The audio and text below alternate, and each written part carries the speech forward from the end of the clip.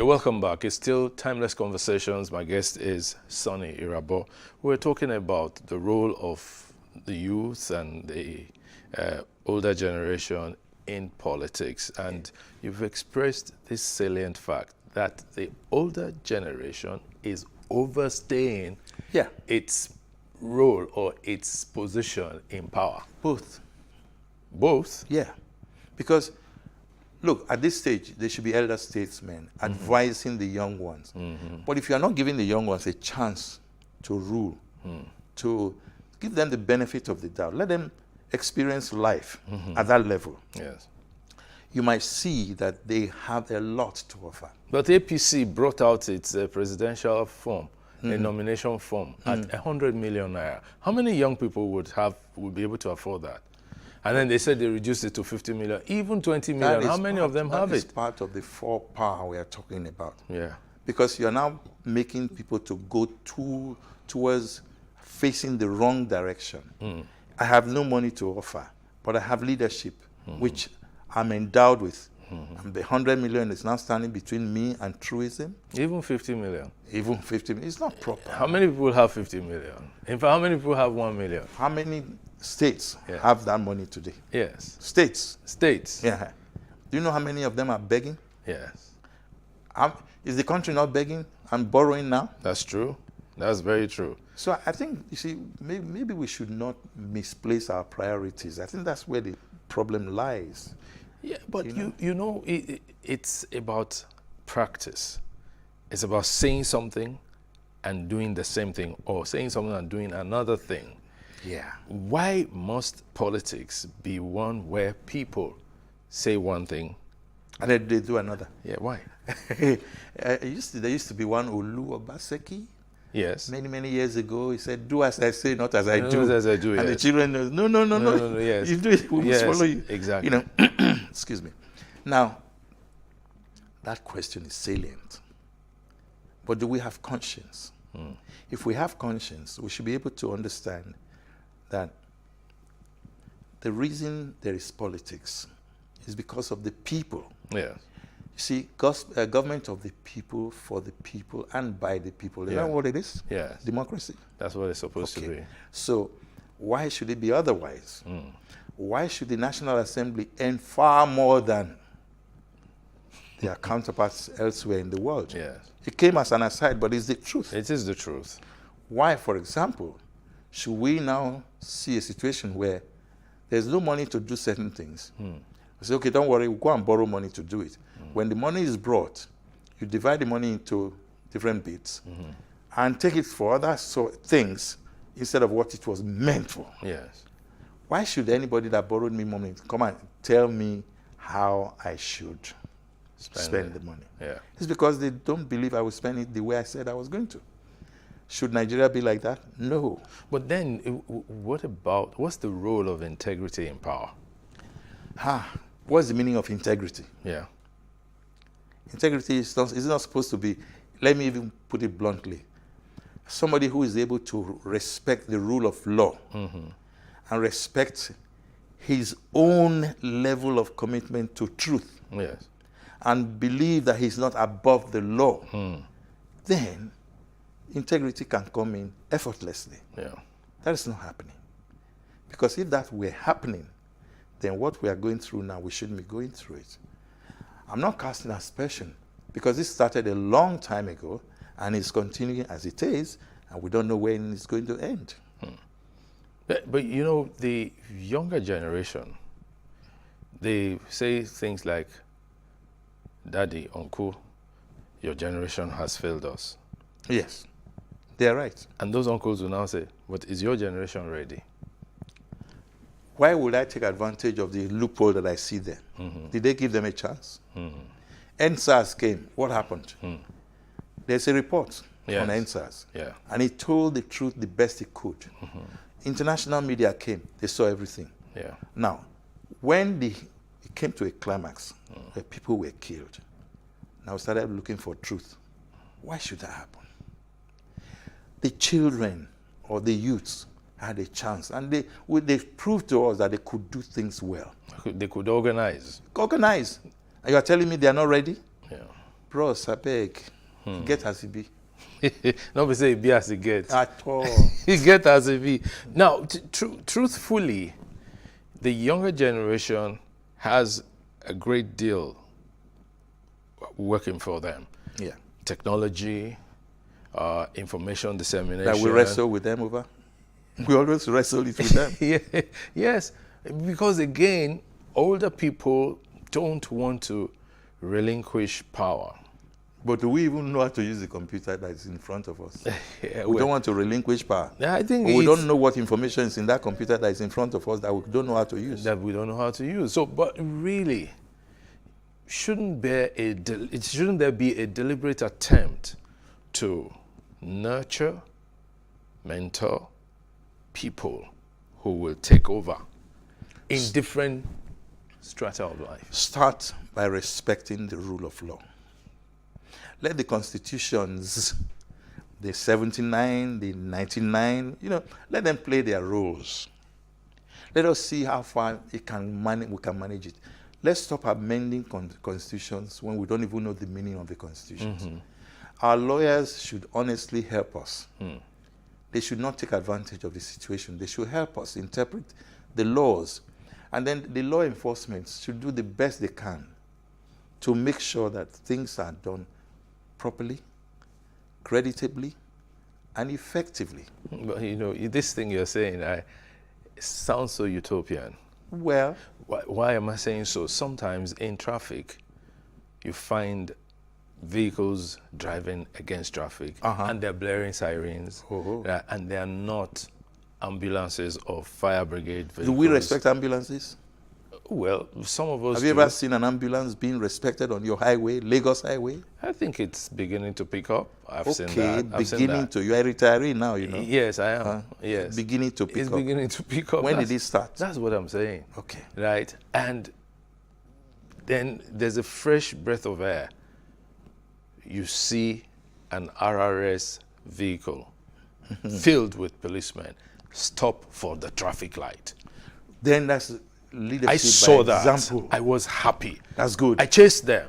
I said, thank you for stopping for the traffic light. Because They when said, they stopped, everybody stopped. everybody stopped.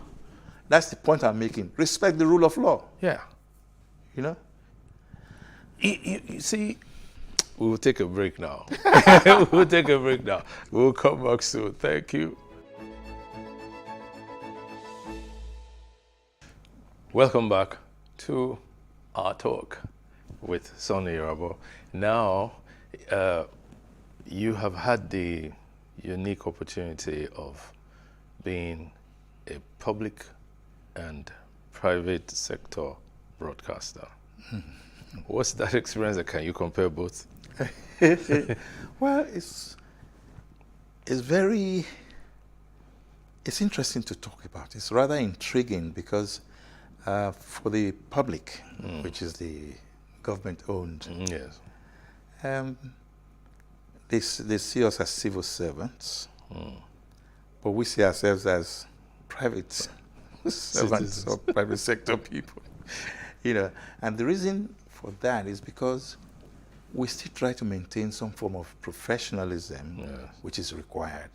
So I entered broadcasting at a time when the competition was not that strong.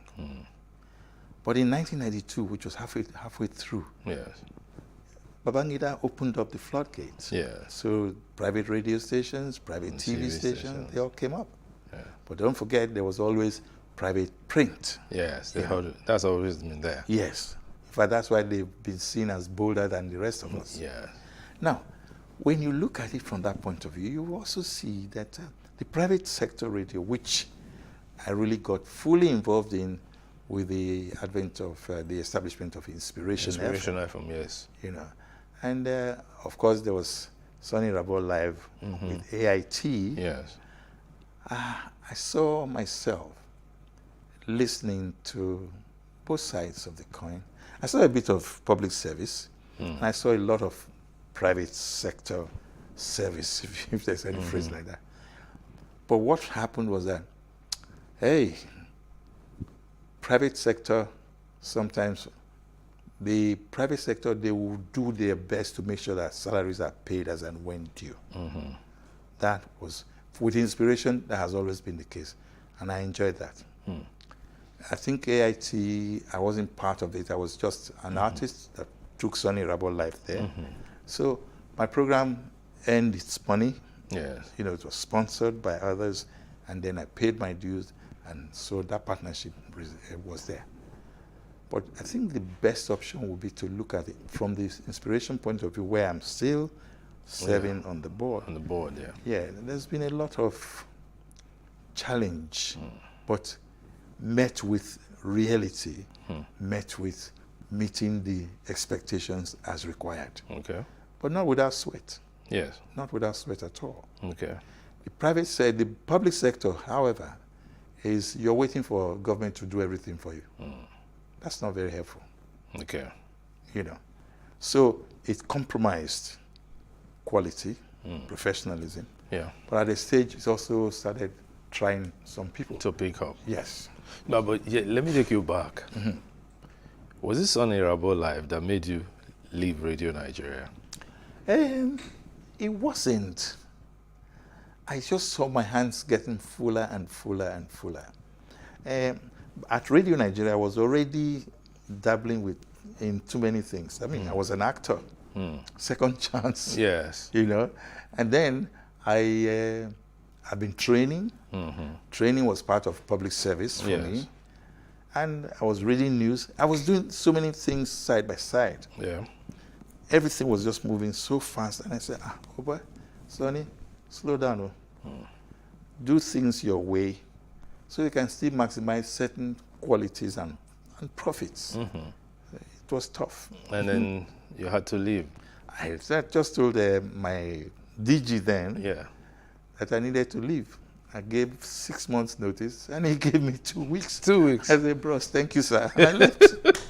So I moved from, public service to private sector because I already had Rui Communications Limited. Oh, okay, and then that was already running. Yes. That was being run by your wife. By my wife. Okay. And of course, thank God, because when she now woke up, the magazine came. Yes. No, now, talking about waking up, you turned 70 recently.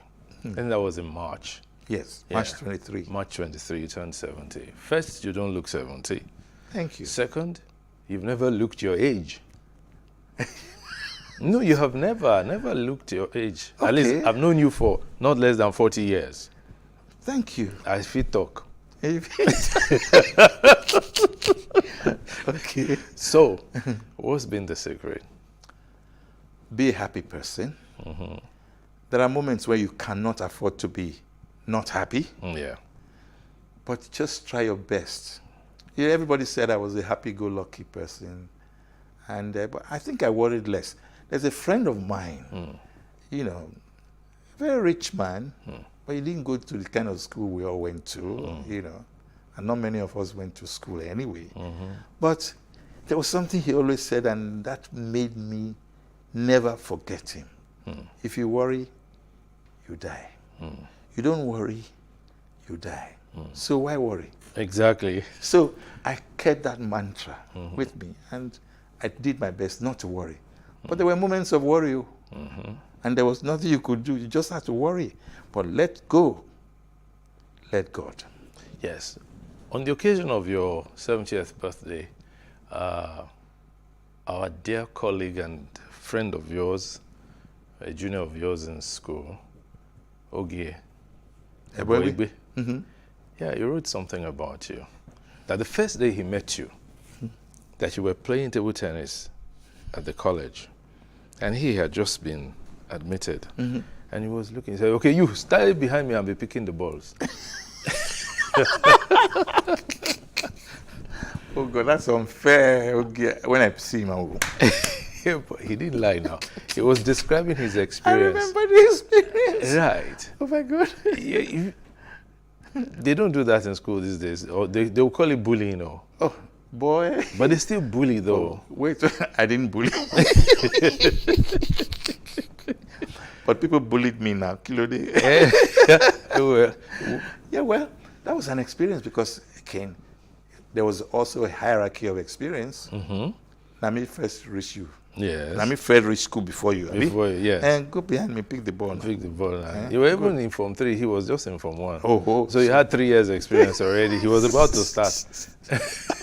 That's what he wrote. Yeah. And it was a very beautiful thing. He happened to even end up being your Best man when you were Can you getting imagine? married. Yes. See how the world goes around. Yes. Because Ogie is very principled. Yeah, he is. He's, I say, and he's very spiritual. You know. Yes. So he's that kind of man. Look, you won't believe what Ogie has done. Ogie was State House correspondent. Yes. Then he finished and went to work for Canadian Embassy. He was their PR officer. Then he went to work for UBA as PR officer. Now, if you look at his Trajectory. you say to yourself, maybe Ogie be this. But he maintained a cool mien about it. Yes. If you worry, You die. You don't worry. You die. So why worry? Yeah, we won't worry. But we'll talk about something. Yeah. A few years ago, about 2 years ago, you had a fall. Yeah. 2020, 2020. Oh my God, blues. That year, pandemic year. Yes. I think the world stood still. In my case, my world almost stood still. On August 25, 26, maybe, I'm not so sure. I ran through the kitchen, which was being cleaned up, washed, you know, they mop it. Yeah. So it was wet. Just to give the driver the car key. I was feeling spriteful. I just, I slipped. And then I started doing Tom and Jerry, just trying not to fall. Oh, no. I navigated my way through the back door. I zoomed. I hit the sharp edge of the steps. My chest at the back. And it was bang. I saw, well, I don't know if you can look at elephants as stars. That's what I must have seen. Wow. So I recovered and just got up and sat there. Poor drivers, they were just looking at, sorry, sir. They made poor girl almost crying because she felt she caused it. And I got up and I just went back in as if nothing happened. A few days later, I was not feeling my best. And Betty, my wife, said, why is your shoulder slumped? It's like your one side was, you know. And I said, I don't feel it, but somehow I just feel one kind. I said, I know, call the doctor, blah, blah, blah. Anyway, I felt good. I thought I felt good. Then I said, I'll call the doctor later. And I didn't. Anyway, what then happened was that all of a sudden, I started feeling uneasiness and kind of heat wave around my system. Wow. So I now called the doctor. The doctor said, what's wrong with you? I said, I don't know how I'm feeling. But I had a fall. And when? I said, some days ago. Did you hit your head? I said, well, no, I didn't. Are you sure? I said, no, I didn't. Okay, come to my house. So we drove to his house. My son drove. My daughter I was at the back. No, I was in front. The two women were at the back, my wife and my daughter. So we got there. And his wife was having, this Dr. Sheyi Roberts. Okay. His wife was having her 60th birthday. Yeah. And so they didn't have any major, because pandemic, there was really no noise making of any kind.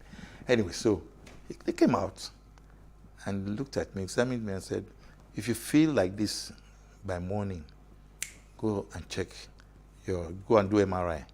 But shake my hands. And I shook his hands with this hand. He said, grip me. And I gripped him. That's he your pulled right me. side. Yes. He pulled me and I pulled him back. Oh, you're okay. So far, so good. But please, if you feel any discomfort or any change, call me and make sure. But in the morning, go and see go to Mikio and do your MRI.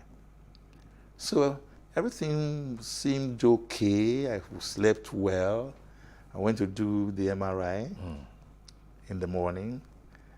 By then, I was beginning to limp, and Betty said, take me. Because Betty, who had done surgery some years back, her clutches that she used. So yeah, take. So I started using that. And then got to do the MRI. sitting down waiting for the MRI must have taken about 5 hours. And my system was degenerating. Oh no. So I felt something was really not the best for me. I said, it must be that fall, it must be that fall, it must be that fall. Anyway, I finally went into the MRI. One noisy machine like this, oh God. Kai. And 20 minutes later, I came out. They said they would send the results to the doctor. But by the time I came out, this hand Had gone limp. and oh wow. Betty was upset. My children were very upset. They didn't know what was happening. Because everybody sees me as like I've never, by the way, I've never ever been admitted in any hospital. Any hospital. Wow. So by the time she saw the MRI results, quick, St. Nicholas, I should go to them. So I spent 9 days there.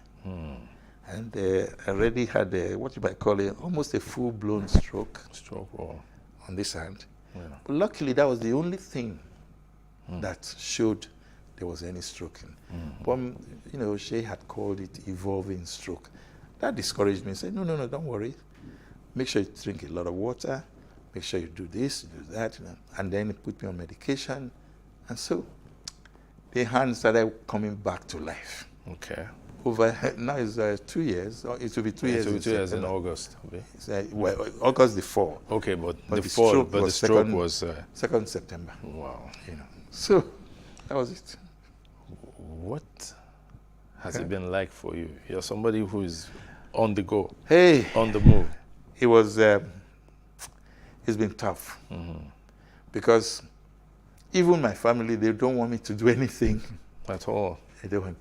But then when I insist, they say, no, it's okay, but you have to obey the doctor's orders. I say, you're right, it's true. So we've done a lot of physiotherapy. The hand is a lot better now. I can now lift up a little bit. Yeah. But sometimes if I keep it for too long, I just start feeling. So you just have to keep it mobile. You need to keep moving it. Yes, that kind of thing. So, well, here I am, getting back to track, back on track, as they say. Well, like we joked the other day that old age is catching up with you. So it sent you a message through that phone. Oh boy, the guy needed joke because I never would. I'm just 70, going on 70. You are a septuagenarian. Okay, Septuagenarian. Septuagenarian. Yes. No, don't be conscious now. I'm conscious. I'm not teaching you. You taught me before now. I have to be conscious. I wanted to learn from you. You're a septuagenarian now, so whatever you say. You are saying I'm 70. I know, I'm reminding you that you're 70. No, but I think it was, somebody said the other day that was March 17. 23rd that you turned 70. That I thought 17. 70. Pronunciation. No, not 17. 17. T-E. No, but you look good for 70. Thank you. You look very, very good for 70. But body not feel good. Body never feel good yet. It will soon return to normal. Yeah. Now, as someone who is 70 now, and you have worked for about 53 years, that's it. Yeah. When are you going to retire fully? Is there any retirement?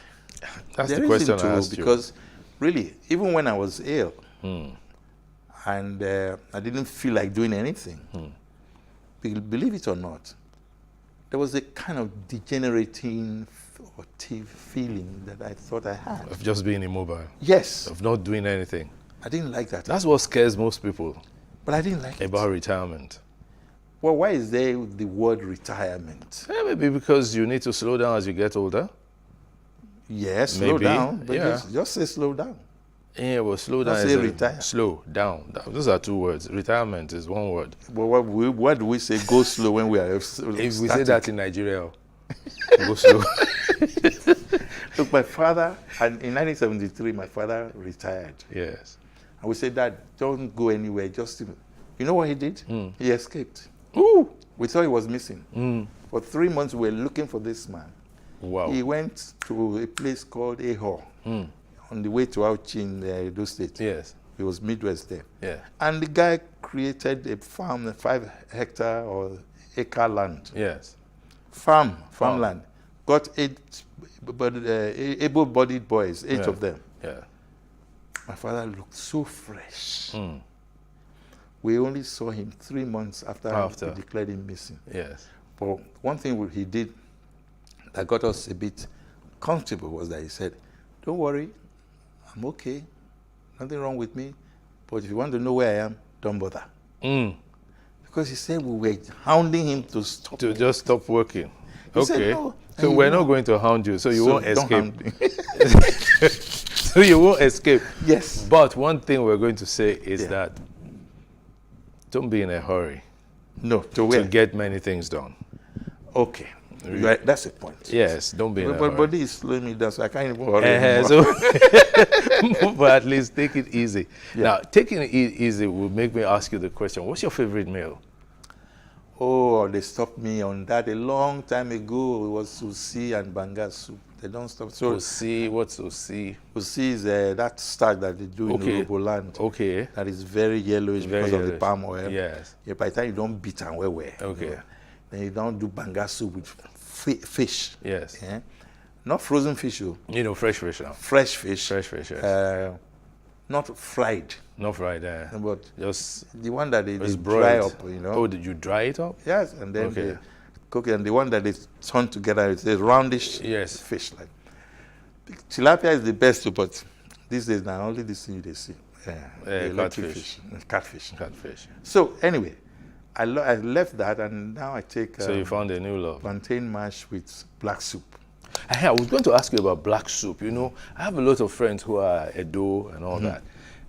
Bitter leaf soup. I love Black that soup. Give me knuckles. Yes, you know, that black soup, Yes, when you take it, It keeps my body together.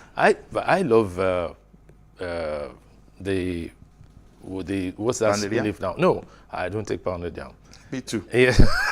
But I still at it is a little bit out because No. the mix I will be love good for I love, you know, the efirin, ewuro, the Okay, ewuro yeah. bean, you know, when you mix it together and it's a beautiful, beautiful there was one. one I took in Ibadan, begiri soup. Begiri is out there. Phew. Begiri And is lafu and all this. Begiri and amala. You understand me? And then when they add agbegiri to the amala and then with the soup, the other soup, that's The ewedu. ogufe soup. Ogufe. Ewedu. So that's why they call But it Nigeria abula. is so rich. Yes, it is. Yes, it is. But if you talk about Nigeria, 2023 is around the corner. What's going on? How do you feel? You're an old man I'm now. seeing- Oh, sorry, you're an elder citizen now. Well, of the above. I'm seeing untruth. I'm seeing falsehood. I'm seeing a desire not to allow the young ones play their roles.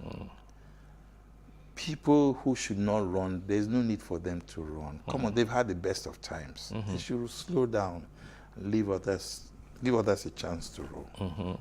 Honestly, I think what we are doing right now is like Shakespeare's Comedy of Errors. It should not be so. Some people said that Nigeria is at a precipice right now. We've been there too many times, and I Yeah. hope this time we'll be able to get away from it. We were in Get out of it. 1993, Yeah, we were in 1993. and that was very We were scary. in 1979. Yes. See? And the We were in the 1964 wet yeah. year. The truth is, 64, I wouldn't have been aware. I was just 2 years old then. Well. Right. So I was one of those they were carrying around. Not so for anything not to happen. Don't crawl out there. No, but seriously, why is it that every election year we heat up the politics so much? Some people enjoy that. They want the world to see. You see that fear mongering, Yeah. fear factor. Yeah. It doesn't help anybody. It takes us back, actually. So if we can tell the truth to ourselves and respect the rule of law, I keep saying that. Yeah, but you keep saying rule of law. Yeah. What is the rule of law? Who is going to lead in the respect of rule of law? There is something missing in the Nigerian political space. It's leadership, good quality leadership. Because the right people have not been given a chance to rule or lead by example. And so somebody makes a mistake, he's at fault, he's taken to court, he's guilty. Let the judiciary handle their case themselves. Yeah, but talking about going to court, people don't get punished. People steal money, huge sums of money, and then they do a plea bargain, slap them on the wrist 6 months. And then, why is the money so available? Shouldn't the money be in the banks? Yeah. Should it be in houses or bullion vans? The truth. Should any individual own bullion vans? Should anybody even say why? Look, I don't see why our money should be doled out the way it is being doled out. But the point is that there is a law, there is the EFCC Act that says you cannot withdraw more than so much in Nobody's cash. obeying it. Why? No, nobody is enforcing it. That's The banks, the enforcement should start from the banks. The banks, really. that's right, yes. The moment you are withdrawing more than so much in cash, it should be reported. Absolutely. You can't do it in other countries And if it's now. reported, who should follow it up? Yeah, but they should do the reporting first. True. Absolutely. I They agree should with you. do it. Completely. Up to today, many arms of government, local, state, and even federal, they withdraw huge sums of money in cash. And that should To never do be. what? That shouldn't be. It shouldn't be at all. And there's no reason why anybody should bring us so low. Yes. Because I think it's because of that attitude of, I can get away with it. That's why all these things are. There's even more than I can get away. We are getting away with it. That's it. Nobody is being punished. So there is a dearth of leadership. And then we have leaders. Supposedly. They call themselves leaders. Supposedly. But you see, it transcends those in public life. Even in private lives. Who put the people there? It's not us. Yeah, we do. So, Well, how many good people are coming out? You have never come out to run for election. was I given a chance? No, did you try? I tried and ran. So then you didn't try? I tried and ran away. No, you didn't try. Okay. You didn't stay. You have to have a fighting spirit. No, but I was appointed. I wasn't elected. Yes, that's what I'm saying. That's what I'm saying. So it's not really a case of live and let live. Yes. It looks like it's a case of live and let die. Not die. That's what's happening. No, it's a case of standing by what you believe in. For us, yes. Yes. But for those who are there now, who don't want to give anybody a chance, what are they doing? They're living to let die. Yeah, but then Me, myself first. but the whole thing will crumble. That's where we're at the precipice. That's what led us to this. It's scary. Yes. Because from what we've discussed so far, I'm almost giving up saying, no matter what has been said, there's nothing I can hold on to as being the solution to the problem. I've heard Peter Obi give such a beautiful analysis of our economy. I listened to Soludo at the platform, Yes. you know. But I was asking myself, on the Rewani, Yes. Bismarck, Yeah. who is listening to these guys? Yeah. Who is willing to take the advice they have given? Yeah. So everything's adding up. Yeah. And it's coming to the fact that me, if supposing I try, who would join me? I think that's the fear. Hey, well, you see, Should it be so? this is what it should be. Me, I would try. Okay. I will be known for trying. Okay. And we've had examples in the past. Okay. We had Aminu Kano. We Yes. had Tai Sholari. Yes. You understand me? We Yes. had other people, and I'm not mentioning the big names. I'm mentioning the moderately respected names. Names. Who stood for what they believed in. Principles. Yes. Yeah. That's what we're Absolutely. missing. That is seriously missing. Yes. And there's no, I don't see any, no light at the end of the tunnel. Well, if we say there's no light at the end of the tunnel, then what are we handing over to the younger generation? That question you've asked so many times. Yes. And honestly, I can only tell the world, give the youth a chance. That's all I can say. And on that note, I'd like to thank this is how he calls me, my brother, my colleague, and then I add my EGMO and my trainer. This is the first time on the air I will say Mr. Sonny Irabor. Usually we'll just say Sonny Irabor. Thank you so much for your time. Thank you very much. And thank you for sharing your passion with us. And thank you for still training people. Thank you. Thank you. You don't old though. If you worry, you die. Yes. You don't worry, you die. So why? Why worry? Okay. On that note, we want to thank you so much for being with us on Timeless Conversations for this episode. We look forward to joining you soon. Thank you.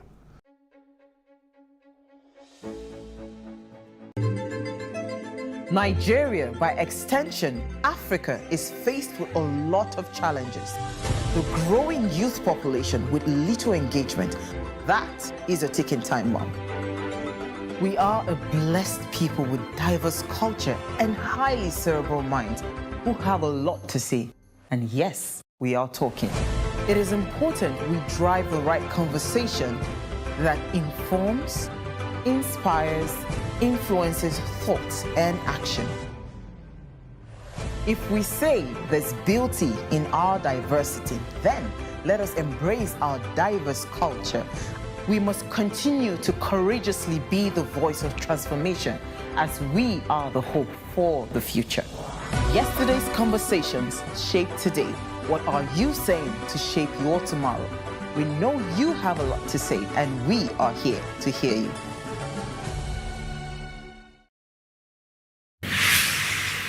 So what are the top decisions that the United States considers necessary that Nigeria must take?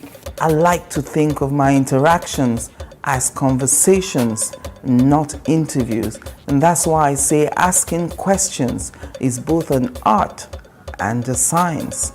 Everyone says in Islam you are allowed to have 4 wives. Is it mandatory? The right question enables answers that educate, inform, clarify, and help you, the viewer, to better understand the issue before making up your mind. Our goal is to reduce from 10 to 2 days the time it takes to register businesses in Nigeria.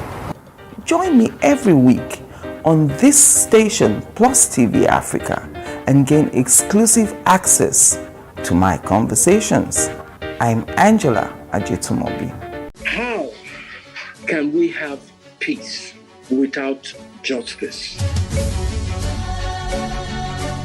Plus Politics. It's not just another political conversation, it's about keeping you in the know. The relevant interviews, asking the tough questions to those that matter. Get the answers you need. Does it mean that the people who were injured, people who were shot at, those who were involved in that stampede are not going to get justice? It is unfortunate, it is sad that we have a government of deaf and dumb. Analysis from top experts. The last election was not really an election. We feel that Obasanjo has a very special place in his heart for hating Ijaw people. I think it really boils down to 2 things. 1, trust and accountability. Plus Politics, every weeknight at 7 p.m. on Plus TV Africa.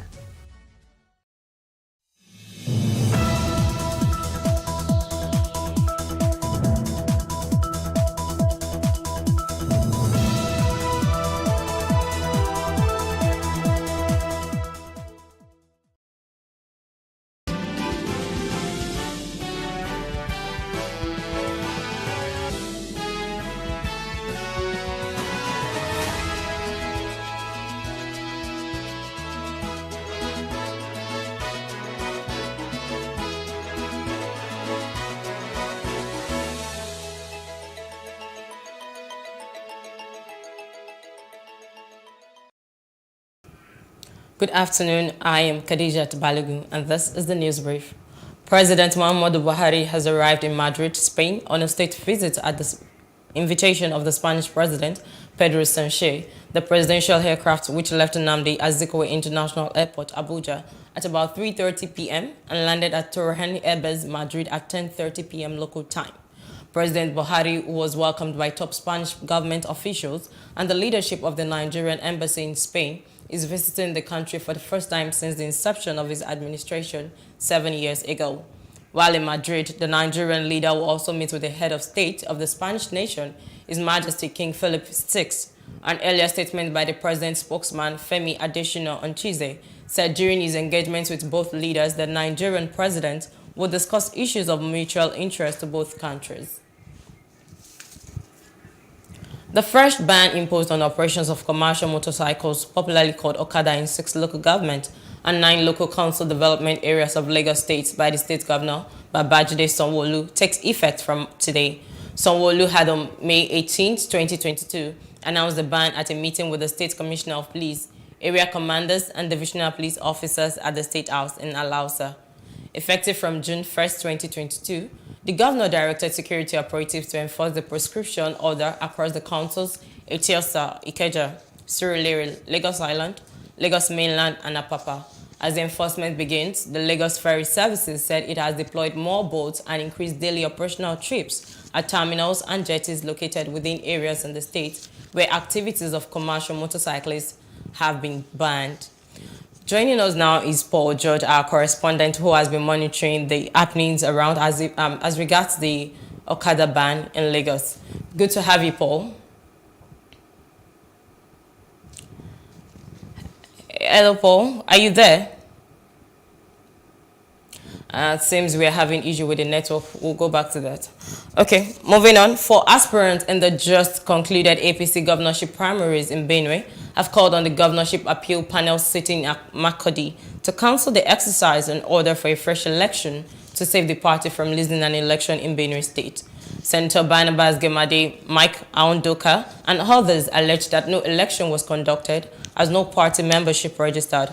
Our correspondent in Makurdi, Francis Tell, filed in this report.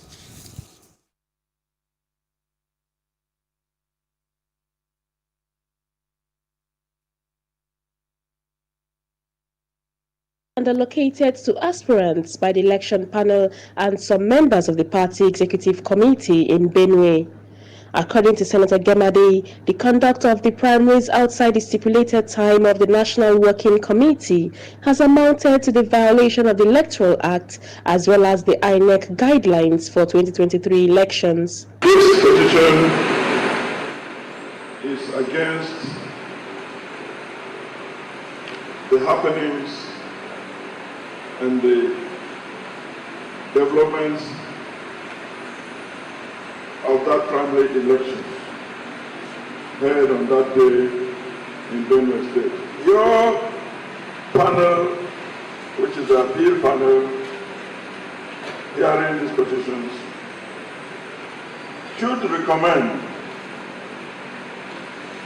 the declaration that no primaries for the APC gubernatorial primary election was held in Benue State. Because there is no evidence whatsoever. Dr. Matthias Ibian, however, told the 3-man panel that the election was conducted, but he was shortchanged in parts of the state in favor of a particular aspirant and urged the appeal committee to declare him winner. I defeated them there. When they see my vote was going very high, the party leadership now asked them not to take the result sheet to polling unit. And they ran away with it across the state. I have the videos here. So this is what I know. So my own is I win the election very clear. Therefore, the panel should look at what I have put and declare me as the winner of this election. Speaking to aspirants, members of the party, and journalists, the presiding chairman of the appeal panel committee, Barrister Ozama Onyama, assured petitioners of justice after a critical look at their complaints. APC governorship primary has brought the Reverend Father Hyacinth Aliyah as the flag bearer of the party in Benue State in the 2023 election. Senator Gemma. We are now being joined by Paul George, our correspondent, who has been monitoring the activities around Lagos as regards the Okada ban. Nice to have you, Paul. Hello, Paul. Paul, can you hear me? Hello, Paul. We'll just move on and come back to that later on. The governorship candidate for the Adamawa State All Progressives Congress, APC, Aishatu Dahiru Hamad Binani, has disclosed that the ruling People's Democratic Party has no stake in 2023. Binani, in her first interaction with newsmen after winning her party primaries in Yola, said that her party will deploy winning strategies to ensure defeating the ruling party comprehensively in 2023. The 2 first months, I will focus on the challenges, on the most challenges area, like the human capacity development and the productive sector of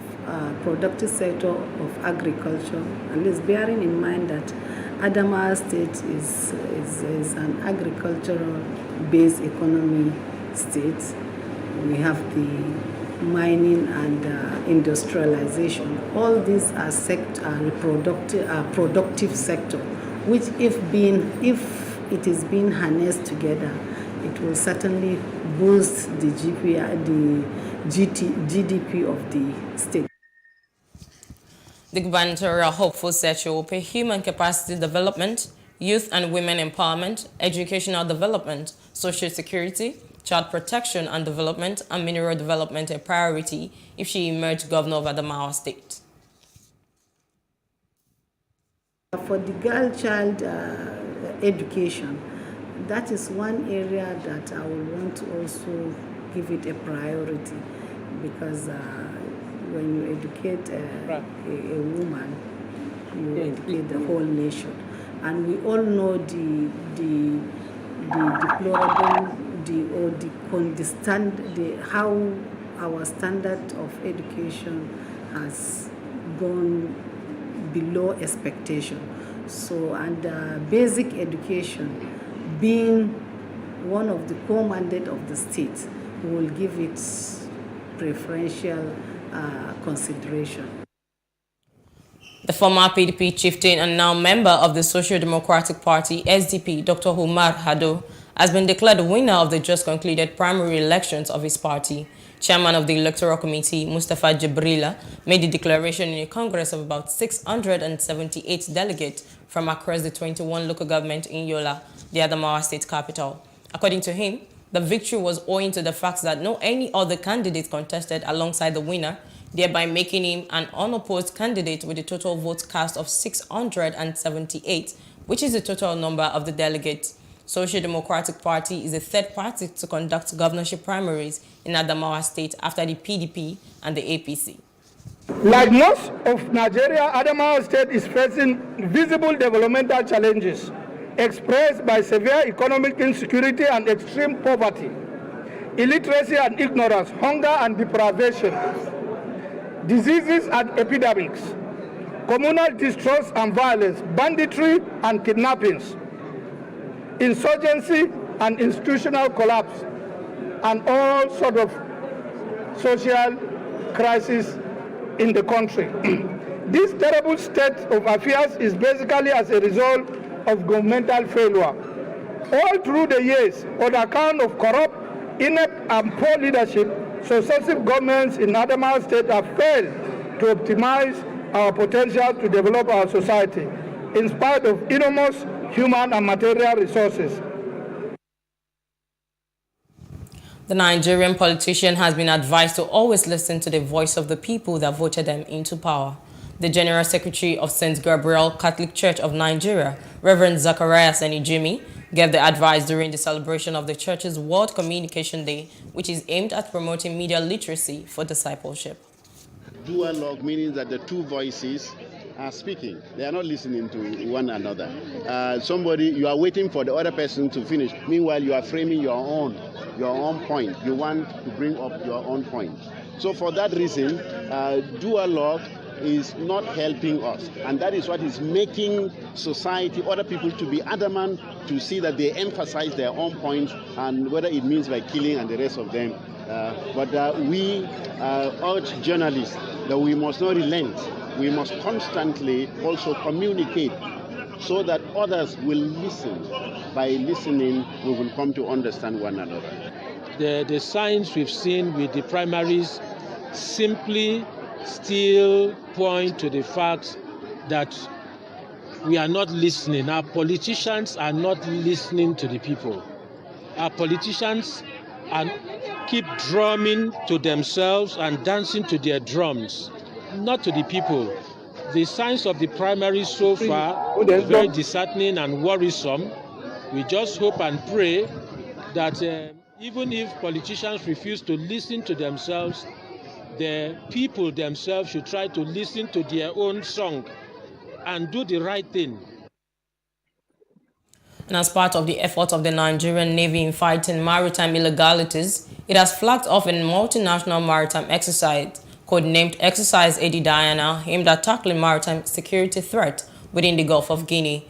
The exercise is in collaboration with West and Central African countries, including Togo, Cameroon, Ghana, the European Union, and the United States Coast Guards. It will tackle piracy, illegal and unregulated fishing, as well as every other maritime security threat. The report.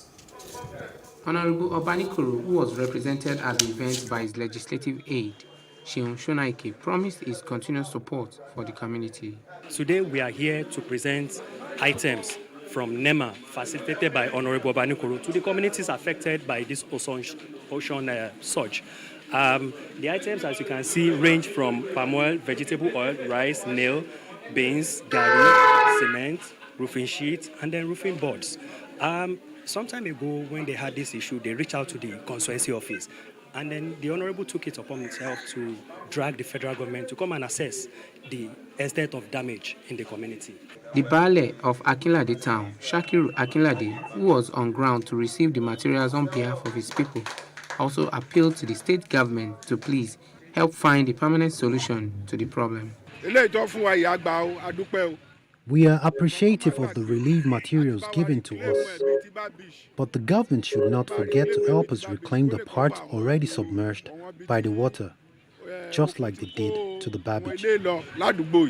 Some of the residents lamented that the water has taken over most of their land and called on the government to help fill the shores of the water so as to prevent it from completely submerging the whole of the houses of Itiosa Okun community. Before, we have a standard tourist here, whereby we have a tide road, chalets, coconut trees, and buildings.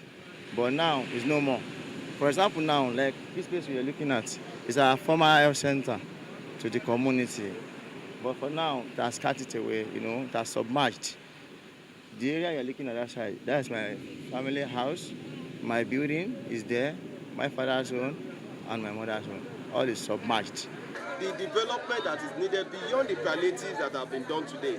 Yes, we appreciate NEMA for the provision of our palliative, but beyond the palliative, we need government to reclaim the land, just as we have in the Babbage Atlantic estate there. So we need a similar redirection as far as the area is concerned.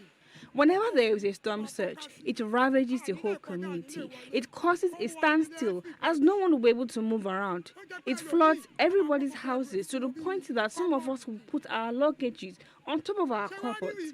We are begging the government to help us fix our community. This village, the third village, two has gone inside the water. What they want us, the government to do for us is that block where they take, make that stone, make them take out. The other, and then do it like this, when they cross them again.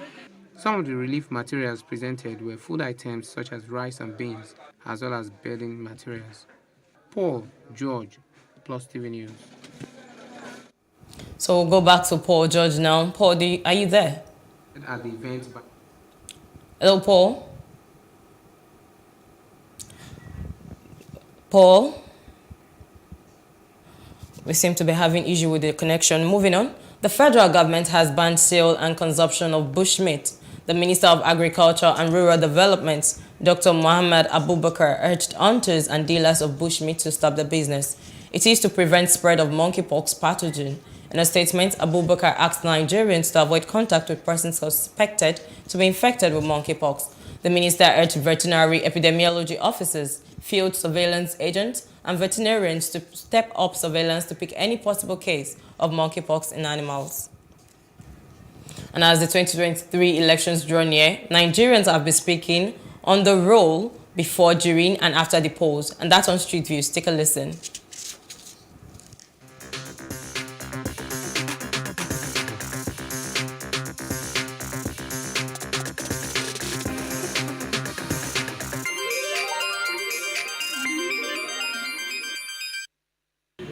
The Electoral Act, once passed, becomes the law. And the duty of the court is to interpret the law the way it is, irrespective of who the interpretation will go against or not. Now, coming to 2023 election, you know, before any election, the judiciary has a duty to put in election petition in place based on the Electoral Act. And when that is in place, the court, the judiciary will be ready to take any case because the election petition will have been in place because it's special courts. The judiciary really doesn't have any preparation to make with respect to election. The judiciary is supposed to be a continuous process, and the only role of the judiciary is to interpret laws. So whatever laws become current or becomes extant, that is what the judiciary will do. The judiciary doesn't have to have a new preparation.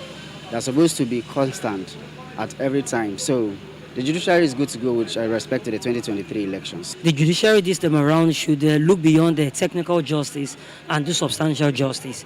You know, because it's on record that there was a time when a matter was called at the Supreme Court, and then the Supreme Court, in its wisdom, left number 1 and went for number 4. It would be against common sense to leave the person that scored second highest vote, the third highest vote, to go and pick the 4th highest vote. So it's what we call technical justice. So we're hoping and trusting that the judiciary this time around would look at substantial justice to ensure that politicians don't use the courtroom and the instruments of the law to achieve a selfish gain. The only thing judiciary ought to do at this stage is to be very, very careful, because the politicians are at their game now. This is the time for frivolous application. This is the time for expert application. They'll come through the back to get any relief to stop the election or to stop the process. So the judiciary should be watchful to shun all expert applications. What the judiciary can do, they can what they call accelerated hearing. You know, they can accelerate hearing, but let the other party be aware.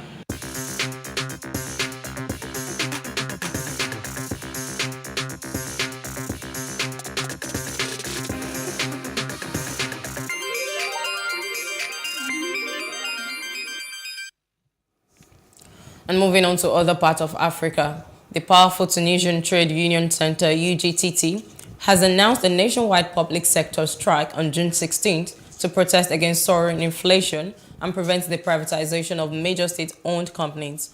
The announcement comes at a time when the country is wallowing in a deep economic crisis, and the government is counting on the support of the General Union of Tunisian Workers, UGTT, for the reform program it has submitted to the International Monetary Fund in the hope of obtaining new credit. In its statement, the union accused President Kais Saied of undermining the principles of negotiation and reneging on previous agreements, while the country is facing crazy and continuous price rises, with inflation at 7.5% in April. And outside Africa, Australia's new federal ministry has been sworn into office, with Prime Minister Anthony Albanese appointing a record number of women to a diverse cabinet team that includes religious minorities and indigenous Australians. A total of 10 women were included in Albany's 23-member cabinet, surpassing the 7 in the previous Liberal National Coalition governments led by Scott Morrison. Industry Minister Het Hozik and Youth Minister Han Alai became Australia's first Muslim federal ministers at a ceremony in the national capital, Canberra, while Linda Burney, wearing a kangaroo skin cloak, became the first Aboriginal woman to hold the Indigenous Australians Ministry. And in business, a study by Boston Consulting Group, a global management consulting firm, has shown that Nigeria and 44 other countries around the world are severely exposed to the Ukraine war-induced food crisis. BCG, in a report titled "The War in Ukraine and the Rush to Feed the World," said it explored in detail the multiple direct and indirect impact of the turmoil in Ukraine on global food systems. The report, co-authored with Food Systems for the Future, also provided 30 near and medium-term solutions to help respond to the crisis and improve the resilience of global food systems.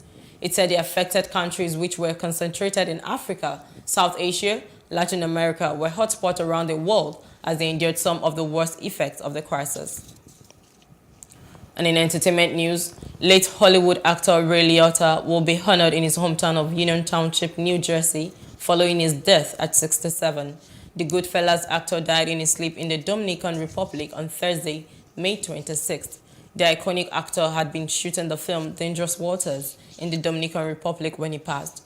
Mayor Manuel Figueredo has now revealed that plans are being made to honor the actor who died last week at the age of 67.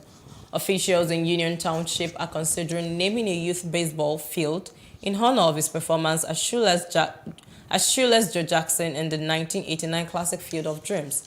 Figueredo said plans would not be finalized until Liotta's family has had time to grieve his passing. The actor, best known for his roles in Field of Dreams and as Henry Hill in 1990's Goodfellas, was lauded by local officials in the wake of his passing on Thursday. And in sport news, talks of an end to Rafael Nadal's reign proved premature once again as the clay-court king stayed on course for a record-extending men's 22nd Grand Slam title by beating arch-rival Novak Djokovic 6-2, 4-6, 6-2, 7-6 in the vintage French Open quarter-final clash on Tuesday. The 13-time Roland Garros champion, beaten by the world #1 in the semi-finals last year, arrived in Paris on the back of 2 injuries that had hampered his preparations. Having already survived a 5-set thriller against Felix Auger-Aliassime in the previous round, the Spaniard, who has only lost 3 times at the French Open since his first campaign in 2005, knows every inch of the immense court Philippe Chatrier and Djokovic paid for the reminder. Well, I told you that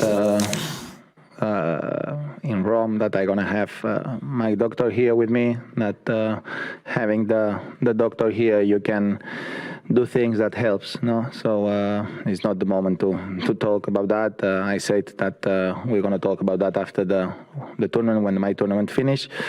But yeah, I am putting everything that I have to try to play this tournament with the best conditions possible now. I don't know what can happen after, honestly, but here I think beginning of the third, he was just able to take his tennis to another level in those particularly moments of the beginning of all sets, actually, except the fourth. I had my chances, you know, I had my chances in the fourth, served for the set, a couple set points. Just 1 or 2 shots could have taken me into fifth, and then it's really anybody's match. But again, he showed. And that's the news brief. For more stories, please follow us on our Facebook, Twitter, and Instagram. And do subscribe to our YouTube channel at Plus TV Africa and Plus TV Africa Lifestyle. I am Khadija Balogun. Many thanks for watching.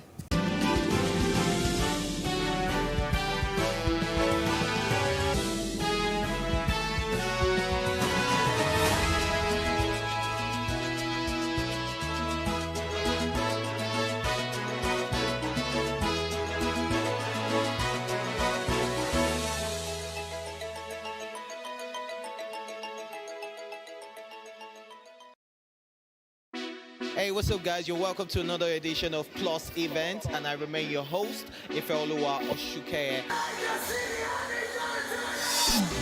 Your absence isn't an excuse anymore, as Plus Events is all you need, as we bring you the glitz, the glamour, and loads of fun. Oh, definitely. Right, no question. He's a living legend.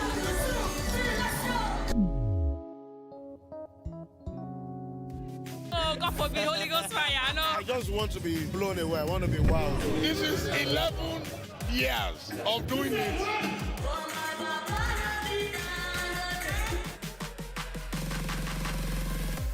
I'm surrounded by so much positivity. No, it's okay.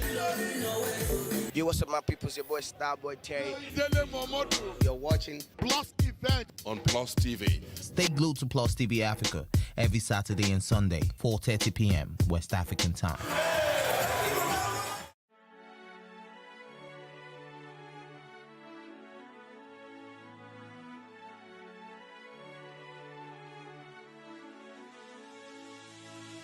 It is engagement we need to have. Those who suffer miscarriages are never taken into account. Members of the National Assembly are also influence peddlers. You are sitting on Nigerians' money. From the barbing, I pay my rent.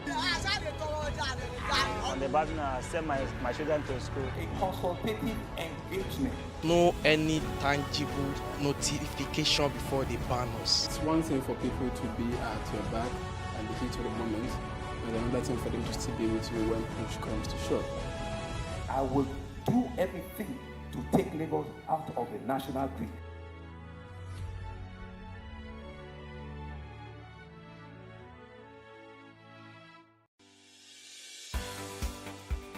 Businesses in Africa can be very challenging. In Nigeria, it is particularly intimidating, and successful builders have learned how to navigate a hostile environment to unlock opportunities. But one major challenge businesses face is how to filter through the noise and identify where their ideal customers exist. Get insight and practical steps from industry players and captains of industries.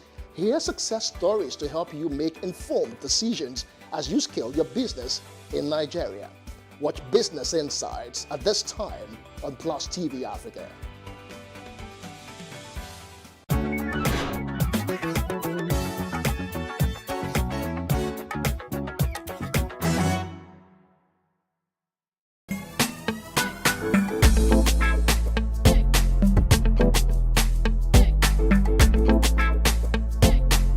I was pushed to the point that I had to start something not numb.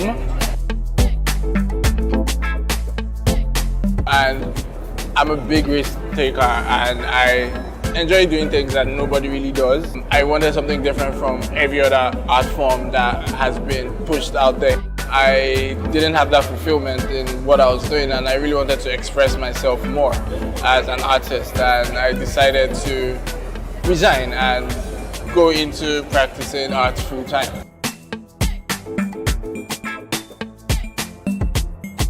I loved subjects that had illustrations or drawings in them. I just kept pushing it and went to the extent of studying art in school, so it's been art all my life for me. I try to conceptualize what I want to create in my head. Even in as much as scattered as it might be, I create it in my head first, then I put it on paper. I sketch, then I try to pick colors, and I proceed to the main piece. A friend of mine told me, like, there's really nothing that could be achieved with graffiti here. The piece behind me is titled Bold Steps. So I'm just trying to put my own as an abstract journey of African fashion has come so far. The word there is Ikeakpa. Ikeakpa is a Bini word for movement. So we are it's just a movement, and we have the shoes here which shows the flow and the storm which the movement creates while working. I'm Osa 7. I'm an African urban artist and design consultant.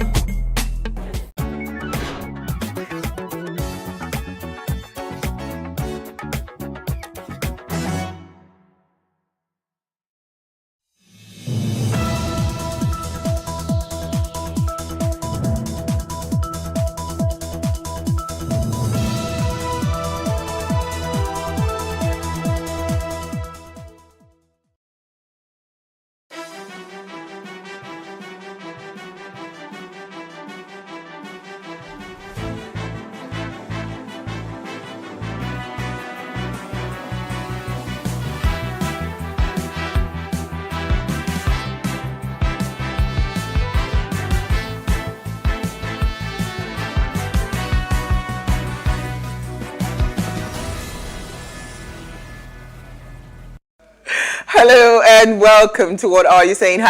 #Ways, where we talk about topics in the news as it affects us all. I am Sayuami Saleh in a good mood, and I have with me the lovely, delectable Elsie Godwin. And we are going solo today. Hello. Hi, Elsie. I'm fine, thank you. You're looking lovely. Thank you. This is your African representation. Yes, please. I'm a Nigerian. Absolutely, we can Proud see that. African. We can see that. How are you? Okay, right. How was your day? I'm good. My day was restful, good. Finally, in a happy place. Oh, that's lovely. There's nothing like peace of mind. You can't trade it for anything in the world. Don't joke with it. Absolutely. Don't Like joke with these it. days, I have zero threshold for anything that distorts my peace. Yeah. So if I see that if it's a human being, I remove you from the equation. If it is, And I think some people are just deliberately troublesome. They just want to be bottlenecks. I don't know Absolutely. if that is how they get their high or that's what makes them happy. But I had to put up something, although that one was based on relationship angle, where someone was saying that they noticed that people gravitate better to people who don't treat them right. So in a relationship, like if a guy comes to you and he likes you, for him to be there and still being a nice person to you, then you have to not be a nice person to him. And so opposite attracts. you know, and like all I'm that. like, that's too much stress. Like if at this age you don't know what you want, you can't be nice to people that are nice to you, then what's the point? Please, if your own relationship is going to be fueled by violence and Yeah, because they say good girls always attract the Yeah. bad guys. Well, I don't think that is true. So I actually like, there's a lot that is I love reciprocation. Yes. If I give you all of me, I expect you to also reciprocate. simple. Right? But it's funny because again, so And that's now, the case for a lot of people, yes, actually. Yes. And that's why now, if you don't respect my time, because you know what, I'm a conversation person. If I spend time to talk to you, call you, check up on you, you do not reciprocate that. Stay in your There's corner. no point. Because there's no point. really You no have point. to learn to begin to When they say unconditional love, declutter. it's not working. I'm not Jesus. You We need to only have one declutter. Jesus. Yeah, you need to always declutter what works for you and what doesn't work for you. Absolutely. Yeah. So today we are discussing Nigeria. I want to Can we declutter ever what is stop working. discussing It's Nigeria? not possible. Yeah, I mean. We have to declutter what is working for us as a country and what's not working for us. We're discussing what kind of leaders do we want, right? When we're looking out for leadership, because we're already seeing the way the structure is We're looking. seeing our options. We are seeing our options. Thank you. All right, so and yes, what we found as today's quote: leaders don't create followers, they create more leaders. I mean, if you understand this quote, you would know that, right? What we have today with a lot of subserviency, with a lot of people, grooming people that will come cap in hand all the time, that's not leadership. So we need to start finding leaders that are confident enough to be able to raise more leaders, as opposed to people coming cap in hand. All right, so the clock is winding down very fast on President Muhammadu Buhari's regime. And as we prepare for the change of power in 2023, we want to identify and redirect our minds to who a leader is and what really matters to us when it comes to leadership. So it's our Ladies Night Out. Elsie and I will be discussing this road to 2023, and we're asking what kind of leaders do we want as a people, right? And when we open our phone lines, we'd really love to hear what you have to say about this. But first, let's take a break to see what we found in the news.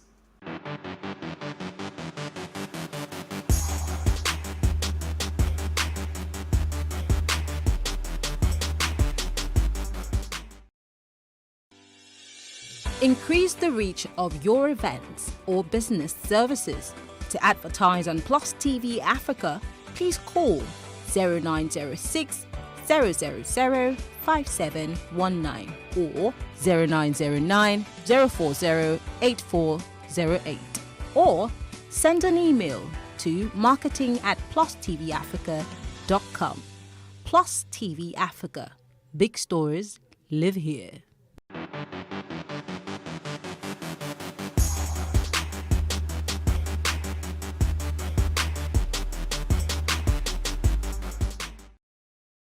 Thanks for staying with us. National Macaron Day is a holiday that's observed annually on the 31st of May and celebrates a small biscuit that's made from ground almond, coconut sugar, and combination of other ingredients. It's not to be confused with the macaron, a French dessert that's made using 2 light meringue biscuit. That one is serious. That has been put together with ganache between them. Now, a macaron is instead a cookie or something, sometimes a mound of shredded coconut and eggs that's baked into a delicious cookie. I actually mistook it for that. That means I've never tasted this. You know, because it's the same spelling. You know, macarons are the round ones that it's like clipped together like cookies. My Very darling, nice. I It don't comes know. in blue, pink, and I think cream color. I know they know it's I don't know. You know they I don't know. Give me some amala farm. Give me some ewedu. Give me some Oh, my eggusis. darling. Give me some pounded But it's not like, yam. you know, Instagram Give is me wicked. some eba. I don't understand all these things Do you you are know, talking Elsie, about. this amala you just said, Instagram is wicked. Because one of my favorite food to eat, one of my all-time favorite is amala. Begiri. Ewedu. Then you now put the omiobe. I tell you, the pepper Ogufe. one with ogufe and the fish Koto, and the you know, assorted. They say we Orishirishi. They say we should not call it. I saw a page on wine. They say we could not call it shaki. Abitowe. Say we call it tribe. Abiti call it. Abeg. Shaki. Edo. Abodi. You know. You know, so I'm not supposed it's to like eat Instagram- after 7 o'clock, but I don't know what's going to happen after the show, man. It's like Instagram is always chasing after me. Every little time I just open the Instagram. And the just phone see is Amala. near you listening, so it will chase you more, actually. Instagram, it's not nice, so it's not nice. So I don't know what national, Macron Day. But Macron is actually nice. So I think I've Okay. tasted something like this. Okay. Yeah, I think so. Okay. You know those small treats you have, you know, when you want to host different people, just have different things that you experiment with. Okay. Can we move on?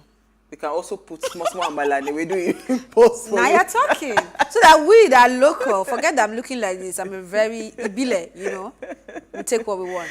What did you find for us in the news? Okay, so I just want to mention that the Federal High Court in Abuja grants the former governor of Imo State, Rochas Okorocha, bail. So while granting him bail, the judge imposed a 500 million naira bail bond with a surety in a like sum who must be within the jurisdiction of the court.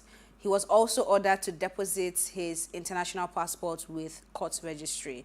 Recall that EFCC had in January filed a 17-count charge against Mr. Okorocha over allegations of cornering 2.9 billion naira public funds while in office. But attempts to get the former Imo State governor to stand trial were futile until the EFCC raided his Abuja residence. He was arrested after a 6-hour siege to his home. It's also interesting and of importance for me to note that this man in question is a presidential aspirant on the platform of the All Progressive Congress. And again, So- he has sued the federal government or I think he sued them of 1 billion naira for damages to his apartment when they came to, you know, evade the house to be able to arrest him. All right, so I have two interesting stories. Yeah. What, you want to say something? I want to say that I like that the conversation we're having today, and maybe this will come in Yeah. that conversation, Yeah. because I mean, we want to look at how to really spot who our leaders are. And I think the level of impunity and disregard for the rule of law we have in this country It's too much. is Yeah, going off it's- the roof. yeah, Like it's not just crazy. It's like normal now. You can do it. You are in the FCC. You're still buying form. Even though the person is guilty, you still have to follow due process.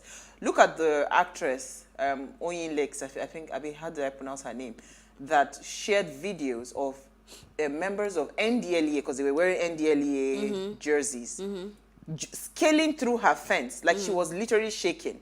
She said she had a child in the house and she had her niece with her. And they scaled through the fence. Before she could say Jack, they were already in her kitchen, her living room, going up and down in the house. They now came out and said that they found what's it called? That they found that somebody ran into her compound or something. They chased somebody there. Well, she said she's Into her gone through compound. the proper. I'm hoping that she has already reported it to the police, and again, her lawyers have written to NDLEA because it's just not nice. How can do you think it is right for you to? So now, if she even says a billionaire was in her house when they came, they don't have it. They cannot say that no, you are lying. No, she will sue them for damages. It's just sad. I have some interesting stories I would like to share. This one actually is worrisome at the same time. I'm just wondering, okay, this thing is actually not unique to Nigeria. So they say that in Zimbabwe, that people have started selling their toes for thousands of dollars. And this is due to the high cost of living and the failure of government to create jobs. Now, the big toe, according to the reports, is sold for $40,000. That's about 60 million naira if you convert it. Then while the smaller tolls are sold for $20,000, and I think the pinky toll is sold for about $10,000. So, you know, I'm wondering, first of all, what do they the toll collectors, what do they use it for? what do they use it for? Because is this for rituals? Is it a fetish? Is it something, you know, I don't understand. But you see, this thing might sound like, no, but we are getting there gradually. People will start trying to sell human parts, like your what's it called, your organs. I want to sell one of my kidneys. Well, we've always heard that people sell their kidneys. Yes. I think that was well, I don't have proof. So this is really, really just, scary, and this is happening in Zimbabwe. Yeah. So we'll just keep an eye on that story. Then I saw something, and I thought it was worthy of mention, given that we also have a pending conversation on suicide that we had not talked about. Toke Makinwa posted something. Let me see if I can pull out that post. So she posted something on Twitter about marriages, and she said that Nigerian men's definition of a strong woman is long-suffering, emotional abuse, and high tolerance of accepting bad behavior. You hear them say she turned the boy in me into a man. Now she born you. Wait now. That means her name is endurance, and the woman has endured. And she then goes, says, society encourages that sort of narrative. Women are seen as strong by the amount of, that's BS, she's has to endure till the man was ready to give her peace. Now, when they meet the women who stand up for themselves, the society then labels them a wayward or too opinionated. Not so who fit is for society marriage. again? She's asking, yes. Somebody now, so Selena said they automatically think that being alone at a certain age means that you're miserable. Would you not rather be 55 and alone than enduring someone's BS?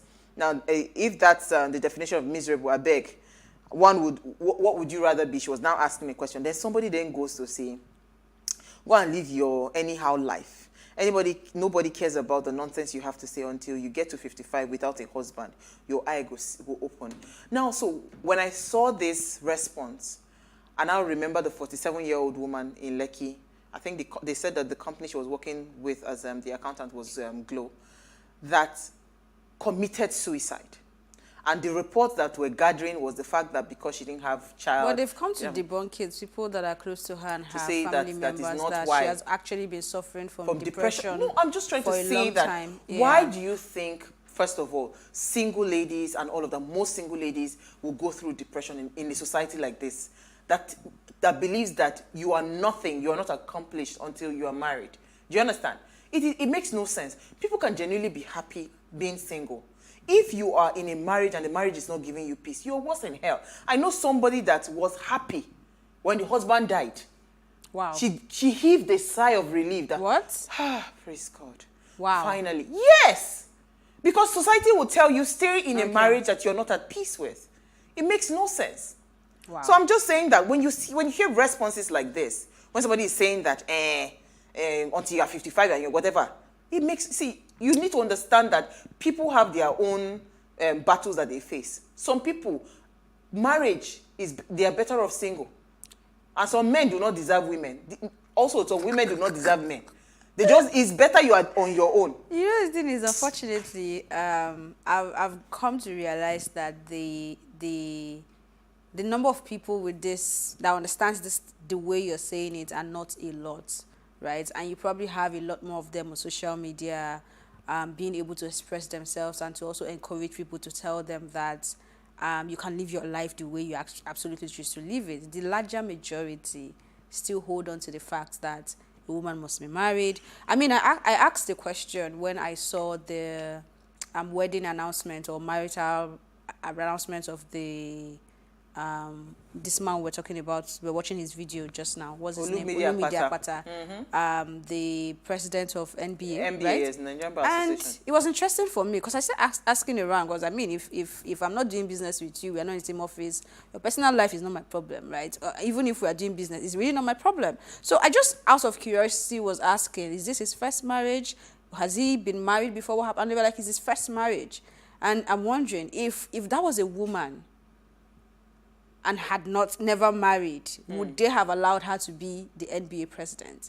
A lot of things will come under scrutiny, like, oh, she couldn't stay in a husband's home, she's not decent enough, she has been doing this and that, she dated this, but all that conversation, none of it came up when he was running, and which was why it was quite surprising for me, because of course I'm happy for him, but you get where I'm coming from, right? So the larger society, even women themselves, they are the ones who bring women down, you know. So I'm tired of having this conversation. All I know for myself is that I will do what works for me. I will do what makes me happy. If it doesn't work for you, if it doesn't make you happy, it is absolutely not my problem. I see. And I've stopped responding. I've stopped giving attention to such conversation. If you're my friend and you even maybe mistakenly, maybe you allow yourself to be carried away to start the chat, I'll just leave you pending until we get to another conversation that works for both of us. I don't argue it. I don't quarrel. I'm like, I go mute until we come back to the right conversation. So it's that simple. The truth is, marriage in itself, if we understand marriage, is the most beautiful thing. No, it is. That anybody would wish for. Yeah. When if you get it right. When you get it right. Yeah. When you have the right partner that understands you, both of you understand each other and respect each other. Do you understand? Because I've said this time and again, and I want men to start defining why you need a wife or who a wife is to you. Some men do not understand the definition of a wife, or they do not know what a wife should be, or they don't have an idea of who a wife should be to them. If it is somebody that you want to have sex with, you can have sex with anybody. There's somebody that can fulfill that role. If it's someone that needs to cook for you as a woman, as a man, there's somebody that can fulfill that role. All those roles are delegatable. Is it somebody that needs to cook for you, clean for you, have sex with you? Those roles can be delegated to people. Right? So if you understand the power of companionship and why you need a person like both of you rooting for each other's success and growth, then you understand that marriage is supposed to be a tag team. So it's not everybody right now that are fit for marriage. But because society puts that pressure to say you must be married, then you're now going to a marriage. At the end of the day, you're not looking for an escape route. Like some women will just wait and be praying to God. Do you know how many people that I've seen on social media? Did you watch the video on social media of the woman that the husband died and she was with the decomposing body for days somewhere in Lagos? I can't remember where now. She's gone bonkers, like, because she was hysterical. She was not coordinated. There are so many stories that you go on social media now. I run away from social media. You either see boyfriend stabbing wife or husband killing. People are killing each other. Why? So if it is not working, it is okay for it not to work. But for you to be in a relationship, you must understand the why.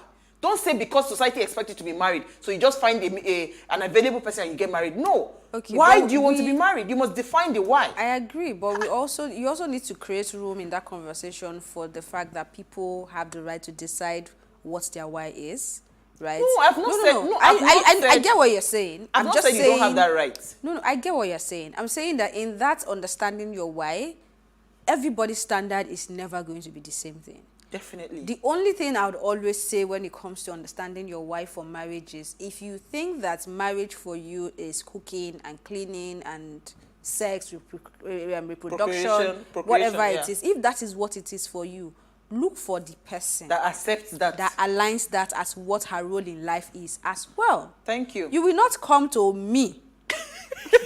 Please, let's talk Nigeria, my darling. No, finish it. He was finishing. Let's talk Nigeria. He was hitting home, Elsie. Let's talk Nigeria, fam. All right, let's talk Nigeria. We are catching too much fun on this matter. You know, maybe it's because it's 2 of us. I'm just having fun. All right. We're not doing ways. Let's do ways. Let's focus on ways. Stay with us. We'll be right back.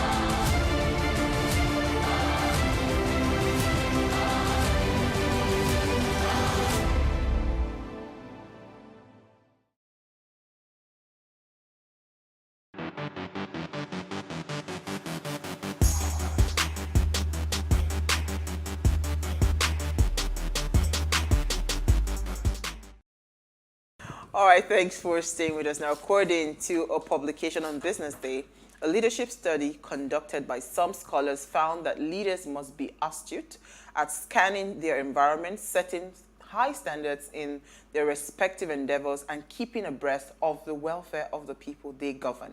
Now, to achieve this, most countries in the new decade, that's 2021 to 2030, will need leaders with superb attributes: integrity, commitment, courage, character, knowledge, and problem solving, amongst many others.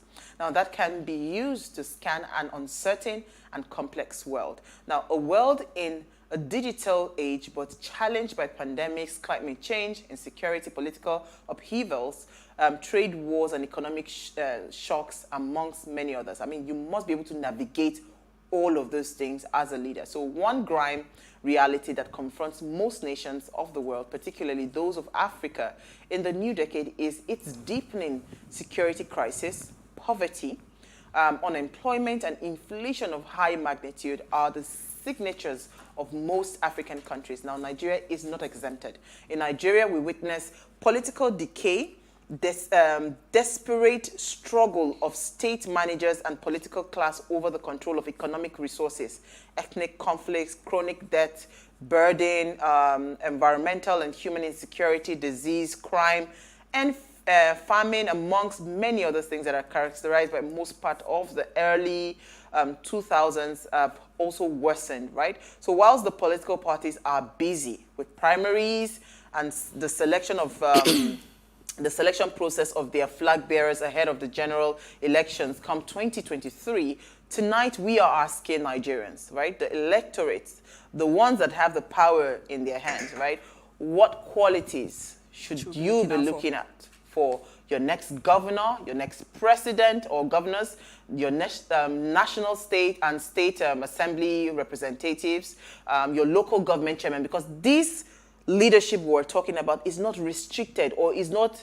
presidency is not the A or and B all of leadership. It cuts across all the way down to the local government level. So what kinds of leaders are you looking for, you know, at these levels that I've mentioned? Now, please, let's share what you have to say. Remember, you can join the conversation. Send us an SMS or WhatsApp to 081-803-84663. You can also tweet at us at Ways Show Africa 1 with the hashtag Ways Show.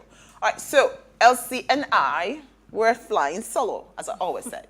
So, first of all, when I watched all the happenings that have been going on, I've been watching all the happenings around different political parties and different levels of primaries. I like your dedication. I have not been watching, I have, but actually. I'm catching up. It's saddening to know that, first of all, that the kind of leaders that are even emerging, right?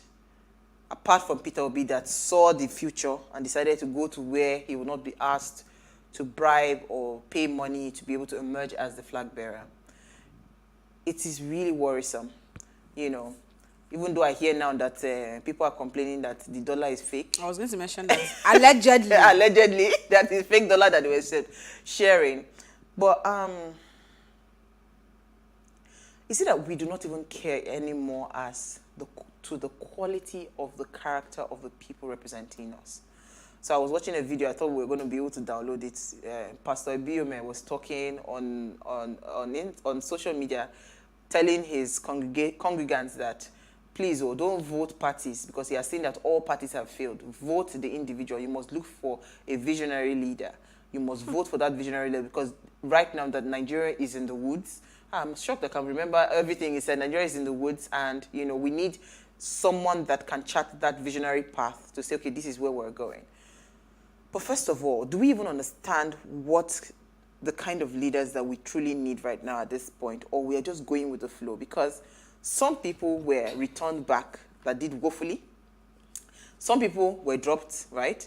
I mean, a lot of dynamics are happening. But let me hear your thoughts on this conversation as we journey towards 2023. You don't ask plenty questions. I'm not sure I want to make an answer. Sure, you don't write them down. No vex. So you said something around if Nigerians know what they want. I think Nigerians do. Majority are just really helpless. Helpless Some because they genuinely are tired. Some out of ignorance. Sometimes even me sitting here will be part of the ignorant set of people, especially when we don't know what our rights are and what we can do in terms of checkmating this governance. Now, the ones that are tired will then take me to those who know. But when you see what is playing out when it comes to judiciary in Nigeria, then you're wondering, does the law really work? Like, are these people not exactly above the law? Because now you're seeing Peter Obi being arrested last week, whatever. No, Sorry.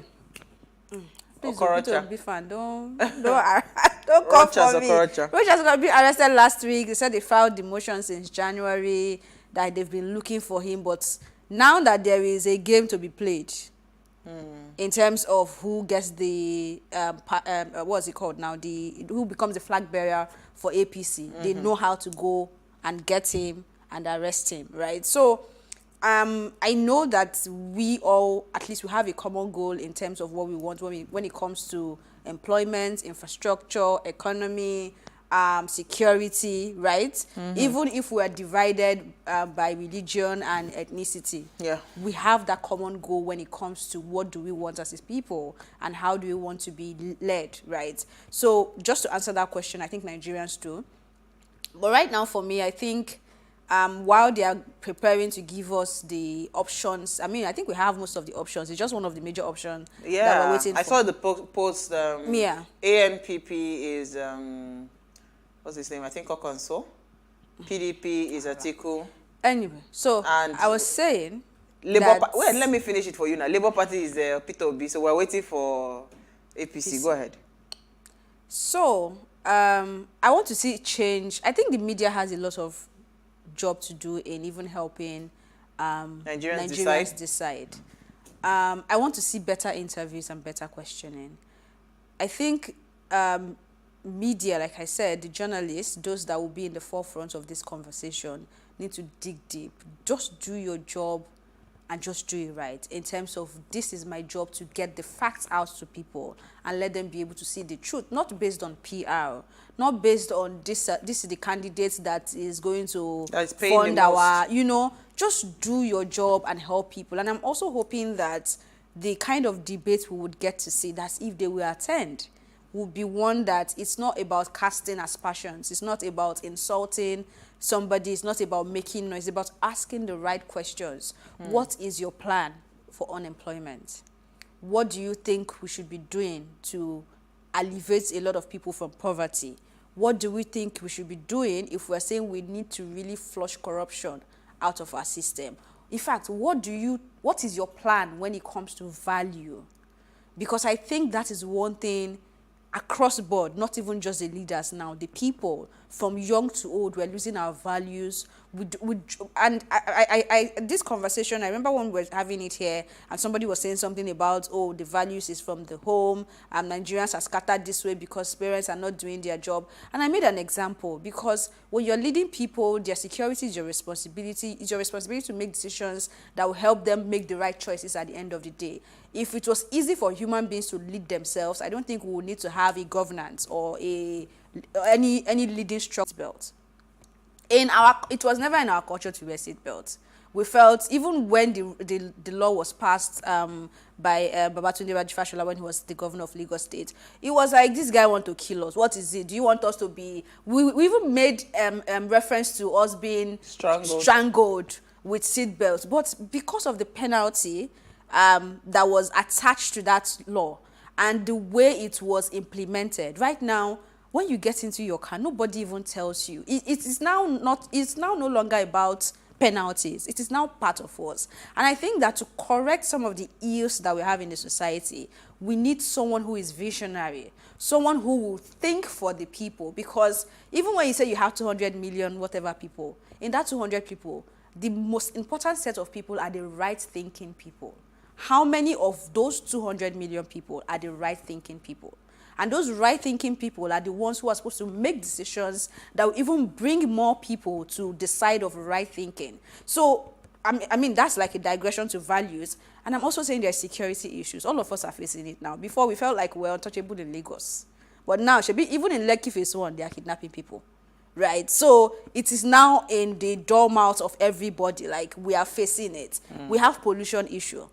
I mean, we are not raising it, we're not talking about it, but you are driving past some areas, you're perceiving some things, and you're wondering, and people are there, like they're living there, you know, and the economy itself, how much is a dollar to naira now? So The there video are posted issues, that dollar is almost 1,000 naira. there are It was issues crying. to be discussed. We need to know what your plan is. It is not enough to tell us that I've wanted to be the president of Nigeria and I've For ran 29 and years. I've been doing it for however long. You've been doing it, you've been doling out money and everything and paying delegates, whether they say it's fake or original. What have you, if you are that passionate, what have you done? Have you tried to set up an NGO or to run something that would say, I'm going to impact these people directly, even if I'm not going to impact them from that seat at the top? I have to do it from the grassroots. What have you done? But they will swear that some of these candidates have actually impacted that is why I said the people. But you see, that impact, the media should be able to do their job and let us know what it is. Because you mentioned something about the qualities of leaders. You mentioned some. I think I'll just reel out the ones I wrote down here. They have to be empathetic, right? Integrity.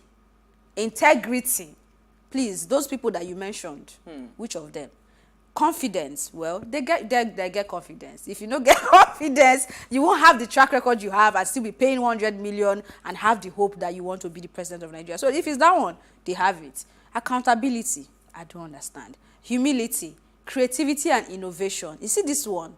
I think that is one of the primary qualities that can bring us out of where we are right now, because in fact that even comes along with open-mindedness, because you have to be able to listen to the voice of reason, even if you cannot think for yourself and think for Nigeria alone, because it's not a one-man job. The people you will surround yourself with would be the reason we will move forward or we'll move backward. Do you understand? Then you have to be responsible, you have to be dependable, strategic and critical thinking. You see that creativity, innovation, strategic and critical thinking, it is a big deal. So, I mean, we have a job on our hands. Our guest yesterday was saying something about Destiny being hope, and I align with him completely in that regard. But it also lies in the job that the party majority are thinking, oh, they have the right candidate now. The work they're ready to do in terms of visibility, because we know what the voting culture is. When you get there, they're looking for the party. And we already know there's umbrella, there is broom. If you ask me sitting here, what is the icon of the other parties, I don't know. You know, so we have, there's a lot. There's a lot to be done. Okay, so let's go on a short break, right? We would like to open our phone lines. I would like to hear some of the qualities that you think our leaders, right, should have going forward, going into 2023 general elections. Stay with us, we'll be right back.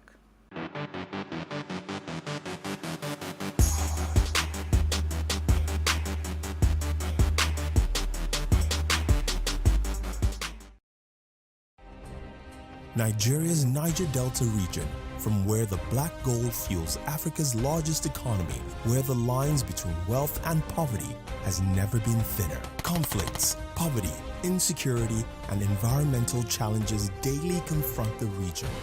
How can the Niger Delta story be changed for the better? Join Mamude Akuga at 9 p.m. every Friday evening on Plus TV Africa as he probes deep in search of solutions. Inside the Niger Delta with Mamude Akuga, the authentic voice of Nigeria's oil-rich region.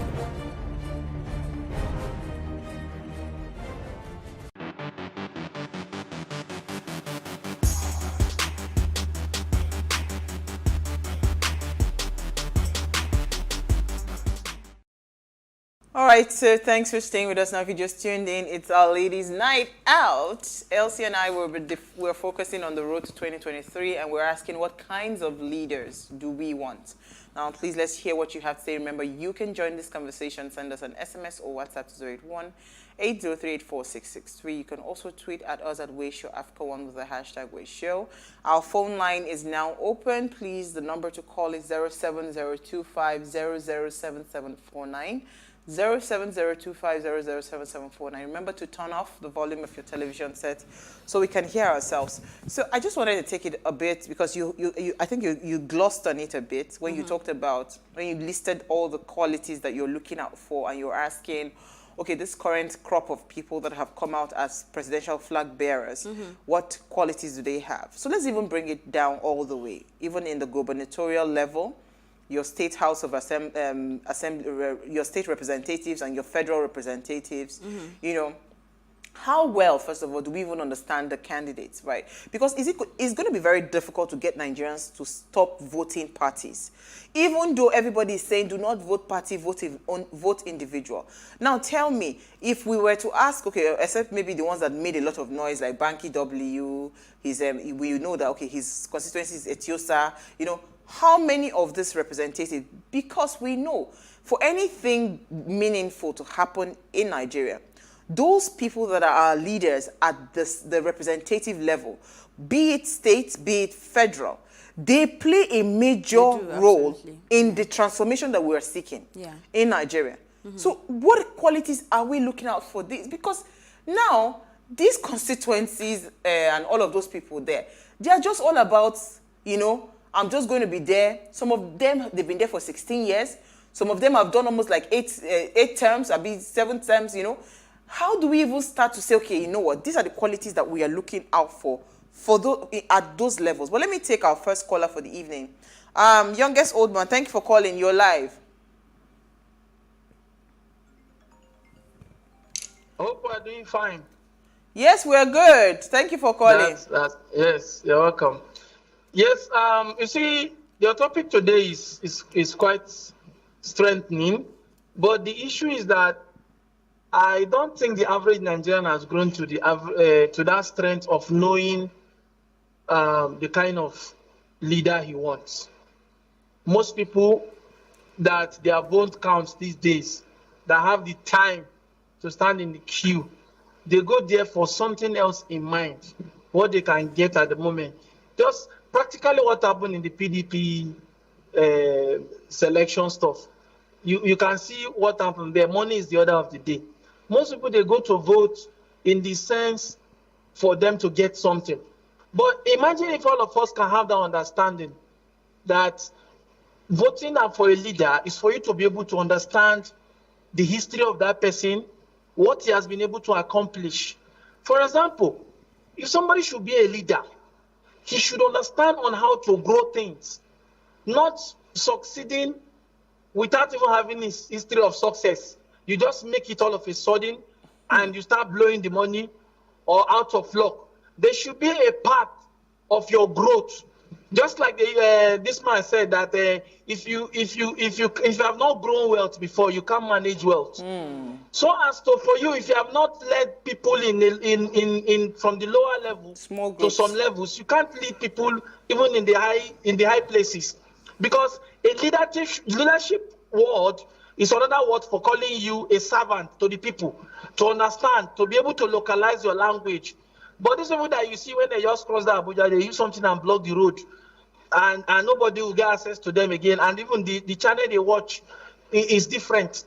Those people are not the kind of leaders that this country deserves now. Youngest old man. The problem is with the polls count. Youngest old man, I was going to ask that. Yes.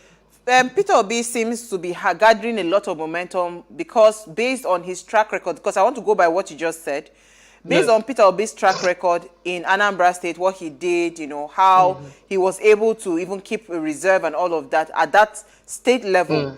He seems to be gathering a lot of, integrity quota in the eye of the people. Do you think he even stands a chance? Does he even look close to the kind of leader we should be looking out for come 2023? Good. Now, if you want to confine based on the situation and fundamentals of Nigerian challenge, Peter Obi is the perfect match. But the problem is that those that call the shot is not their perfect match. You and I can understand our problem today. You see, if you make me a president today, I will do something that will change 1 or 2 things. You'll not be hearing one person packing 80-something billion and another 90-something billion. No, there will be check and balance. But the problem is that the cabals, the people that call the shot, he's not their preferred candidate. You and I know that Peter Obi has something to offer. What he did in Anambra will live forever. And you see that thing that people don't understand, that at the end of the day, what you do will come back to you. Peter Obi is a living example. People thought he's stupid then because he's not allowing people to chop. In fact, I once entered plane with him. Me and Chitobi, I think we flew. Let me not start calling the names of the airline. But I was, you know how I knew? I saw a mobile policeman standing somewhere around I was just like, what is the mobile policeman doing? And I looked in front of me. P2B is there using public plane, a governor. So I saw that live, and I know the kind of person he is, and I know what he has in mind. But the problem is that the people that call the shot in this country, I wish me and your votes will count. You understand? To some extent. We'll get who will lead us. This country is bigger than what you think, and there's a lot of things that can go right. So for me, it's a perfect match, but the cabals that call the shot are strong. Trust me. All right. Thank you so much, youngest old man. You're welcome. Thank you, but I also think that we need to rewrite that narrative of our votes not counting. Your vote count. That when you think yours does not count, next person thinks the same thing. Everybody. That's when we begin to have voters. And that's where they get the opportunity right? And that's to read.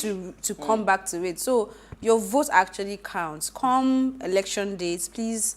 Let's all go out and do the right thing, please. Let's not continue this idea of my vote does not count. If it does not count, why are they at the polling units giving you cheche money?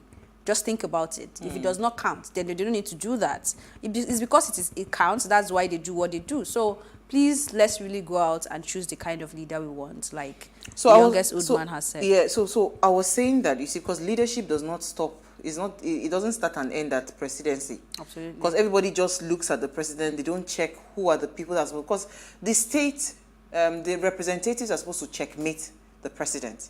They're supposed to make sure that whatever it is that the deliverables that you have mentioned, your key performance indicators, you are meeting your targets, right? No, it's true now. If you have set a goal to say this is what we will do, this is what we will do, when you put all those campaign promises, that's what those states and I'm gonna give you hope, man.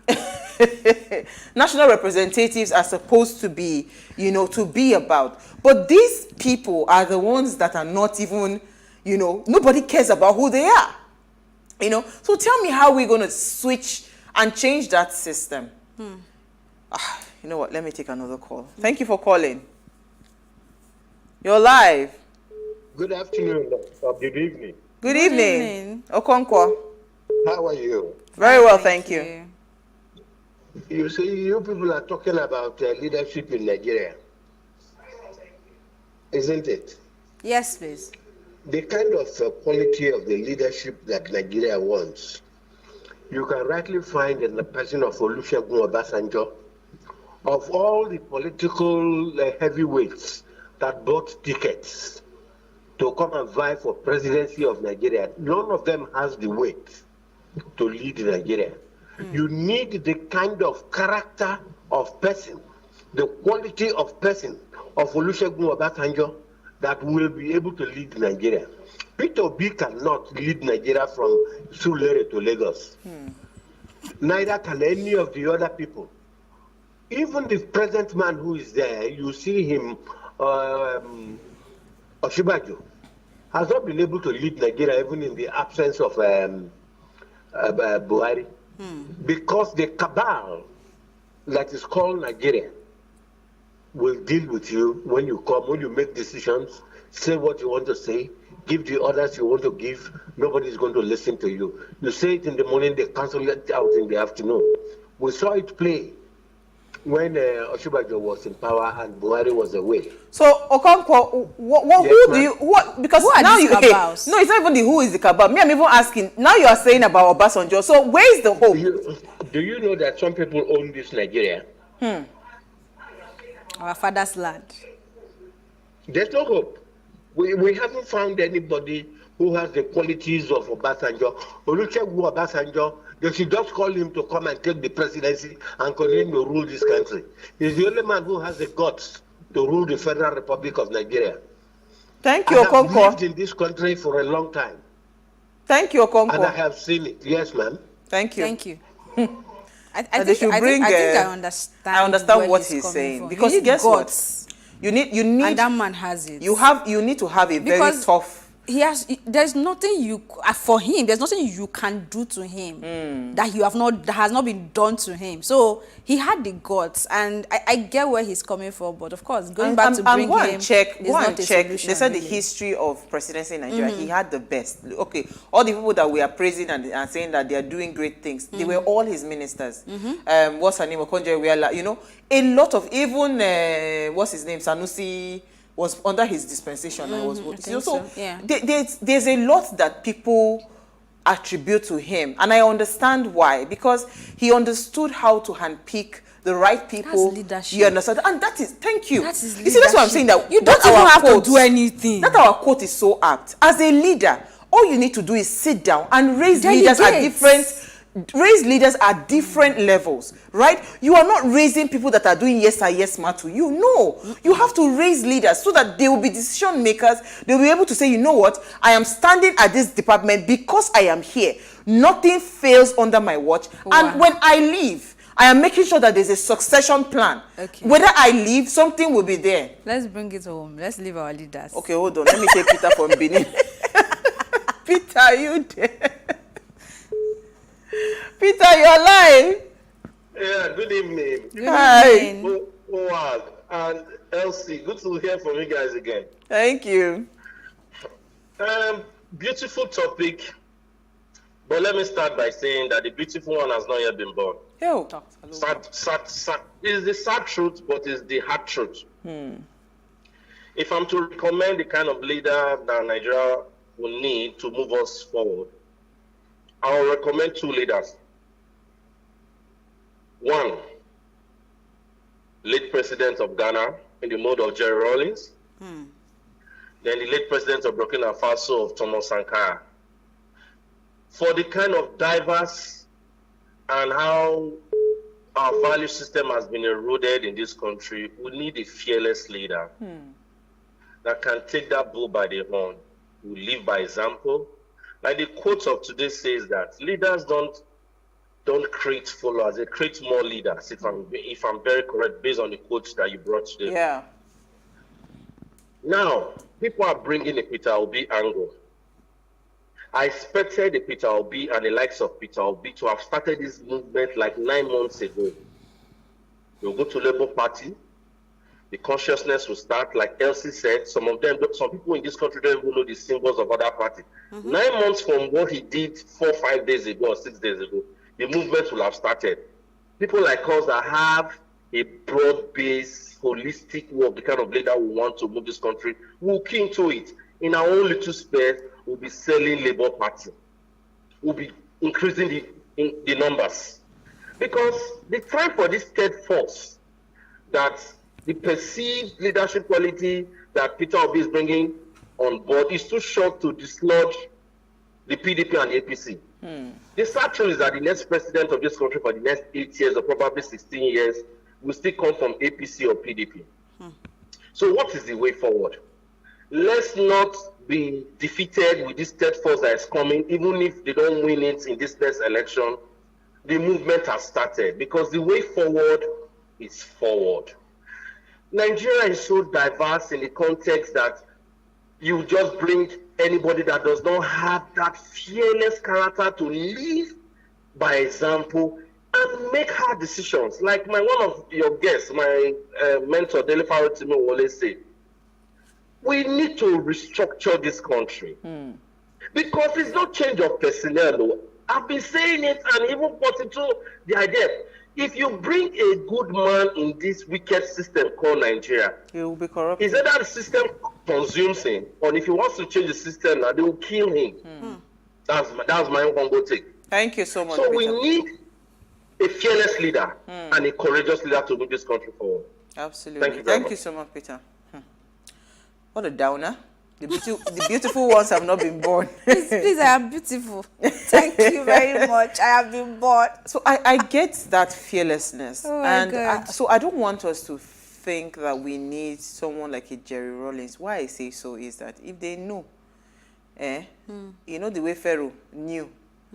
It was Pharaoh now. They know that what? That sent people to go and kill all the newborns. If they knew that this is coming, you know.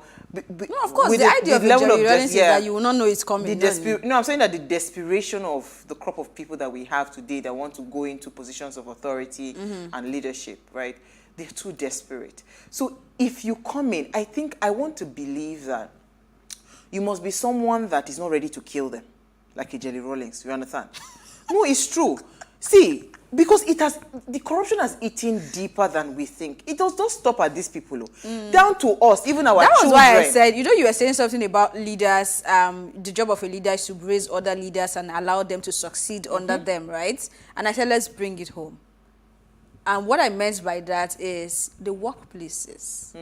You see someone who is supposed to be a manager or even someone who is supposed to be a leader of an organization. Once they see that somebody is getting the job done and is getting it done right, they feel threatened.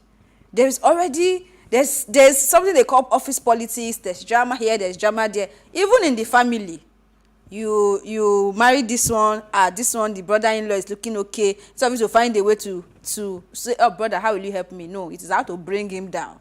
So it's not just, somebody said that, I think it was Milola, our lady who did not get the ticket, when she was talking, and she said something about Nigeria deserving the kind of leaders we get. And see, I know that some of us that are part of the right-thinking people will feel like, no, I don't deserve this, blah, blah, blah. But in the grand scheme of things, we do actually. We do. Let me take a caller. I think, is that youngest old man again?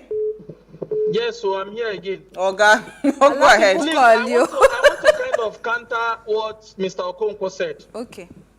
I 1 million times believe that Obasanjo time has gone. He has done his bit, and there is a million hope for Nigerians. Now, he is practically talking about a ruler. In this case, we are looking for a leader. Somebody with a corporate mantra. Somebody that can understand how to run things with accountability. Somebody that can fix me and you, that you can even follow up with its moves. Let me tell you with the gospel truth. If you know the situation of Anambra security, when Peter Obi took over, go and check the archives. You understand that that guy has done something in his own way. So for Obasanjo, I understand he did his bit, he had his victories, and he had his flaws. Okay, let's not go into that. But for him to say that there is no hope, that is not possible. Nigeria, we have more than 1 million. In fact, the hopes we have is bigger than the failures that we've gotten. So all we need to do is to trash all these rulers and get a leader that has a corporate mantra, somebody that will run things with us, but not rule things with us. Absolutely. Okay? Thank you so much. And their colleagues are just rulers. We need leaders. Thank you so much. So we need to take. I think there was another call trying to come in. Maybe we'll just take a final call. But you see, I want to be hopeful. So the point I was trying to make about not killing, right? You must find a way. We'll not kill them. No, so I don't know why you're going back to this matter. See, because you know why? If you say you want to kill, what I'm telling you that the people you will kill will be too many. What I think we should do is find a way that you have to have a mixture of good and bad in your system. But the structure you will build will be something that bad will just have a natural death. It will die. You make corruption so unattractive. So, you see, excitement. There is nobody. Sorry, my darling. Excitement? Okay. Thank you for calling. Excitement, you're live. Go ahead quickly. Thank you very much, my dear. I'm calling you from about the name excitement. Thank you for calling. Go ahead. Yeah, thank you. You see, all this explanation we are talking about, we just needed a very dreaded corner that will just clear this total funnel of nuisance. The APC, PDP, Labour, they are all the same, my sister. We need a deadly corner. And I mean that will just clear these people, bring a fresh people that will save this country. That is my take on it. Thank you. These people, okay, we are all complaining now. We say old men, young men. Now, 50 has gone to bring article. Basically, we produce the same old people. So what are we looking for? What are we looking for now? The country is thinking every day by the day. It's just prayers we need to my death. That's how to take on it. Oh, thank you so much. Okay, our time is almost gone. So I want to quickly say that there is no leader we are going to have now, right? That's going to automatically, even if it's the Peter Obi, that will automatically change Nigeria in 4 years, right? But why I'm even a bit geared towards him is because everybody can agree with me that we have a wasteful government. If it's just to even cut down that waste and begin to block this corruption hole, because I don't understand why a layman like me will be able to achieve one thing, something I can achieve with, hypothetically speaking, 100 million naira. This government will need 1 billion to achieve it. And it will still not be standard. It will still not be of quality, to still be mediocrity. So there is a problem. And even if it's just to cut down the cost of governance. Which is what we know he can do. You know me, I think the problem with Peter Obi, we'll see how it that goes. I feel that people, the problem they will have with him, they say he's a stingy man. But we need that stinginess. We need it now. You understand? If you want money, go and work for your money. This was somebody that his official cars, everything. He made it localized. I don't want it to sound like we're I'm not campaigning for him, but I'm just trying to say that. Let me just take this comment. Let's put our money where our mouth is. Good evening, my dear beautiful sisters of What Are You Saying With? The question of what kind of leaders do we want? There is not too much talk about it. The kind of leaders that we want are the ones that will give us what we want and lead us the way we want. Any regime or government that does what they like and does not do what we like or want is no government. The government that we want is the government of the people, by the people, and for the people. That is a good government and true democracy, without a shadow of doubt. This present government is bad luck and a total nightmare. They are only there for themselves and not for us. That is a selfish and greedy government. The earlier we get rid of them, the better, before they destroy us. We need a leader that has the welfare of the people in mind and nothing more. I rest my case for now. My name is Daniel Ilo, Ways Regular Fan. Wow, the phone lines are still buzzing. Daniel. But let me take a comment from Ade from the UK. It says, good evening, ladies. Uwa, you are too emotional in deciding the leaders Nigeria needed. He said, I mentioned it in the past on this show that J.J. Rawlings' principles should be applied and put them on minimum wage. Collect all embezzled money. Oh God. And that's from Ade from the UK. Ade Biko. See, I'm not being emotional. I'm saying that the amount of corruption that has happened. You cannot be a Nigerian leader. You know, I said yesterday, you have to be good and bad. You have to wear the two That's what I'm saying to you. So you know, So I can't qualify. So I don't believe that you must really kill people for it. You know, what I believe you are going to make me look like the devil. No!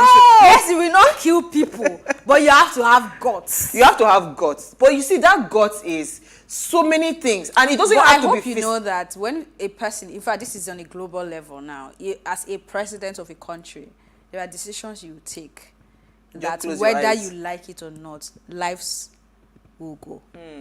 So being on that seat is not even a joke. Let's close the show there. I think we can close it there on that note. I won't say a word anymore. Thank you, Elsie. Thank Thank you to everyone. We see the phone lines are still ringing. Mona no vex. It's just 1 hour. Thank you so much. Now, before we go, ensure you follow us on Instagram at Way Show Africa, on Twitter at Way Show Africa 1. You can interact with us further, drop a comment, and more importantly, follow all our engagements on social media. You can like, share, invite your families and friends to watch and follow the conversation. The phone line is buzzing. All right, so if you missed today's quote, I love this quote so much, and I wish every leader would understand this principle. It makes your job easy. He said leaders don't create followers, right? They create more leaders. We need more leaders, and this was by Tom Peters. We'll see you guys live tomorrow at 8 p.m. as we bring another great conversation to your screen. Enjoy.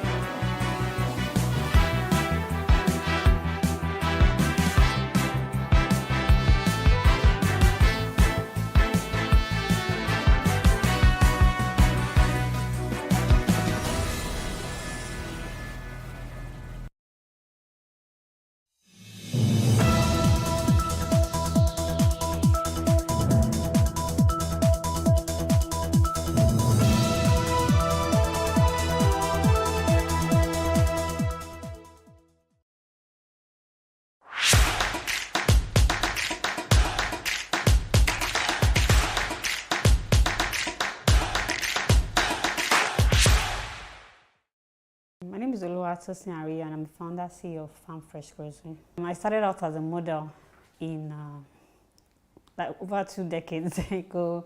I used to be a model, and that was, I was in Ife and I was modeling at the same time. So for a while, that was just all I wanted to do, modeling. After Deal or No Deal, I went to South Africa. I came back to Nigeria, and I've always liked marketing, sales. So while I was in South Africa, whenever I was coming home, I was buying shoes to come and sell. So when I came back to Nigeria, I was still selling shoes. And then aside selling shoes, I was grooming models. I was running modeling school. So, but after a while, price of dollar went high, and then I lost my mom to breast cancer. So, but before I lost her to breast cancer, she used to be like the strongest person I know, because I used to be sickly. I was kind of child that every weekend would go to the hospital. I was asthmatic, plenty allergies. But back then we didn't even know there were allergies, so but I was always in and out of the hospital. I'm actually AA, so it wasn't like I was a sick or anything, but I was always sick. Even when I was in university, I was always having typhoid anytime I change environment. But my mom is the kind of person that she'll go to Bariga market and she'll buy water in nylon. Not pure water, those 1 naira water, and she would drink it. Nothing will happen to her. I can't. Even pure water will have typhoid, even bottled water. You understand? So for me, she was like the strongest person I knew. And then when she had cancer, she did chemo twice. And then after the second one, she said she wanted to try this naturopathy or wellness kind of treatment, and she stopped taking chemo. And then, people she was seeing then, they would say, get flax seeds, get this, get that. I'd never heard of those things before in my life. So I started researching about those things. I realized that these are things that have, a lot of health benefits. But the best thing about natural medicine is that it works faster when you take it before you fall ill. Not wait until you become ill. So I kept researching, and then I was discovering so many things like turmeric, and then I used to have allergies. Then I stopped. There was a time that once it was like evening, my nose would be blocked. I'd breathe in my mouth. And then I saw this cardiologist, and it was like, I had to put me on loratadine and one asthma drug permanently. And I hated that. I always hated taking drugs. I didn't want to. And then I realized that even loratadine was not working well for me again. It became, my body had kind of adjusted. So I was like, I needed to find an alternative. I needed to find a way of, being able to live a healthier life without having to resort to living on drugs. So that's how I started discovering and, making inquiries about herbs and spices. So that's how I founded Farm Fresh Grocery in 2016. So we started out as just helping people get natural food, but then we realized a lot of food were processed and preserved with chemicals. So I wanted to have access to farmers, buy directly from them, and sell. Back then it was so hard because farmers felt you wanted to take over their business. But with time, we grew from having just one farmer to having a network of farmers that we buy things from. And then even at some point, I had to go into farming myself. So I was also now planting some things on my own. Then the herbs and spices that we're trying to educate people about the benefit. People understood what we were saying, and they know, oh, turmeric is very good for this. I was telling people, like, when you go to India, for instance, they will tell you that when a child complains of stomachache or headache, the first thing they think about is turmeric. They will make like a turmeric latte. That's their own kind of paracetamol. So you tell things like this to customers, and they'll say, okay, let me buy this turmeric, but they'll keep it in their house. Afterward, they throw it away. So food wastage was not just now, associated to just farmers and processors or distributors. It extends to, the final consumers. People want things that is easy for them to use. People want things that is not, they don't want to stress themselves.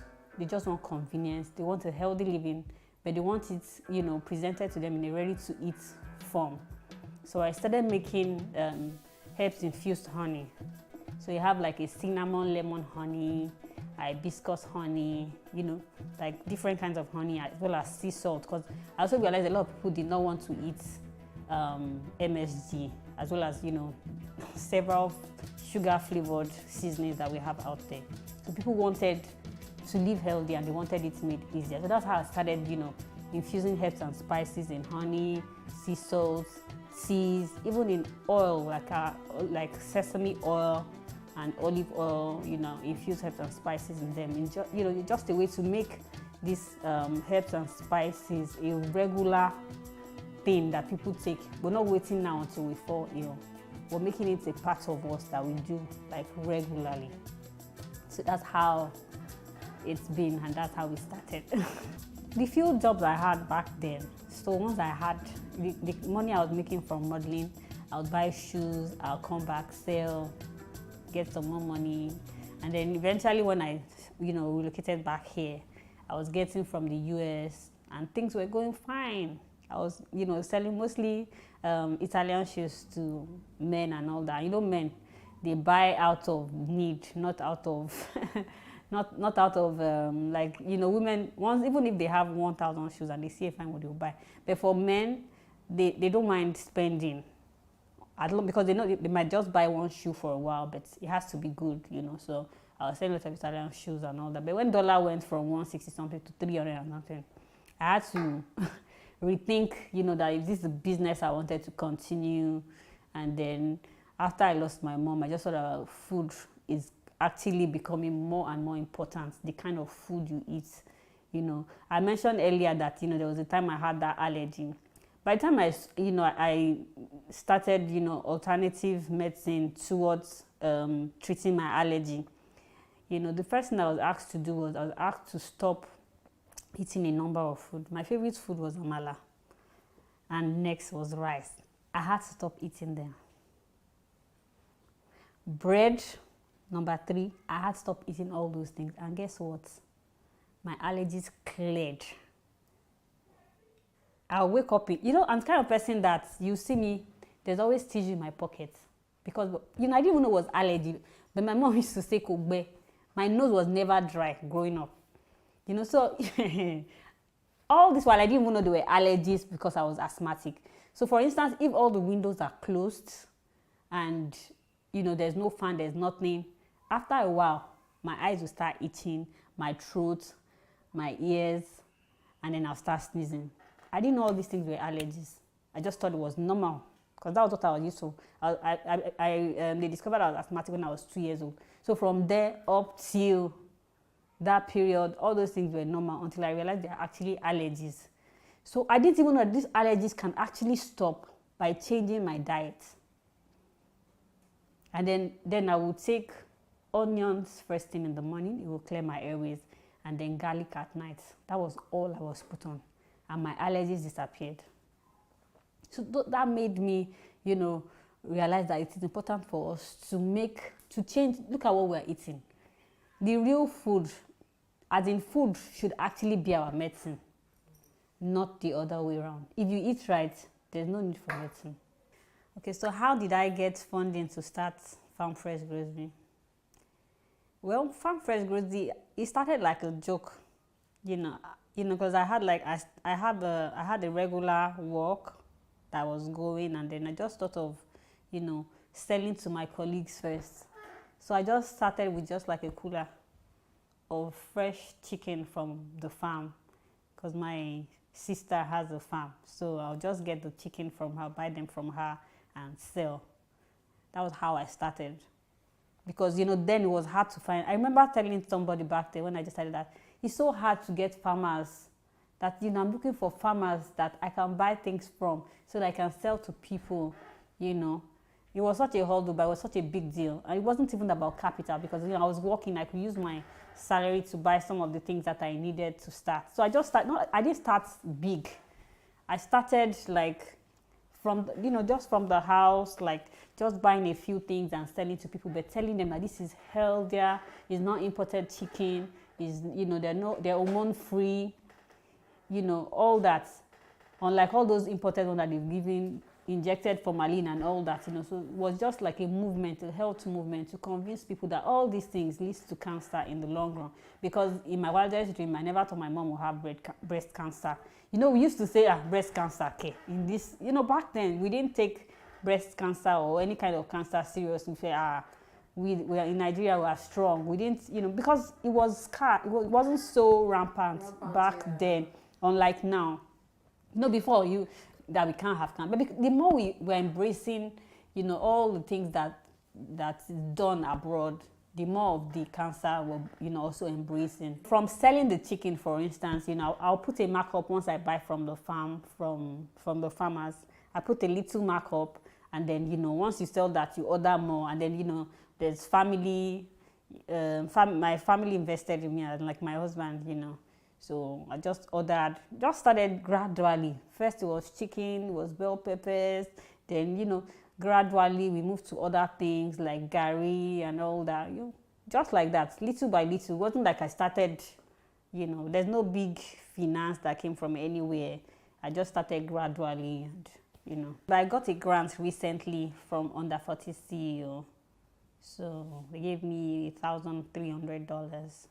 We had to pitch our business, and so that's the only help I've gotten. But then I've gotten a lot of trainings. There's not, a lot of times we think all we need is finance. But a lot of times you need to know what to do with those finance. And that is why we're trainings, all these entrepreneurship programs coming.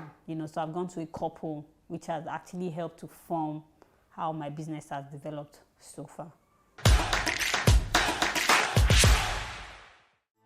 Artificial preservatives have been used in foods for decades. These can lead to negative health consequences and have significant complications, such as increasing costs, handling hazards, concerns about residues on food, and a threat to human environment. As a good alternative, spices and herbs replace chemical preservatives as natural, effective, and non-toxic compounds. Spices and herbs can be used as food additives, flavoring agents, and as natural food preservatives. The term spice and herb are used in describing plant parts used in enhancing the taste or flavoring the food. An herb is a plant that is valued due to its scent, flavor, or other desirable qualities. Herbs are mainly used for medicines, cosmetics, cooking, and other spiritual purposes. Spice, on the other hand, is a dried root, leaf, fruit, or vegetative substance.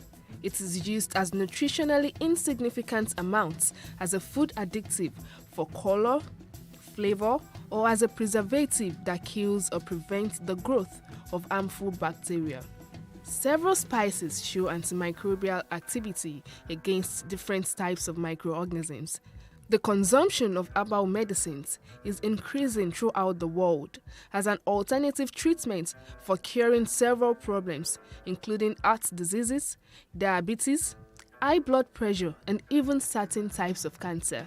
The health benefits of spices and herbs includes the help in the faster healing of wounds, act as nutritional supplements, strengthen the immune system, lower blood sugar and cholesterol levels, help protect against cancer. Herbs eliminate nutritional deficiencies and thus restore the correct functioning of the body. They rectify various problems rather than suppressing them. Herbs nourish every part of the body with their vitamin and mineral content. Consuming herbs may also help to reduce blood clots and provide anti-tumor properties, can help control blood sugar and insulin activity, speeds up healing, relieves muscle tension, and reduces stress while improving the circulatory, immune, and nervous system. What makes herbs and spices special are the unique compounds that fight the free radicals, that is, the reactive chemicals that damage our cells, reduce oxidative stress, prevent the formation of tumors, protect your DNA, balance your blood sugar, and enhance digestion. Adding herbs and spices to your daily diet can protect your health in the long term and reduce the risk of cardiovascular, cerebral, metabolic, and digestive disorders. The biggest challenge, employees. A lot of youths don't want to work. Seriously, a lot of youths don't want to. There are few that want to, but not everybody. It takes a while to get I don't know why, but you know, they probably just used to easy money come, and a lot of youth don't want to work. So to get reliable staff is usually tough. So most of the time, you have to, you know, they go, you get another one, retrain, they go, they come. You know, it has been one major challenge. The second challenge is packaging. It's so expensive. Packaging is so expensive. You know, people want to see your product, you know, on the same level with imported products, but they don't consider at what cost, you know, it takes to get there. And then sometimes it's not even just the cost, it's the availability. For instance, the flavored honey, we put them in jars, and then the jars, in some places we get them reasonably, like two places I get them that the prices are a bit reasonable. But once those two people don't have, you can get a jar as expensive as 600, 700. So how much am I going to sell the product inside? You know, the other alternative is to import from China. And there's so many challenges that can happen along the way. So it's a bit, you know, dicey. People want to see pretty things, but they don't want to pay for it. You want it to be cheap, but they don't, you know, they don't pay the price. And there's also the cost of production. The cost of production is so high, especially if you look at, you know, we have to dehydrate our products. You know, like the raw materials, we always have to dehydrate them. The cost of electricity is like, you know, really high. And then a lot of our processes are still manual. So we need to get some equipment to make it, you know, better. Okay, if you look at this, for instance, I'm trying my hands on flavored, sachet flavored honey. So I try to do this manually. See what we can, this is the best we could get. But if we have that machine, you get those imported kind of thing. And to get one of those machines, you spend, you know, at least like $3,000 or $2,500, yes, to get it into here before you pay for the price itself and then the bringing it down here and all. You know, so cost of, you know, getting those automated machines are not so cheap. I wish that, you know, each time that the government say they support farmers, that they actually do, but we haven't seen it. So there was a time I, you know, leased land from the government in Ogun State. It's a palm plantation. So they had this, you know, they have like over hundreds of hectares just, you know, there. So they were leasing it out. So I leased about 20 hectares, and I decided to start with 4 hectares. I planted cassava, a trailer load of cassava. And I did pick ₦1 from there because herdsmen, they went there, they harvested them for their animals and even burnt the whole place down. And the government, who is supposed to be my landlord, could not save me from them. ASF, African swine fever, happened, and we lost a lot of our pigs. The government, we're yet to hear any support from them up till today. During the strike, nationwide strike, we planted cucumber. The cucumber was ready for harvest. We couldn't get to the farm because there was riots everywhere. We tried several times to go to the farm. All the cucumber listed, like 20-something bags of cucumber. The few that we were able to take to the market, when we got to the market, it was rejected, that is already changing color. You know, in a civil environment, the government will subsidize things like that. Like, Okeawe is a very big farm, and a lot of farmers lost their life because they lost billions to this African swine fever. We're yet to hear anything from the government. Nothing. So I don't know what to ask them, because I don't know if they do anything. Because, you know, all we've asked is that they subsidize things for us when there are problems like this. But, you know, they don't even show up. You know, so we've learned to do everything by ourselves. Well, for me, the joy is mostly when, you know, customers are happy about what you're doing, especially like the flavored honey, flavored salt, the teas, you know. When a customer says, can you make a tea for me to help me sleep better? And the customer is happy that, you know, the herbal tea helped and, you know, she was able to sleep. Those are the kind of things that you just, you know, sometimes when these are flavored honey. When we're making it, can be very tedious because we have to squeeze out the herbs from the honey manually. can be very hectic. And some days I just wonder, why am I stressing myself through all this process? But then when a customer tastes and this is really good, you know, it actually makes you happy. And then when we get recognitions, like when we got the grants, or like when we got picked for programs, you know, like a lot of programs that were not funded by, you know, governments, like private NGOs and all that, but you know, you learn quite a bit, you know. Like we recently concluded a program by Cherry Blair Foundation and Enterprise Development Center on financial literacy. That kind of training is invaluable.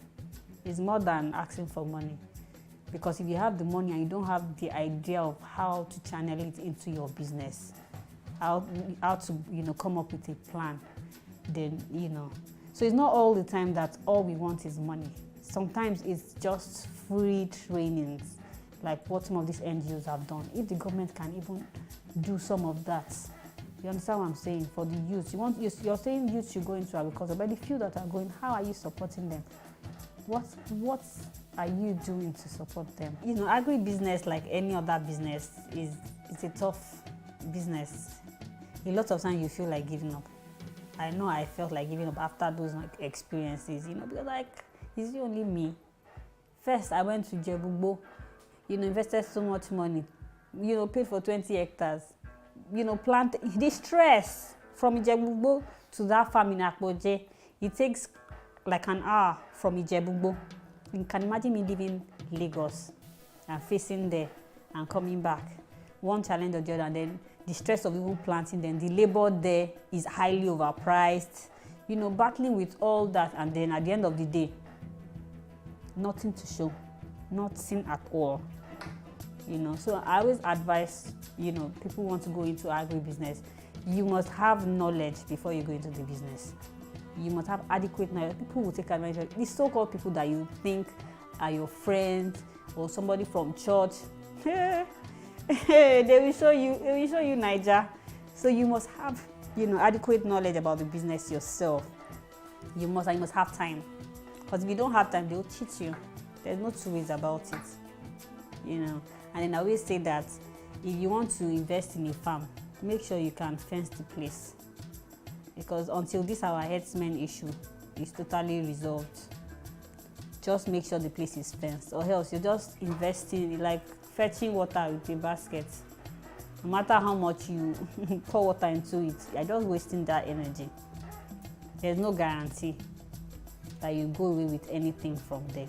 Okay, so I had a staff that was always going to check, you know, what was going on in the farm. And then he went there once and he saw them there. He took a picture showing them in the background. They were even, you know, telling him that why is he taking their picture? Because they don't go in, they go in numbers. They go in numbers, so he couldn't challenge them. So he just took the picture, you know, as they were in, you know, like thousands of the animals and the people, you know, moving them. So I could see that those were the people, actually.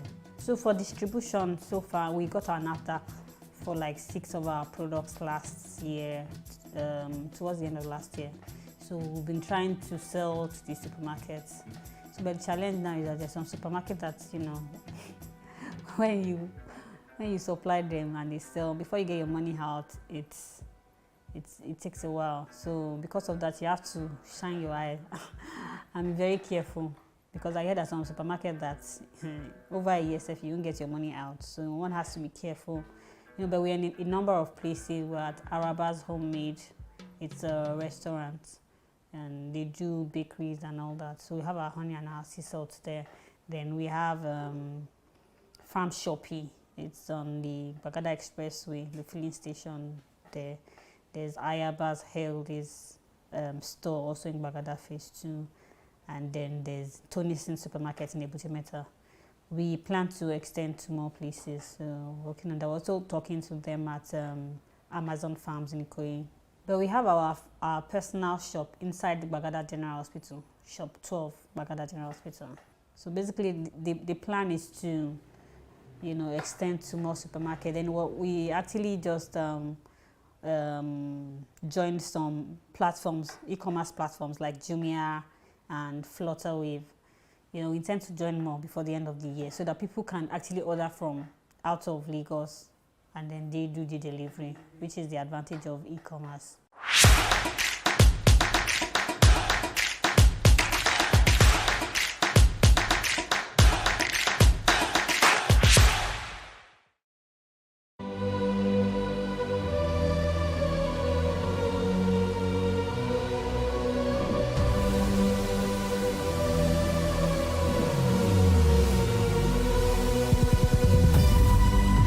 What we do not understand, we will stigmatize.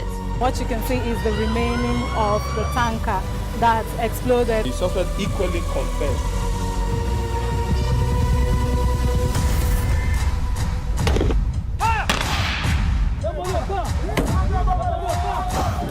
A 500 naira they collect am. If you no talk, dem go beat you. Na 2,500 they pay.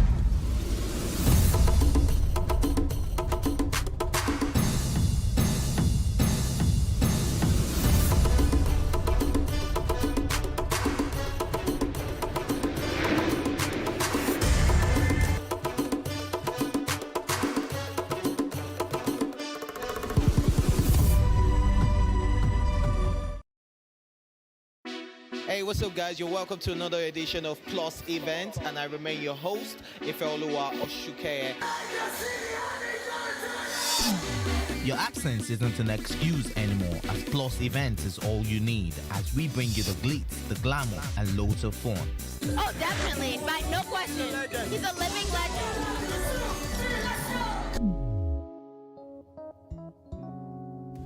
Oh, God forbid, Holy Ghost fire, I know. I just want to be blown away. I want to be wild. This is 11 years of doing it.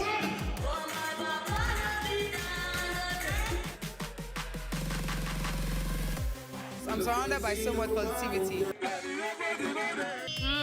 No, it's okay. Yo, what's up, my people? It's your boy Starboy Terry.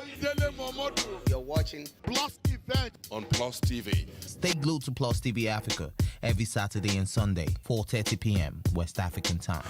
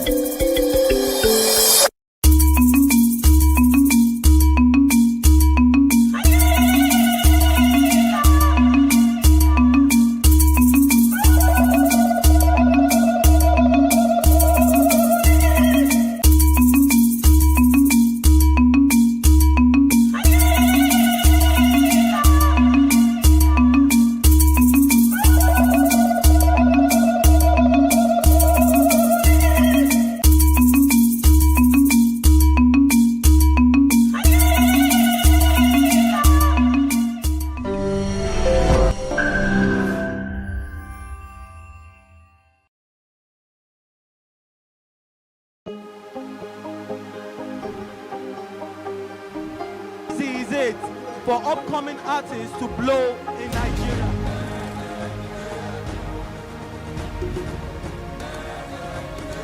Welcome to Plus Trending.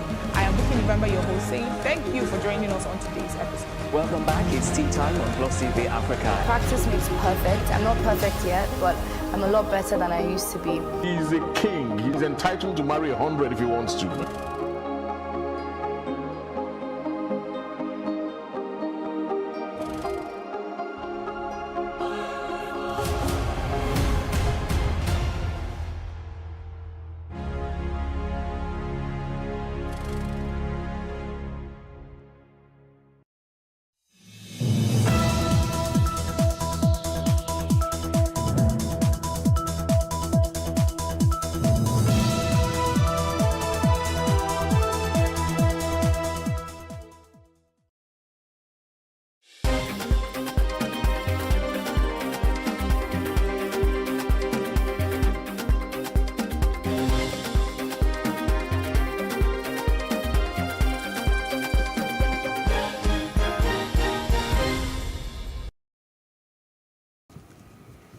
Good afternoon, I am Khadijat Balogun and this is the news update.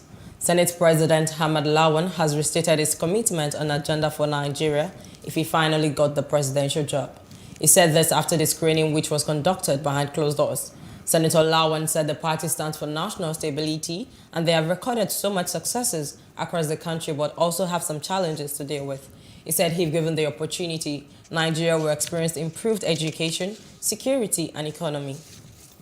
The APC, our great party, stands for constitutional amendment to make governance far better, to take government closer to the people, devolution of powers, to ensure that Nigerians get best deal in terms of governance, to ensure that more resources are devolved from the federal government to the states and local governments, make it commensurate with devolution of powers.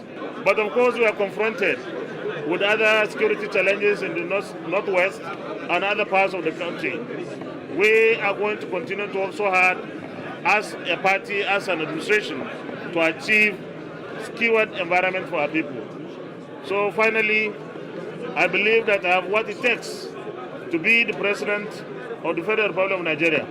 Having served in the National Assembly for 23 years, June this year, and 24 by June 11 next year, I have garnered significant, and I can even say,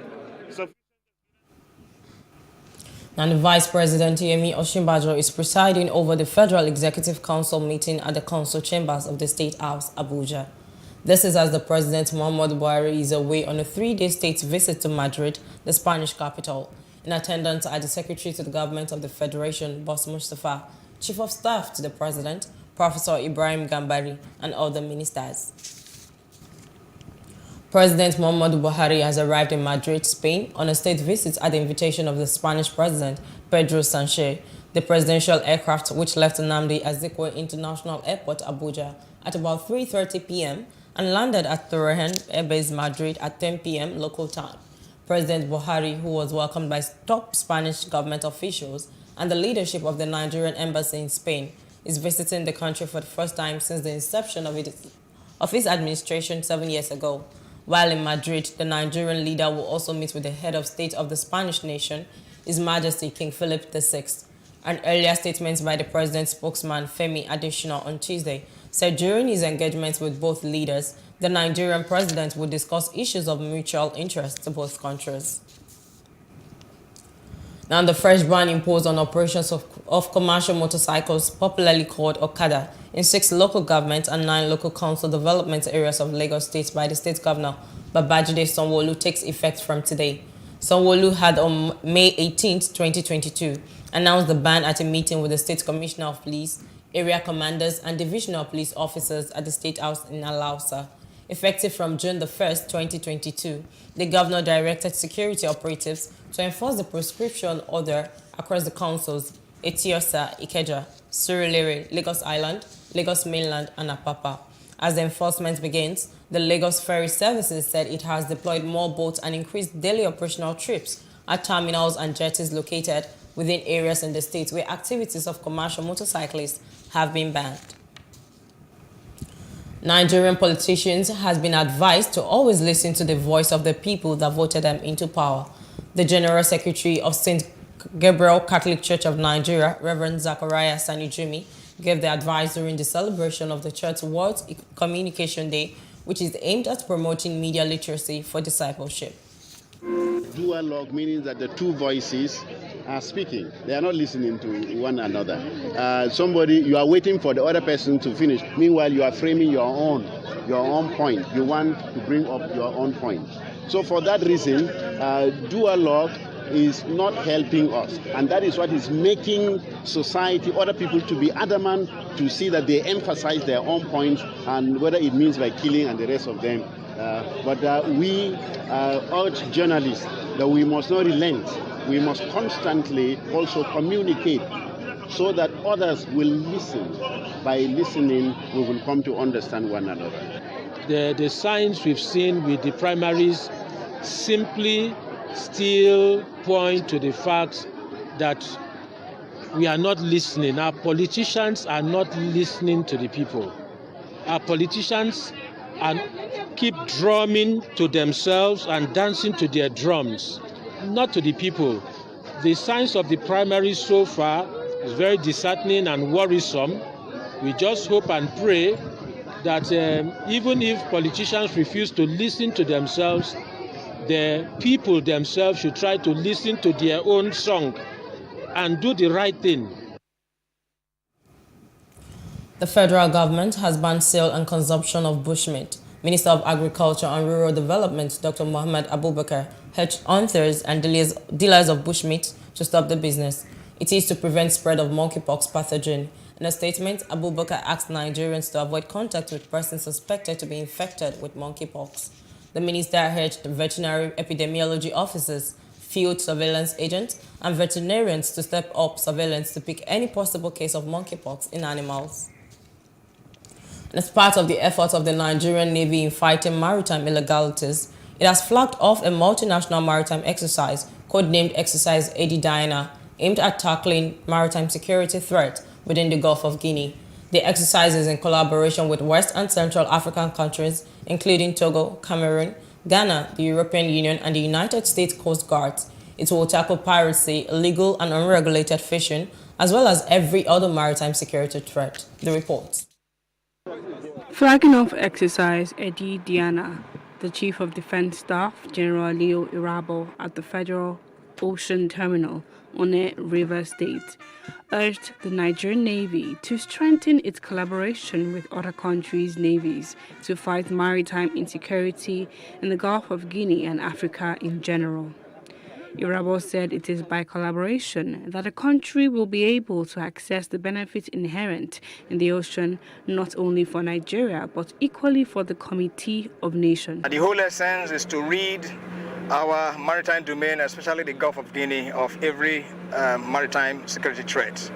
So this exercise is intended to galvanize the capacities and the resources of the various navies that I've just mentioned, so that together we can achieve the objective of security within our commons. So this is why we're here, and the exercise is going to be for the next couple of days. The Chief of Defense Staff also hinted. We apologize for that itch. Several people have been reportedly kidnapped by bandits who attacked travelers along the Kaduna-Birnin-Gwari Road in Kaduna State. The bandits blocked the highway on Tuesday and in the process set about 8 vehicles ablaze. They were said to have later taken away an unspecified number of travelers, mostly women and children, to an unknown location.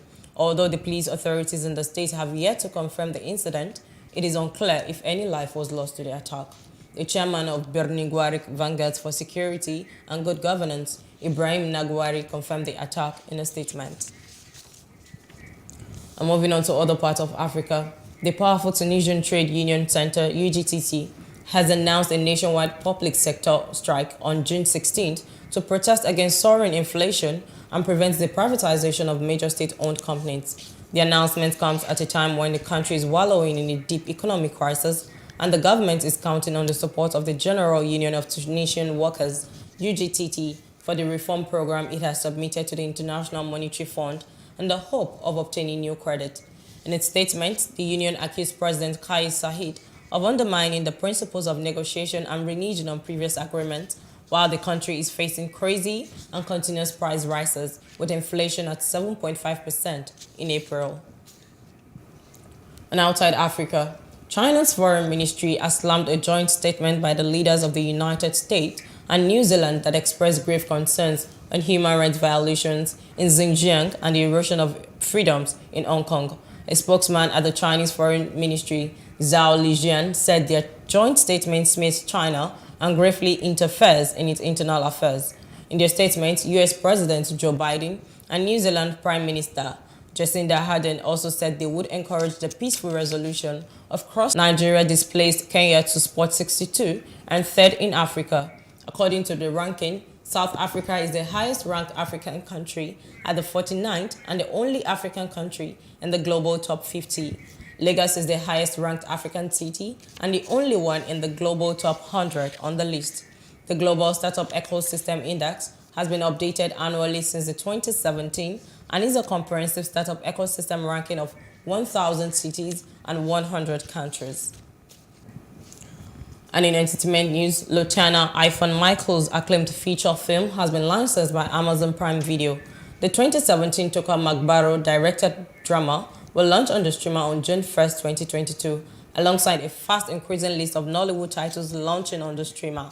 Set in the 70s and starring Chris Okagboy as its titular character, Lutana follows the titular character who discovers after his father's death that he has inherited his debts.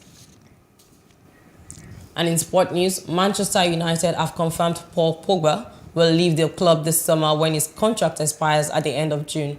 The academy graduate left Old Trafford as a free agent in 2012 to join Juventus and return for then world record fee of £89 4 years later. But Pogba has had a topsy-turvy time during his second spell with United, who have confirmed the France international would depart at the end of his deal. United said in a statement confirming his departure that everyone at the club would like to congratulate Paul on his successful career and thank him for his contributions to Manchester United.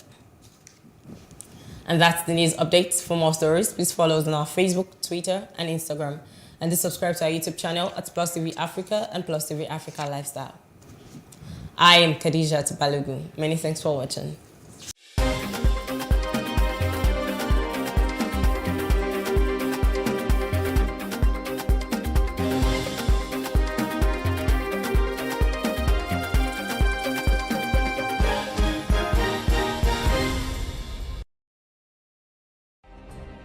Nigeria's Niger Delta region, from where the black gold fuels Africa's largest economy, where the lines between wealth and poverty has never been thinner. Conflicts, poverty, insecurity, and environmental challenges daily confront the region.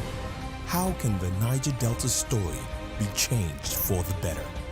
Join Mamude Akuga at 9 p.m. every Friday evening on Plus TV Africa as he probes deep in search of solutions. Inside the Niger Delta with Mamude Akuga, the authentic voice of Nigeria's oil-rich region.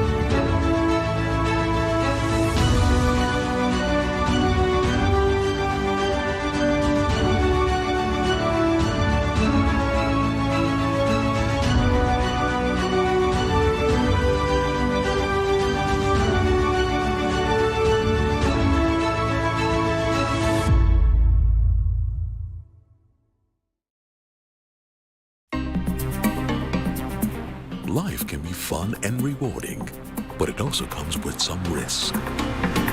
As in business, you win some, you lose some. And that's why you need to be wise in the choices you make. It's like placing a bet. Again, you need to be wise. Wise in choosing an innovative platform with the highest market options and highest odds ever. That's why Winners Golden Bet, the leader in online, in-shop, virtual, and live sports betting, gives you enhanced platforms that offer you the best chances of winning.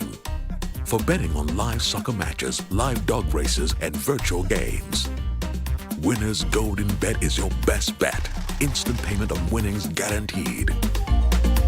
Play online or in any of our numerous shops nearest to you. Hey guys, be wise. Play on Winners Golden Bet. Winners Golden Bet, the wise choice.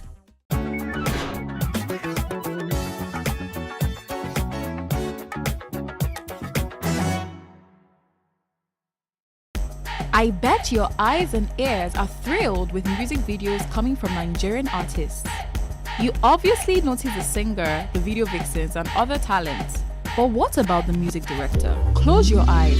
Think about your favorite music video and see if you can tell who directed it. Great if you can, sad if you can't. We're here to celebrate the brains behind the videos out there, and here are 5 top Nigerian music video directors. Number 1, Clarence Peters. He's a director, filmmaker, and cinematographer. The founder and chief executive officer of Capital Dream Pictures was involved in a mobile-sponsored music video for a documentary on AIDS in 1998. He directed 40 episodes of the TV series Everyday People. Peters has also shot a good number of documentaries, TV commercials, short films, and TV features. He has directed music videos for recording artists such as Dare, Durella, Wizkid, Seyi Shay, Burna Boy, Waje, Tubaba, Fino, Runtown, and Yemi Alade.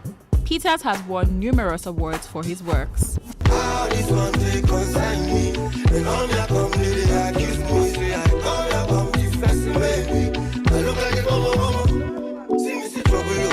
Number 2, TG Omori. Also known as Boy Director, TG Omori is a Nigerian music video director and cinematographer. He started directing at 15 while overseeing stage plays at school and church. He began making videos a year later but took it up professionally at 18 after graduating from Pencil Film Institute.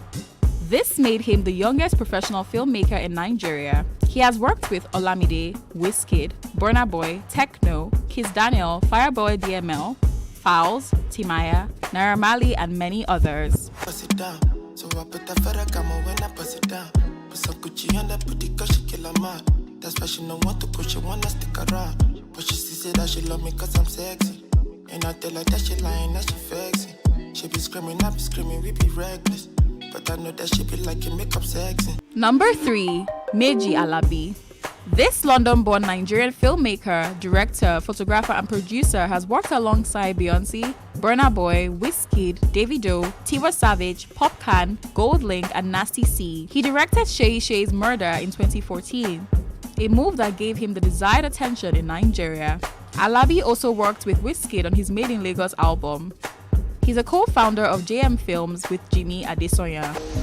And I tell you my God, you know my style, you know big chance, then it's all up, baby. If you say you get the man, then you wanna try, you could go die, baby.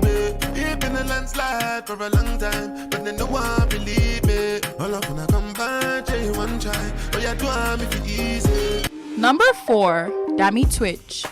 His original name is Owolabi Oluwadamilola. Twitch started with photography in 2013 before going to full music production in 2017. That was the year he shot his first music video for Burna Boy and Yonda. He has gone on to shoot visuals for Fowls, Burna Boy, Olamide, Lil Kesh, Victor A.D., Simi, Peruzzi, Mayorkun, Leah, and Davido.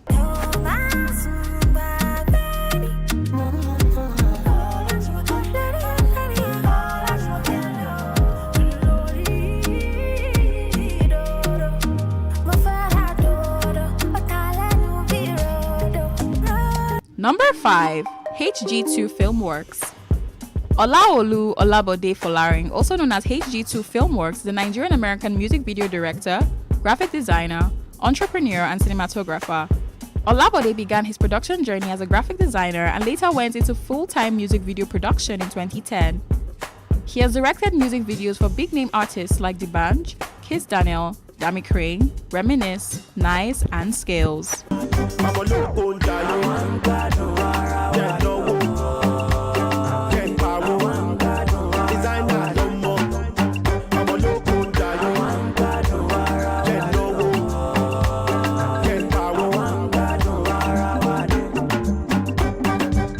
You will agree with me that these directors bend over backwards to churn out massive videos for our entertainment.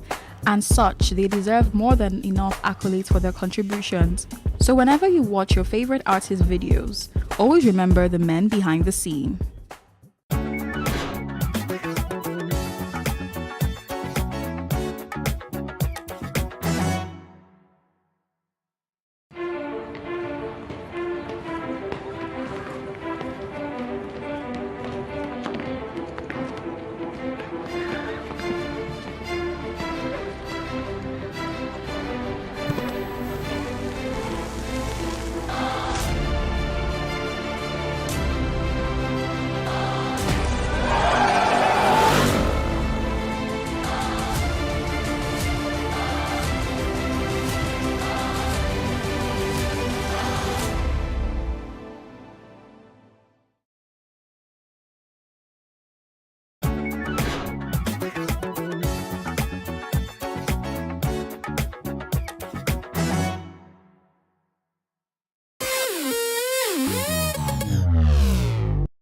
Sometimes when we see celebrities either on social media, television, or in person, we assume they have it all together, but we forget that they're also human. Well, here are some of the low points of some of your favorite celebrities.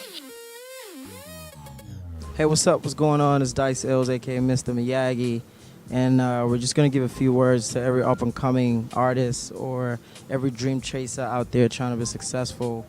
I started off with just a dream and an undying passion to become Dice.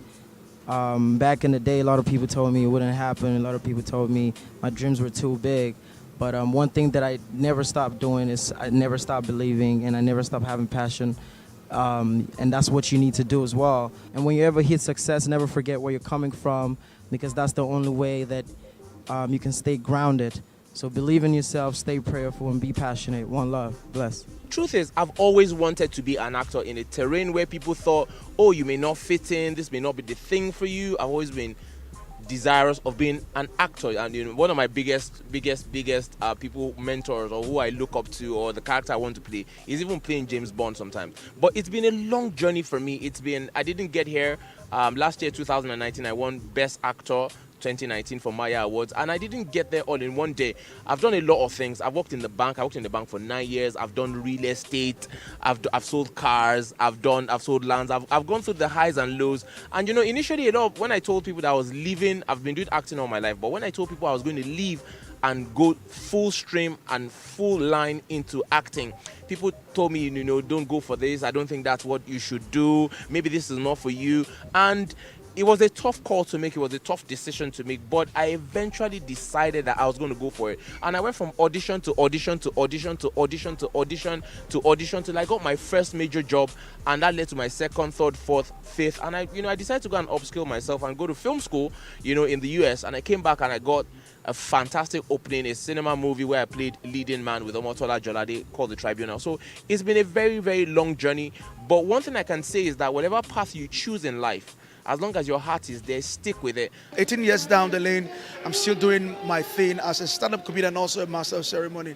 I've been through the vicissitudes of life. It was not like this before. I remember those years when when I was still in Warri, when I would go from show to show, looking for a platform to express myself. Thank God for helps around me, but it wasn't easy. Because I had to convince people that, oh, hey, try me out, I'm funny and all that. I had to trek many times. Even when I moved to Lagos, oh God, I trekked all kinds of distance just to attend shows, just to maximize the opportunities I had. It wasn't funny. I had to squat with squatters. I lived with people that were living with people. It was that bad, but hey, all our stories now. I'm here, and I'm not where I want to be, but I'm not where I used to be. So don't give up on yourself. Don't give up on your dreams. As long as you believe you can do it, yeah, in spite of the pitfalls, the shortcomings, still move on. Stand up, dust yourself off the feet, off the ground, and move on. All right? There are more to conquer than you have conquered. There was once upon a time in my life when I was doing this MC work and all these things, hosting gigs, and I did an event. I won't say the name of the organization. But you know, when they say, oh, we'll give you honorarium, I'm like, oh, okay, great. And it's not a small organization. And when they finished, I got 25K. So I used the money with the love of God, fueled the car, and then kept the change to buy granules, sauce, and get the egg on the road. When it's your time, it's your time. Don't rush it, don't force it. What's yours is yours. What's meant to be yours will be yours. Nobody can take it away from you because you are you in yourself. Know your creator. And that way, you know that your creator did not create a joke. So therefore, just believe in yourself and your time will come. I love you guys. Thank you. When I was younger, I had just lost my father. And it was at the time when, you know, we had that television that you open and close like cupboard. Okay, I know that a very high number of people may not understand this. And I came back. Our TV was not there, but our neighbor had bought a new kind of TV. It was colored, and all the kids in the neighborhood were sitting on the floor watching this TV. And then I came back from lesson, saw everyone sitting down there. It looked a bit different from us, and the pictures looked finer because it was colored. And I stood by the curtain, and this lady just pulled the curtains together and shut me out. I felt bad. But I was also a big-mouthed young child. So I went to her and I said, because of me, you pulled the curtains together, right? The next time you look at that your TV, you will see me there. It was a joke. I mean, like, okay, it wasn't a joke, but I didn't know how it was going to happen. But I just wanted to tell her that she had no right to shut me out.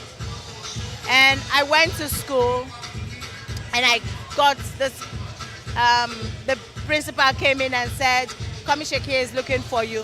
You're going to open up ROS TV. And guess what? When she put on her TV at 4 p.m., 2 months after, I was a continuity announcer who opened up that station. So don't be afraid and don't worry about how anyone looks at you right now. Worry more about how you see you. Worry more about what you intend to do with you. Worry more about how convinced you are about anything that you want to do. It doesn't matter. People can close their windows, close their doors, tell you to get out, tell you to sit down, tell you to go to bed. It's okay. They are not God. He has a final say. But guess what? You have the final work. Because if you don't work and work towards it, God is just going to stand there waiting. It is what you give to him that he will enhance. I hope this does somebody some good. We're all stars, I tell you. When you look up, you see a lot of them. I'm sure you're up there and shining, okay? So please, put some glow to your own star. Love ya!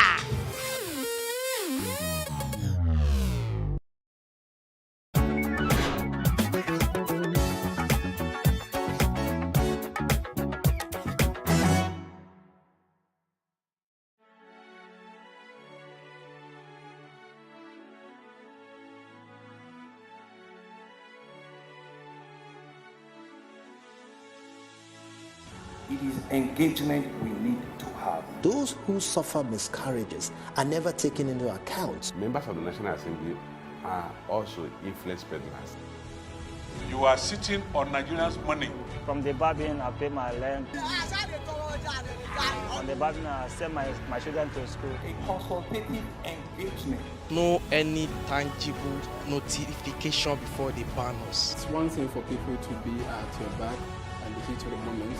And another thing for them to still be with you when push comes to shove. I will do everything to take Lagos out of the national grid.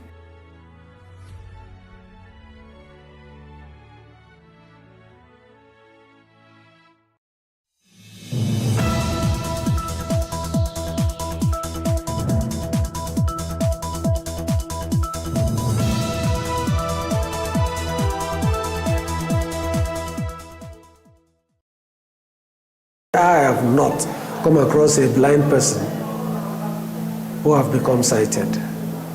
Unfortunately, I've come across too many sighted people who have become blind. I stood for like maybe 2 or 3 minutes, was like, a blind individual writing like this. Even a typical human being cannot do most of what he is doing. They are pushed aside. They look them as perpetual beggars. And it's not supposed to be.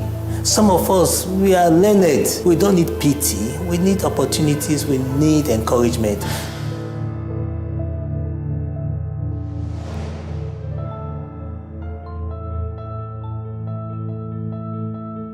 A February 2021 report by the World Health Organization says that globally, 2.2 billion people have a visual impairment.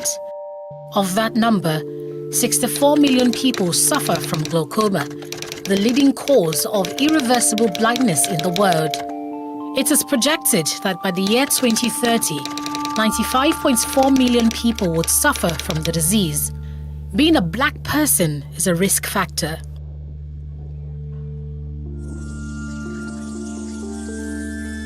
At Ikeja Junior High School, Lagos, Nigeria, there are 55 steps from one end of the hallway to the other. There are 18 steps down the stairwell and 15 steps between classes. Cyril Ojime counted them all because he needed the figures as well as his white cane to find his way around work. It's more than the cost price. Cyril is a 48-year-old visually impaired mathematician. He teaches math here to students with and without hearing disabilities in junior secondary classes 1 to 3. This situation presents a peculiar communication challenge. Imagine they will do sign language, I cannot see what they are signing.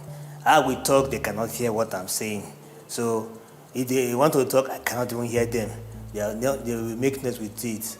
And it has really been a very difficult situation. How are you today? Fine.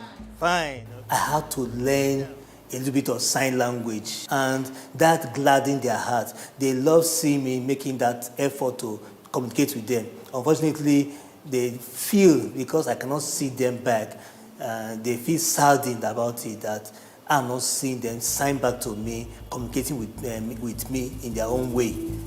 Here's where 30-year-old Tawalkat Babatunde comes in. Take note, it's over the cost price, not the selling price. She's a sign language specialist at the school. She works with Cyril to coordinate and communicate math lessons to the class.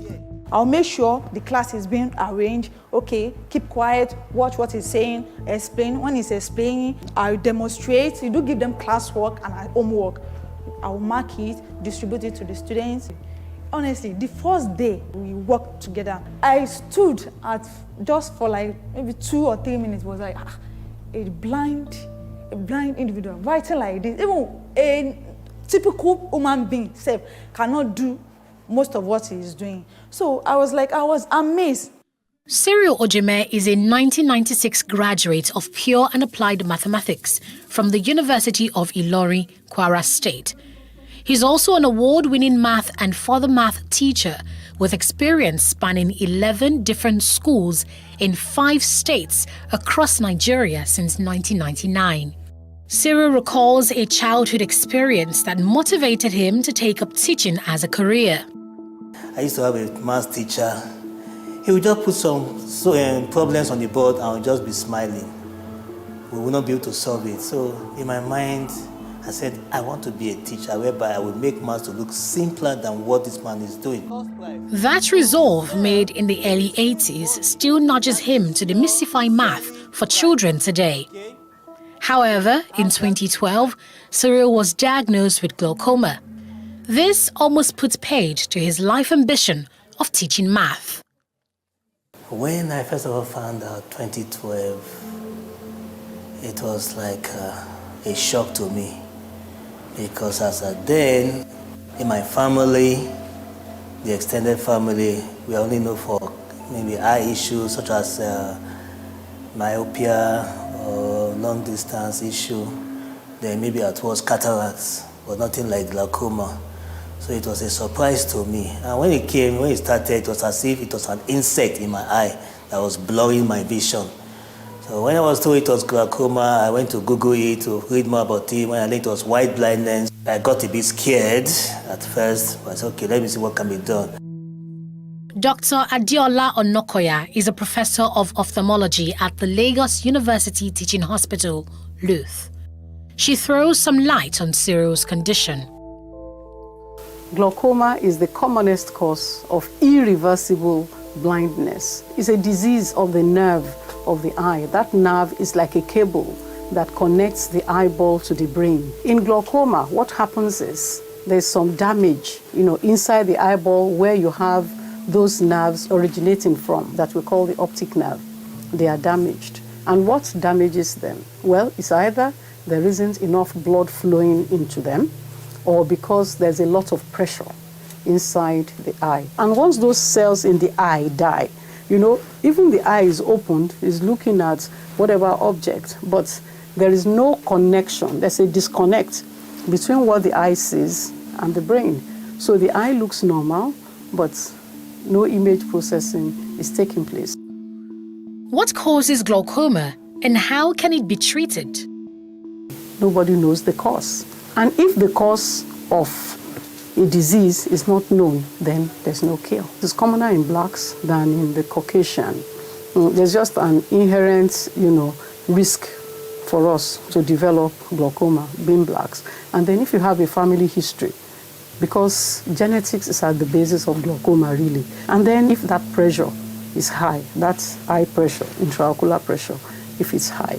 And then people who have severe hypertension, people who have very low blood pressure, even people who are using low blood pressure medication but they are overusing it.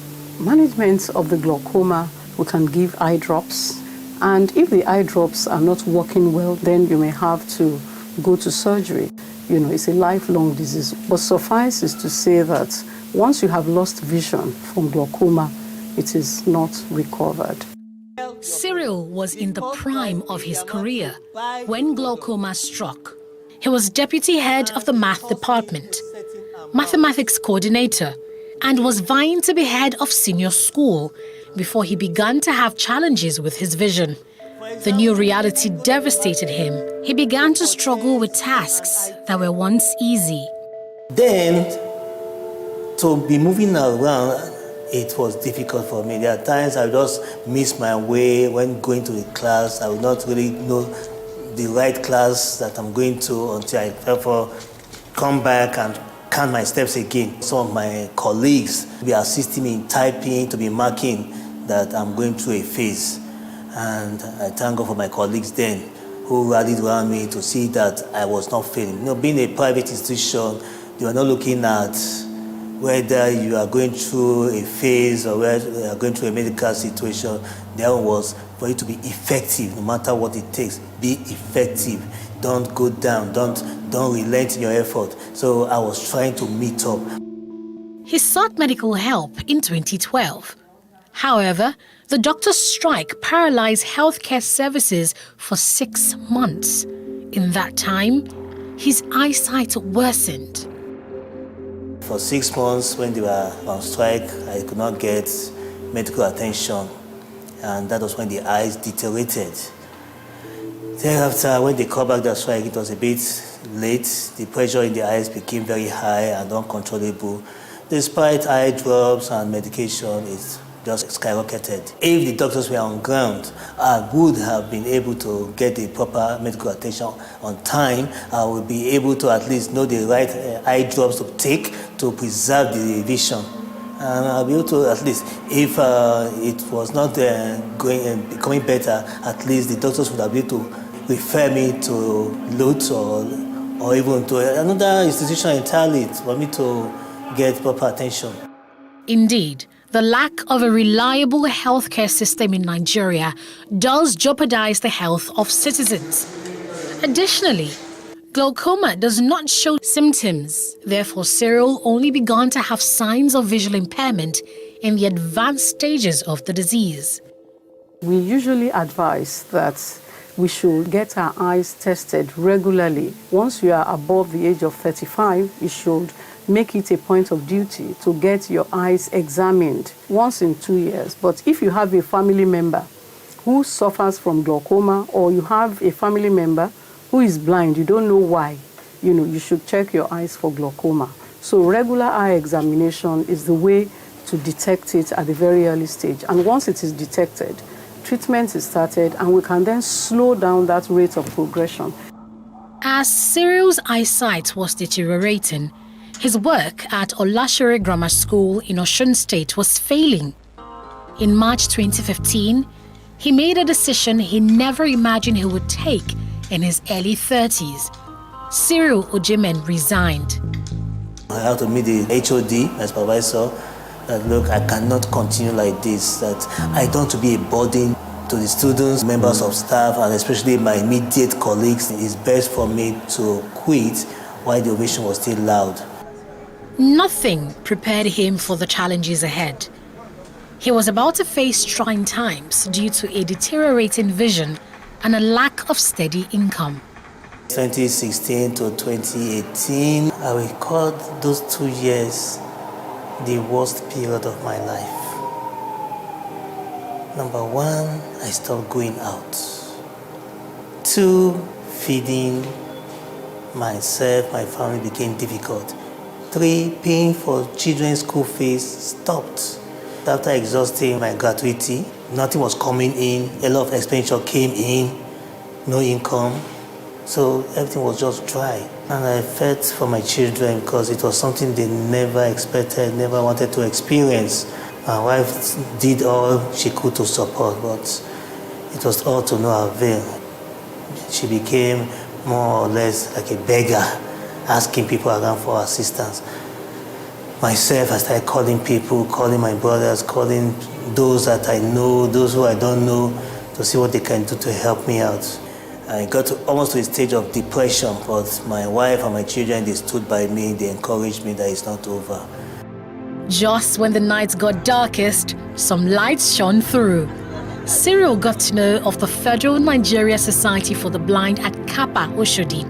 It's a special rehabilitation center for the blind. He didn't have the funds to enroll for the vocational training course.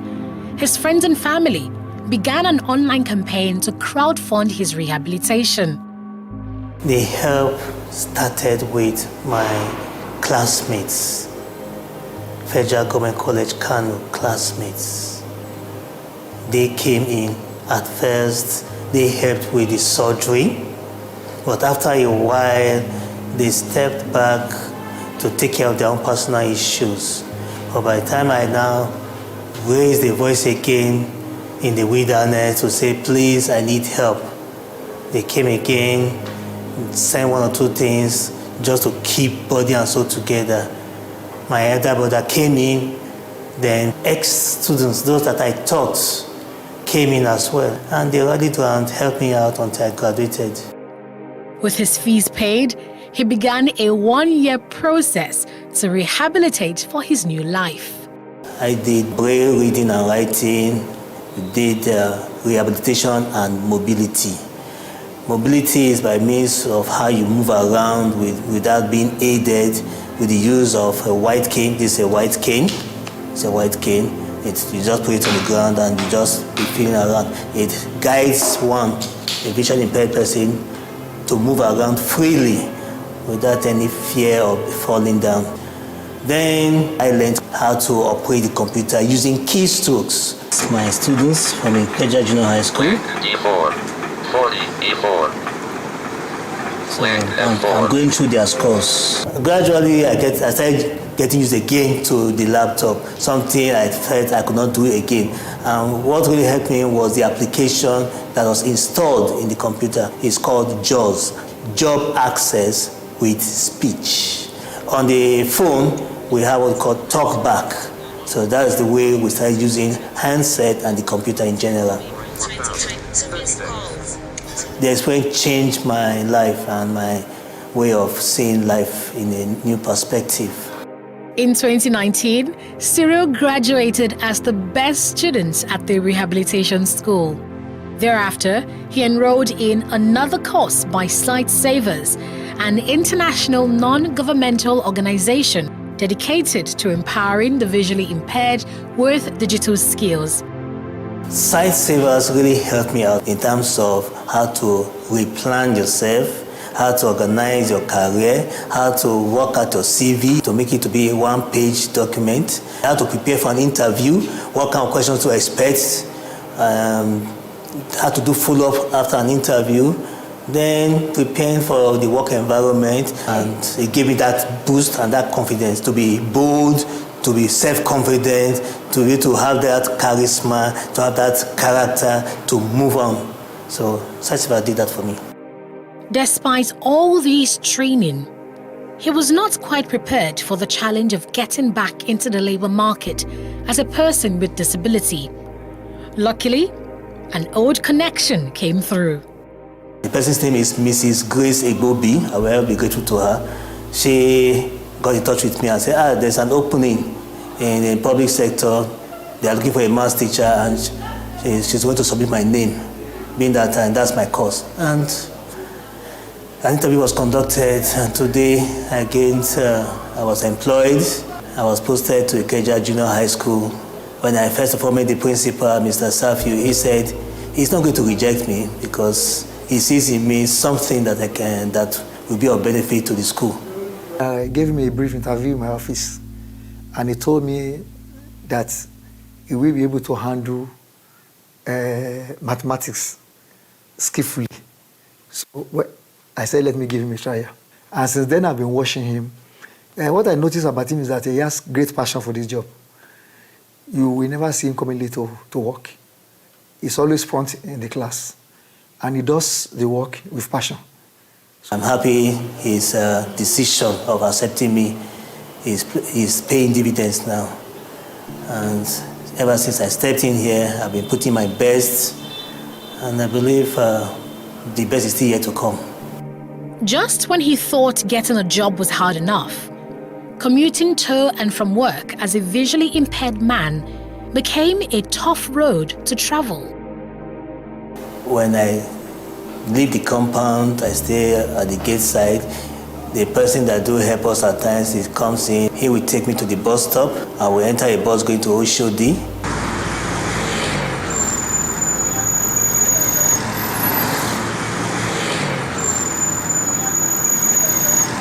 I will drop at Kappa. From Kappa, I will take a bus coming down to PWD. Drop at PWD. When I get down, God has been faithful. Somebody is always there. They will take me across the railway track and to the other side, bring me over to this side, the GRA side, drop me at the gate. At times it will be a teacher, a fellow teacher. At times it will be a student. At times just be a passerby who has a measure of kindness in him or her. This is David Okon, former president of the Nigeria Association of the Blind. He is the current chairman of the association's education committee. Okon was born sighted, but became blind as an infant. Like Cyril, he had a hard time securing a job despite his skills and education. He's now a staunch advocate for equal opportunities for persons with disabilities. Blind people can work as long as they have the education that is required. They need training like other people. It might be some specialized training, but honestly it doesn't cost the price of a rocket. They need equipment that will make them function appropriately. That might cost a little more than what you give. But every employer should think this way. Okon also analyzes the role that the Nigerian society has played in perpetuating the belief that persons with disabilities are outcast. The society is yet to come to terms with the fact that a blind person or a person with disability is a member of the society. Or they see him as that lesser being. You can even hear things like, this handsome man or this beautiful girl or lady is blind. That is just nothing but pity. But are they ready to see you as an equal stakeholder in the society, in the organization, in the workplace, in school environment, even in the church? The answer is not in the affirmative for now. A blind person would have ordinarily not been so disadvantaged if the society was more enabled. The environment, the road networks was not built with me in mind. And even when the government even did some walkways, pavements that you could walk and not be run down by moving traffic, you find out that that is not possible because the walkways have now become markets. The bike owners, ones we call Okada, park their bikes on top there. And so I now would then be as if I'm more handicapped than I should be. Drawing from his personal experience with disability discrimination, Cyril makes a passionate plea for an inclusive society. Those who have physical disabilities, they are pushed aside. They look them as perpetual beggars. And it's not supposed to be. Some of us, we are learned. We don't need pity. We need opportunities. We need encouragement. Those who are lacking education, they need to go to school. Those who need employment, they need to get employment. Those who need to even start their own crafts and their own little business, they need such help. Every 6 minutes, someone is told they're going blind. Leading medical journal Lancet Global Health projects that global blindness will triple by 2050 to 115 million. Okon speaks to these figures as he calls for a paradigm shift in how society views and treats persons with disabilities. I have not come across a blind person who have become sighted. Unfortunately, I've come across too many sighted people who have become blind. The question then is, why don't you think of making the society a better place? In case it will be that person you know, or even you, because there is nothing that says that it cannot be you tomorrow, so that will not join us in the cry and lamentations that we're going through. In January 2019, President Muhammadu Buhari signed the Discrimination Against Persons with Disabilities Prohibition Act. The act criminalizes discrimination against persons with disabilities and requires all public organizations to reserve at least 5% of employment opportunities for these persons. But that law has the challenge of enforcement.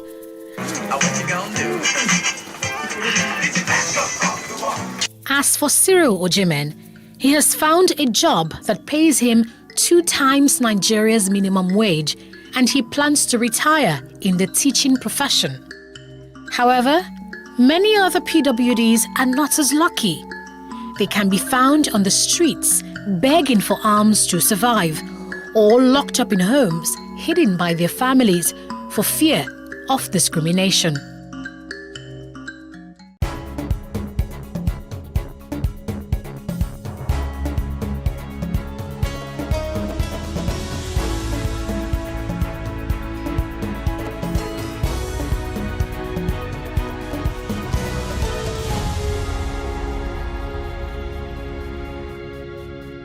How can we have peace without justice?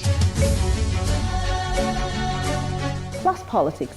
It's not just another political conversation, it's about keeping you in the know. The relevant interviews, asking the tough questions to those that matter. Get the answers you need. Does it mean that the people who were injured, people who were shot at, those who were involved in that stampede are not going to get justice? It is unfortunate, it is sad that we have a government of deaf and dumb. Analysis from top experts. The last election was not really an election. We feel that Obasanjo has a very special place in his heart for hating Ijaw people. I think it really boils down to 2 things. 1, trust and accountability. Plus politics, every weeknight at 7 p.m. on Plus TV Africa. Nigeria, by extension, Africa, is faced with a lot of challenges. The growing youth population with little engagement, that is a ticking time bomb. We are a blessed people with diverse culture and highly cerebral minds who have a lot to say. And yes, we are talking. It is important we drive the right conversation that informs, inspires, influences thoughts and action. If we say there's beauty in our diversity, then let us embrace our diverse culture. We must continue to courageously be the voice of transformation as we are the hope for the future. Yesterday's conversations shape today. What are you saying to shape your tomorrow? We know you have a lot to say, and we are here to hear you.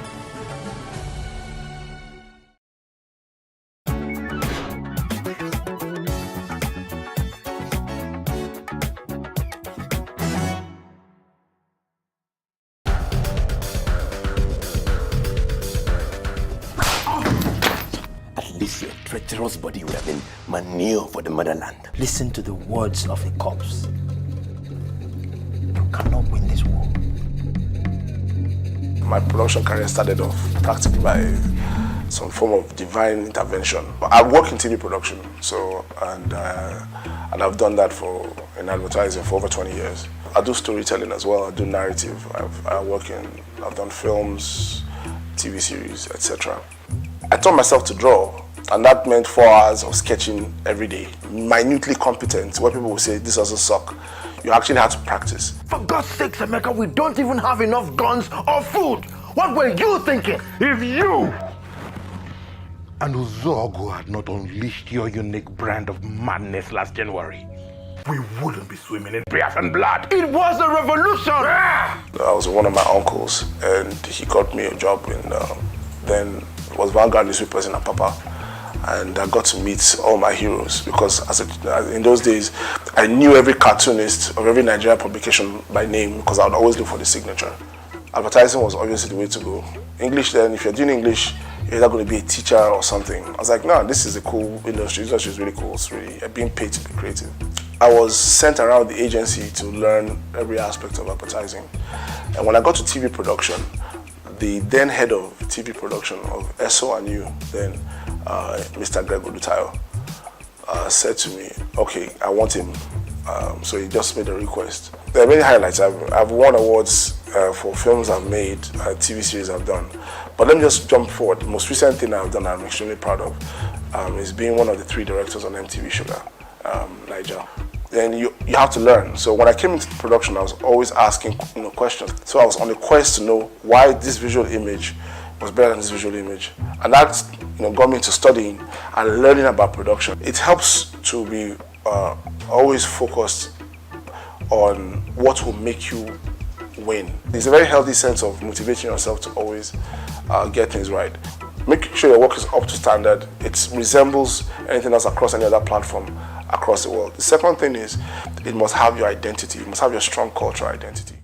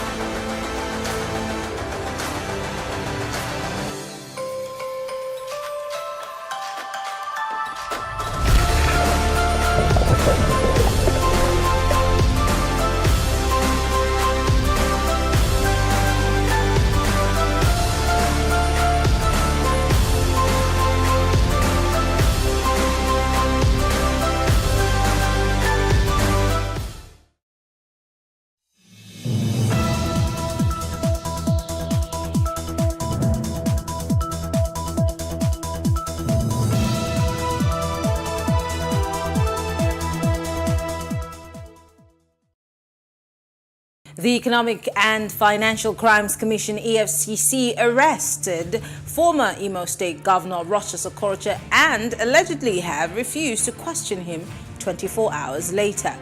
And former Governor of Anambra State, Peter Obi, has dumped the People's Democratic Party, PDP, and his presidential ambition. Well, this is Plus Politics. I am Mary Anacom.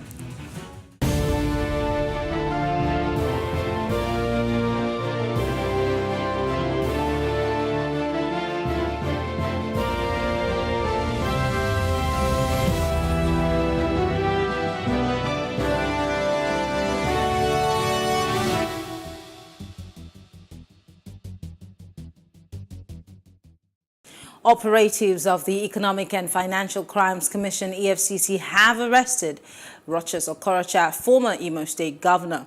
The senator representing Imo West had earlier declined to be taken away by operatives, insisting that he will not submit himself to the anti-graft agency without a warrant. But security operatives broke the entrance doors to get into the home of the former governor. In a statement, Wilson Uwujaren, EFCC spokesperson, said they had orders to bring the former governor to stand trial before a federal high court in Abuja. Okorocha's family has now accused the EFCC of failing to interrogate him 24 hours after his arrest. His daughter, Uloma Okorocha, also confirmed that her father's arrest and detention might be part of plots to stop him from participating in the APC presidential screening and primaries.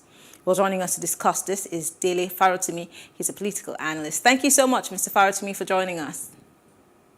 Thank you very much for having me. Oh, it was a pleasure. So, I mean, the whole world watched as what some people would term as, a scene from Mission Impossible, play out on our screens. We saw the live footage from the sitting room of the senator, and we also saw what was happening outside thanks to pressmen. I just want to get a feel of what you think actually transpired and why it had to take that turn as opposed to him being invited to the EFCC on a normal day. Well, I guess when you move away from the theater and you look to the substance, you find very quickly that what you're just saying, Okorocha is not playing the game according to the script is being handed. It's a simple enough thing. Number one, the man is not just being arrested. He'd been arrested before. He'd been charged before a court. He was enjoying an administrative bail, according to the EFCC. His next court appearance would appear to be on the 30th of May. He had he had declined to appear before the court at his last sitting. I think that was in March. So ordinarily, if the EFCC was interested in ensuring his appearance before the court, the administrative bail that he had enjoyed would be revoked. We don't know yet if that is what had been done, but it would appear to be the reasonable assumption to make. If the administrative bail has been revoked, the EFCC had not arrested him this time around in order to be interrogating him. They've moved beyond the point of interrogation. The man has been charged. He's been charged for, I think, money laundering to the tune of 2.9 billion or something along those lines. So if they are now arresting him in the manner that we all watched, which is not new, if the truth be told, you will find dozens of videos online where the same EFCC had deployed similar tactics against people they've labeled Yahoo boys. They'll go to hotels, bust into hotels, arrest everybody in the hotel, and then begin a process of screening to ensure who the Yahoo person is and who isn't. So if a Yahoo senator, sorry to say, because that's what it would appear to be now, is now being picked by the same agency, well, I will say to you that he probably just didn't hack the script the way he's been instructed. Because ordinarily, I really don't know what he has done that is different from what all of them has done. And this time around, picking him up at the time, in the circumstances, deploying so much force, it doesn't say a lot that is positive about the EFCC, but it also doesn't in any way exonerate Rochas himself. Because if the truth be told, the EFCC made a case. He had a bail. He'd been flouting the terms. He's refused to appear in court. They are within their right to arrest him. It's the manner of the arrest that we might deprecate. Quoting the spokesman for the former governor and senator, he did say something about the fact that there was a high court order from Port Harcourt that had barred the EFCC from prosecuting this case. In fact, he was on another station showing or handing out, a copy of that court judgment. In fact, he also alleged that the EFCC had been slammed a 500 million naira fine that had not been paid, and that EFCC had also not gone to court to vacate that order. And so that the EFCC is also, one way or the other, in breach of the court. There's nothing new there. In the first place, I've said this ad nauseum. Nigeria is not governed by laws. So when you have a situation where a senator, a former two-time governor, takes off to a court in Port Harcourt he gets himself a court order in Port Harcourt stopping the EFCC from doing what it is doing. EFCC also will tell you that under the administration of justice, criminal justice laws, they are entitled to do their job without hindrance by way of any court order. They would have multiple levels. At the end of the day, nothing will happen to Okorocha. It's all about the administration of impunity. Okorocha will play the script by the time he comes out of EFCC confinement. He'll probably withdraw his candidacy like a good boy. And he would, of course, like every other one, once he recants, we've heard it from Adam Oshiomhole. Join us and you are immune. He's one of the foundation members of APC. So how can anyone expect that anything will happen to him? All that you are saying is that in the moment, he is required to act in a manner that is inconsistent with his own choices.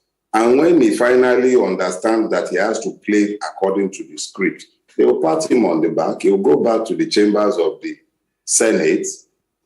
That was the Senator of the Federal Republic. He will go back to the Senate again and make laws for the lesser mortals. And the FCC will promptly go back to chasing the Yahoo boys and filtering people through their processes. But at the end of the day, this is not about the Nigerian people. It has nothing to do with an anti-corruption war. Nothing of the sort. Simply Silva is sat in that federal cabinet. Mr. Farotimi, you're insinuating... report of everything the EFCC is doing. It's a waste of time. It's just another circus of anti-corruption. I'm sorry, are you insinuating that this is politically motivated as opposed to the fight against corruption? I'm asking because there are people who are on the side of the EFCC saying that, look, he mismanaged funds when he was governor. He's not necessarily been able... So why would this be politically motivated? I mean, like you have also said, he's a member of the All Progressive Congress. If he were to be a sacred cow, would he be dragged, as he was dragged, to the glare of the whole public? Look, let me repeat what I said to you earlier on. Nigeria is not interested in fighting corruption. If we were interested in fighting corruption, certain key members of the Buhari administration or regime would not be sat in that place. They were already hung, they had on their neck, they had corruption charges hanging around their necks before they became part and parcel of that cabinet. Okorocha is in very good company. He's not different from any one of the remaining lots, whether they be in the Senate or they be in the federal cabinet. So it's not as if there is anything extra. In fact, there is one that was convicted that is enjoying some sort of reprieve, that is sat as the chief whip of the Senate. So let's get something clear, that Okorocha's stole is nothing new. That actually gives him the bona fide to be a member of the Nigerian ruining class. There is nothing new there. I'm not condoning it, but I'm pointing it out to you. So if they're chasing after Okorocha, you need to look beyond an anti-corruption fight, because it's obviously not about anti-corruption. Corruption is not... Buhari is very comfortable with corruption. If you recall, just before the primary processes started, he even went as far as to instruct the EFCC not to get involved with the process. So you would understand that if they are now moving beyond that, it's not because Okorocha is corrupt. All of them are the same. So there must be a reason for going after Okorocha at this time. I'm not validating anything. I don't know, but nobody is going to convince me that this is about... It's also like somebody telling you that the allegations against the Accountant General of the Federation is motivated by an anti-corruption battle. Of course it's not. They must have their own infighting that is going on. And they are going to be casualties in their Game of Thrones. But let nobody be fooled into thinking that there is an anti-corruption battle going on. Anything but, please, it's an infight amongst them. They know why they're having their intra-class battles, but it will not result in anything that would affect the poor man on the street. It will not move the needle in any anti-corruption war, because there is none. The problem of Nigeria is not corruption, it's impunity. And Okorocha knows that. He also knows that the levels of impunity will be shifted in his favor once the balance is restored in their coven. So We can discuss this and be having our episodic gyrations, talk about it, enjoy the talk, but it changes nothing. Rochas is merely paying for not doing what he's meant to do in the coven. When they are done punishing him within the coven, me and you will not be caught. You won't know anything about it. It will end there. Noise. End of story. After all the drama with Dino Melaye, what happened to him? Nothing. Nothing. Fayose? Nothing. Name one that they have prosecuted in 7 years. Nothing. Nothing will happen to him. We can enjoy talking about this in another year. I'm telling you straight up, unless the system changes to hold it, even the people chasing Rochas needs to be chased. So it's not a situation that should excite us as citizens, quote and unquote, because it really doesn't affect us. It's their own infighting. This is yet another one of their wars. Do not die in their war. It's their war. It's not about us. I'm curious, when you say that, there are reasons, and those reasons are personal to the people, in your words, the coven. What sort of a threat would Okorocha be? I mean, in the scheme of things, let's look at it from the presidential ticket angle. I mean, in terms of weight and who would be able to appeal across the board, does he even, fall between the first five? I'm just curious. So much so that I'm trying to understand, your narrative. If it were something I would buy into, how heavy is an Okorocha in the scheme of things, if it be anything to go by what you're saying, that it's because it's not playing to the script? And I'm wondering, what script? Let me explain something to you. I hate to sound like a conspiracy theorist, and I'm not one. But when something does not add up, when you reason normally, then you're forced to begin to look at those things that might not appear to be sane because the situation is simply not sane. Now, you said, of what significance really is Okorocha in the scheme of things? You say that because you assume that they are all playing for the presidency. Imo State is in a state of flux. There has been an ongoing battle between Okorocha and the current governor of Imo State. They've had that ongoing battle for a while. You've had people kidnapped in churches. You now have a situation where the man is saying, look, for good or for bad, I have purchased 100 million naira ticket for the presidency. I want to be screened, and if you are arresting me at this time, I am not going to be able to attend the screening, thus ensuring that I cannot even qualify to proceed further. Now, if a man has a court appearance for the 30th of the month, has been absconding consistently since he was first charged in January. Last appearance was in March. They say he'd been dodging and running away from being served. Question is this is not a civil trial. You don't run away from being served. You already charged the person to court. The important thing is to revoke the bail if he is not showing up. The timing of the arrest, the severity of the force deployed, that is, of course, not to discount the fact that the man also acted like a truant by not submitting himself once he saw them. He cannot talk about an arrest warrant at that point. So I'm not suggesting that Okorochas had been treated any different from any of the persons that the EFCC had deployed its forces against. But I am saying that considering the timing, considering also that this is an administration that has shown itself to be very, very comfortable with corruption. This man is not different from any one of the other members of the coven. There is nothing about, he is not more corrupt than the other members of that coven. But in this case, he is trying to become the president in the coven. Let this sink in for a second. I'm saying to you, that a two-time governor of Imo State, a sitting senator of the Republic, was hauled out of his home like any common criminal or even a fellow citizen who has not done anything other than being suspected of having done something of nothing substantial had been established. he is treated like that. Now, is that the usual way they treat themselves? That kind of treatment is reserved for commoners like me and you. When you see that kind of treatment deployed, you now have to start asking yourself, what is different this time around?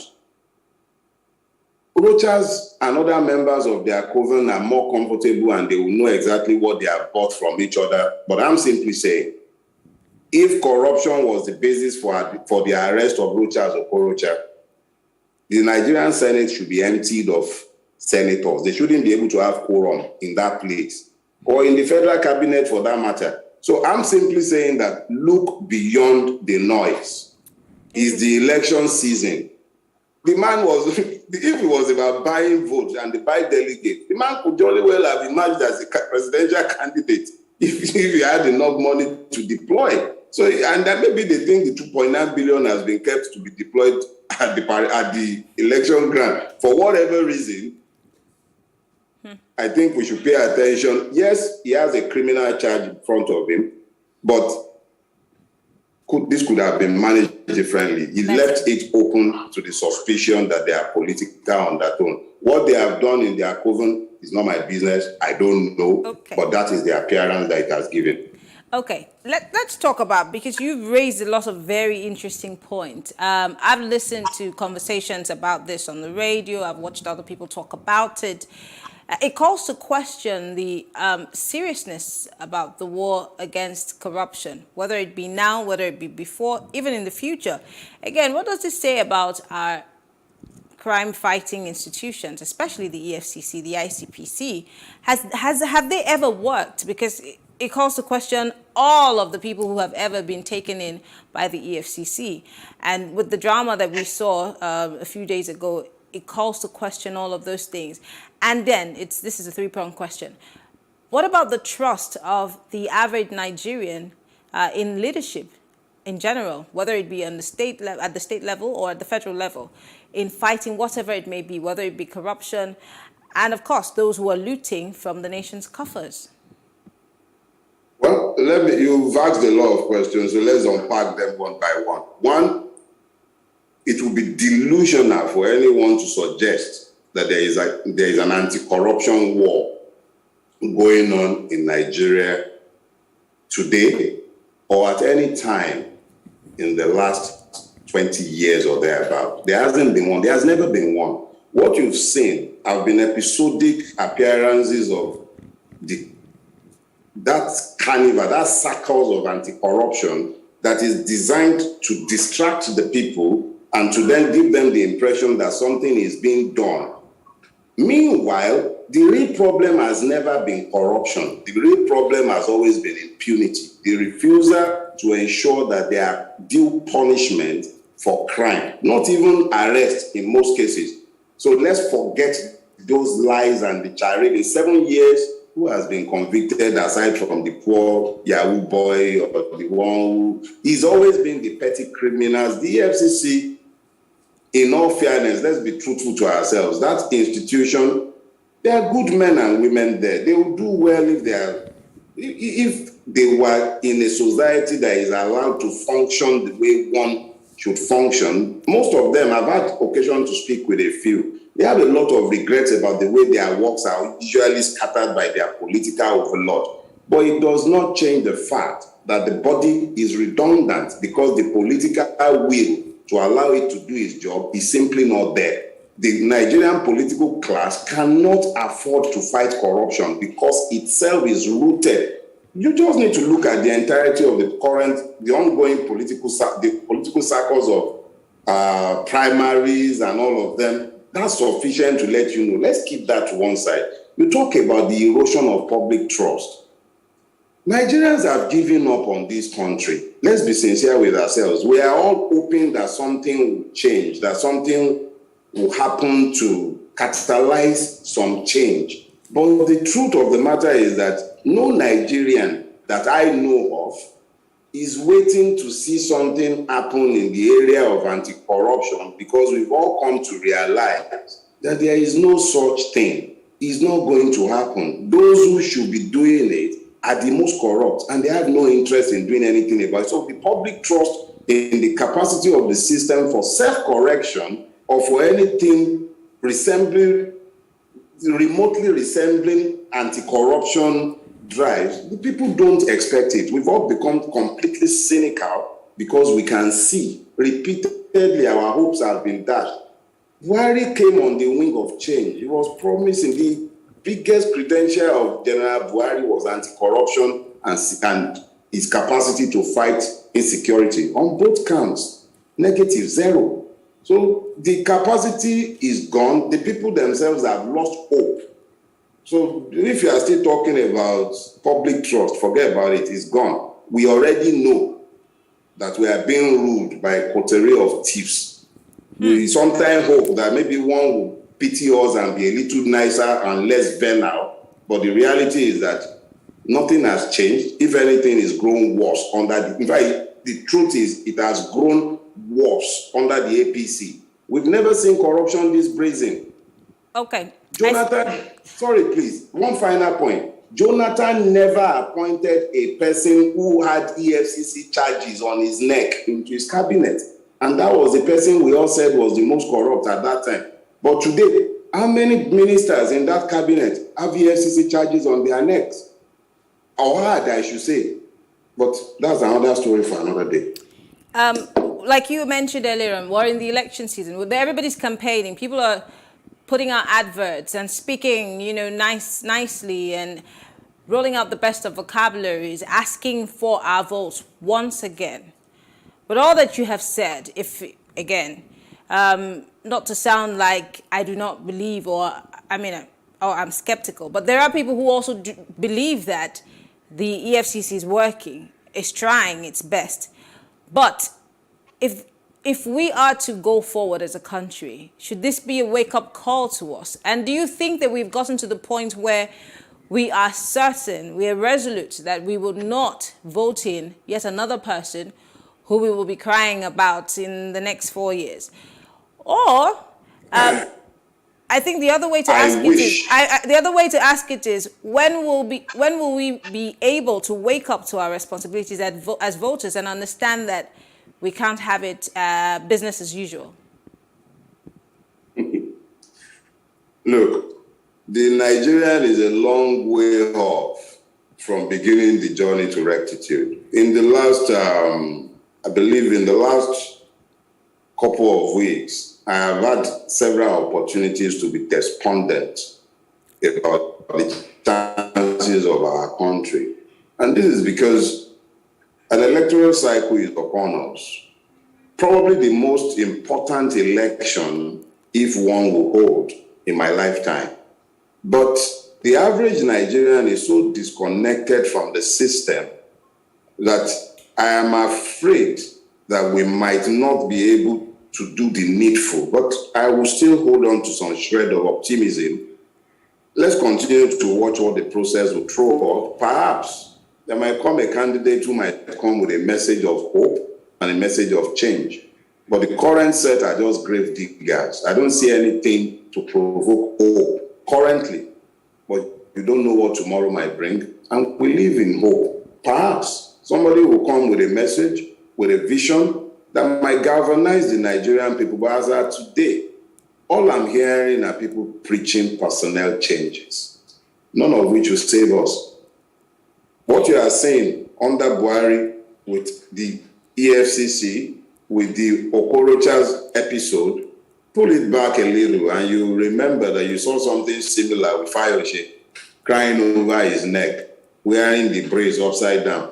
You saw it with Dino jumping out of moving bus. You saw it with Timpre. You saw it with Alamie. It's a long history. When we have a transformational leader who has vision behind which to unite the people, we might come out of this mess. But our chances are dwindling by the day because personnel changes won't save us. I mean, at times like this, people, make mention of the fact that we have a national orientation agency that's half past dead.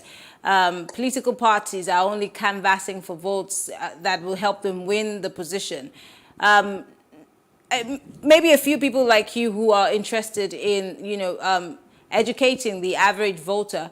I see that, people like you are having those conversations, but at what capacity? Because again, one person can do just this much.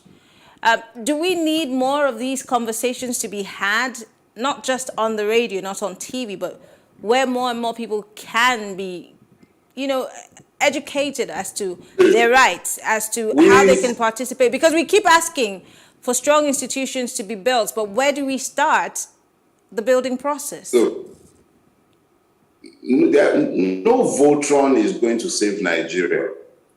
There is no Voltron anywhere. There is no Superman. It's going to be the average Nigerian coming to the knowledge of the fact that he has no other country to call his home. He has to be the one to stand up and save himself. Looking to the political class is a waste of time. However, leadership is key in every situation. So yes, we will continue to agitate in our own little space and with as many platforms as are available to us to reach the people, to educate them.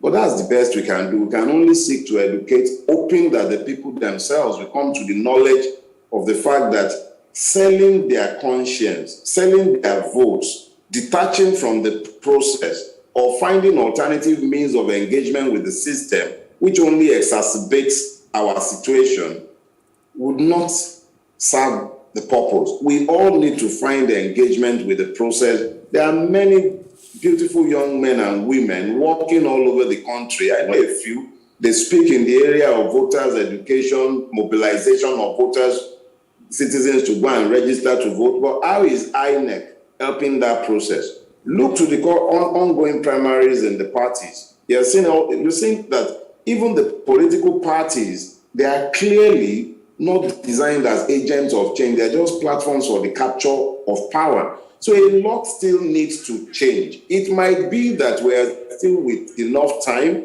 to do something, or it might very well be that the change is already out of our own hands. But what is clear is that looking to individuals for anything beyond totem leadership and direction pointing is a waste of time. It has to be the people acting in concert before anything can change. Okay. Individuals can only inspire by their own examples, but that's all they are, individuals. Okay.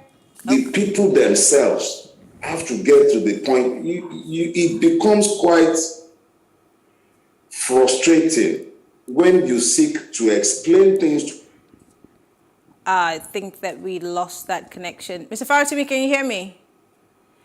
I think we lost that connection, but Dele Faratimi is a political analyst. I can hear you now. Yeah, we lost you briefly. Well, because time is not on our side, I want to say thank you very much for being part of the conversation. We'll only hope that things can get better. Thank you. All right, Dele Faratimi is a political analyst and he has been talking to us. We'll take a break now. When we come back, we will be discussing the resignation of Peter Obi from the People's Democratic Party. Stay with us.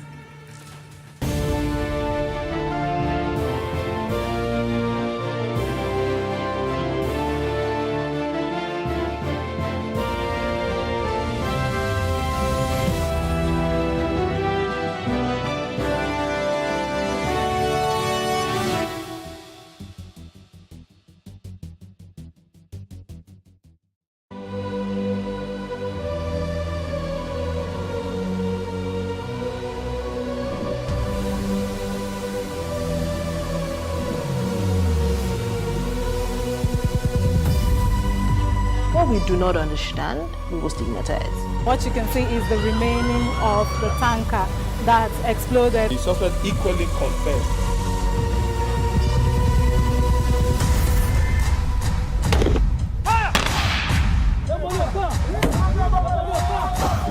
A 500 naira they collect them. If you no talk, then go beat you. Now 2,500 they pay.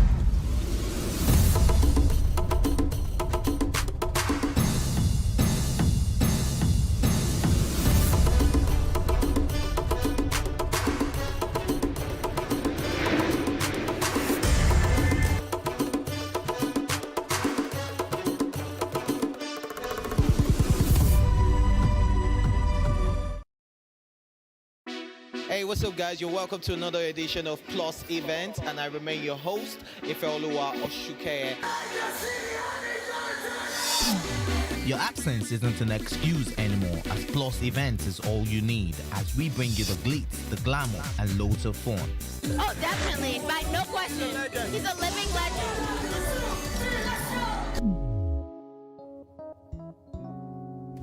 Oh, God forbid, Holy Ghost fire, I know. I just want to be blown away. I want to be wild. This is 11 years of doing it.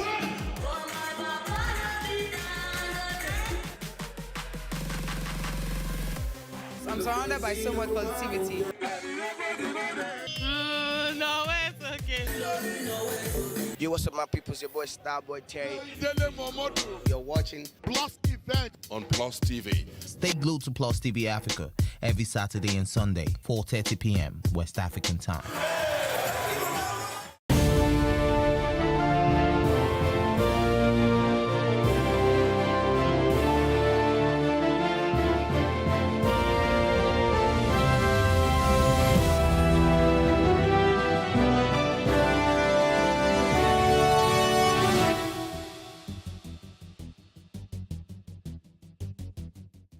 Former Governor of Anambra State, Peter Obi, has dumped the People's Democratic Party, PDP, and his presidential ambition. He explained that recent developments within the party were responsible for his resignation from the opposition party and withdrawal from its presidential primary slated for the end of May. Obi was one of the 15 PDP presidential aspirants cleared by Senator David Mark-led presidential screening committee last month. The party had recently thrown its presidential ticket open, attracting rebuke from social cultural organizations like Ohanaeze Ndigbo, which maintained that political parties like the PDP and the APC should zone their tickets to the southeast geopolitical zones. Well, joining us to discuss these are Opunabo Inko Tario, a political analyst, and Ezekiel Nyaitok, who's a politician. Thank you so much, gentlemen, for joining us. Thanks for having us. Good evening, Marianne. Great. Good evening, Nigeria. Mr. Nyaitok, I'll start with you because you have been a PDP member before. And I remember the last time we had a conversation, you talked about some of the things that happened within the People's Democratic Party, internal democracies wise. With the message that was put out on Peter Obi's social media handle, of course, the letter-headed statement, and the abrupt, resignation from the party, does it seem like something that was done in a haste or something that had been in the works? Yes, I have been a member of the PDP for a very long time. And in the year 2010, I woke up one morning, called a press conference, and resigned my membership of the PDP. It was at the time that I was enjoying everything that could be enjoyed in the PDP, relationship from the presidency to my state, to my governor, and everything was going well for me by way of being a party man. As a matter of fact, if you look in the social media, you see my son, my first son, Anyekan, having a handshake with Mr. President then in his office. That's a one-on-one with Mr. President, while I had a one-on-one with my governor. So everything was going on well. But I asked myself, is this really what I want as a person? And the answer was obviously no. PDP had all the opportunities, everything that was needed for it to be in power for the next 60 years. But they lost the vision. They lost the focus. It became not longer that vehicle of governance, but a kind of, Game of Thrones, the powers. It was about the paraphernalia of the office, the powers of the office. It was not about governance anymore. And I couldn't stand it. Fast forward, what happened? They lost 5 governors and they said, oh, it doesn't matter. It couldn't be bothered. Nothing will happen. We'll still be in power. I called them and said, there's something really wrong fundamentally. Think about it. Oh, you are being intellectual. Forget it. Bottom line, they lost election. Now today, the 2 most viable candidates, 3 most viable courted candidates are from the PDP. Who are they? Kwankwaso, today, do by any rating, is the man that controls the North. Mr. Peter Obi, by any, and in fact, is one of the biggest news, and there was no news if you were not something from the PDP. And third, even former President Jonathan, who is being courted for more reasons than one, is from the PDP. And PDP has let the three of them go without thinking. So I think that Mr. Peter Obi is a friend, and he's a very intellectual person. He's a very calculating person, and he's wanted to show himself, prove himself. So he got to the Nigerian public and he sold himself. Nigerians bought him. And he was expecting that PDP will think for the first time in a long time. And he pushed it till when the window was about to close. And he said, "Guy, I can't take this anymore." But always, I think he knew that there was a plan B. It's like a discussion that I had with Mr. Kwankwaso, who is my very good friend as well. And he told me something, which, I mean, there's nothing to hide. He said, "Look, I'm a politician. I've been into politics. If I go into primaries," he said, this guy, he called 1, 2, 3, 4 names, big names. He said, each of them will beat him in the primaries. Each of them will beat him silly in the primaries. But the I think that we lost that connection with Mr. Nyaito. Mr. Nyaito, can you hear me? I think that we lost that connection. Okay, Opunabo, I'm going to toss to you until we get him back. A lot of people have called out former Governor Peter Obi, saying that this is a huge mistake and that he probably didn't think it over before making this move. But do you think this was a huge mistake on his part, leaving the PDP? Well, I don't think so. I mean, Peter Obi probably would have, or definitely would have communicated on his actions, on the steps he was to take, would have weighed the pros and cons, and probably convinced that, yes, this was the best option for him. Obviously, he wasn't quite explicit in his letter, no doubt about that. But the truth is, Peter Obi is from a zone where you have more candidates with less delegates. That is one. And there is the possibility that definitely he wasn't going to win the primaries. And so he felt there was no point continuing with it, because you have how many candidates from the Southeast? And when you look at the delegates, how many delegates do they have, or does the Southeast have?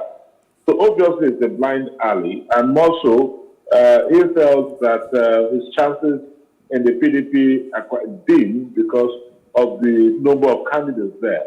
So let him go to a party where he's going to be the only shining light. No doubt he has the clout, he has the acceptability, the legitimacy, and so on. But definitely that would have been quite difficult to achieve in the PDP, where the space is to a very large extent constricted. And I think that's why he defected. He withdrew from the PDP and also from the primaries and also defected. You said that he left because you think it's the number of delegates that he had from his zone, and he saw maybe the chances. In summary, the chances. Yes, no his chances. Less delegates, more aspirants. But I mean, if it was just that, couldn't he have just stepped down and thrown his support behind someone else, as he did the last time when he supported former Vice President Atiku Abubakar? And I'm not insinuating that he should support him this time, but I'm saying, could he have not supported somebody else, maybe from the South? No, that definitely is not an option, because don't forget that there is a stern warning from the leaders of the Southeast that they should never play the second fiddle. That is number one. And number two, he's not ready. He wants to be the president.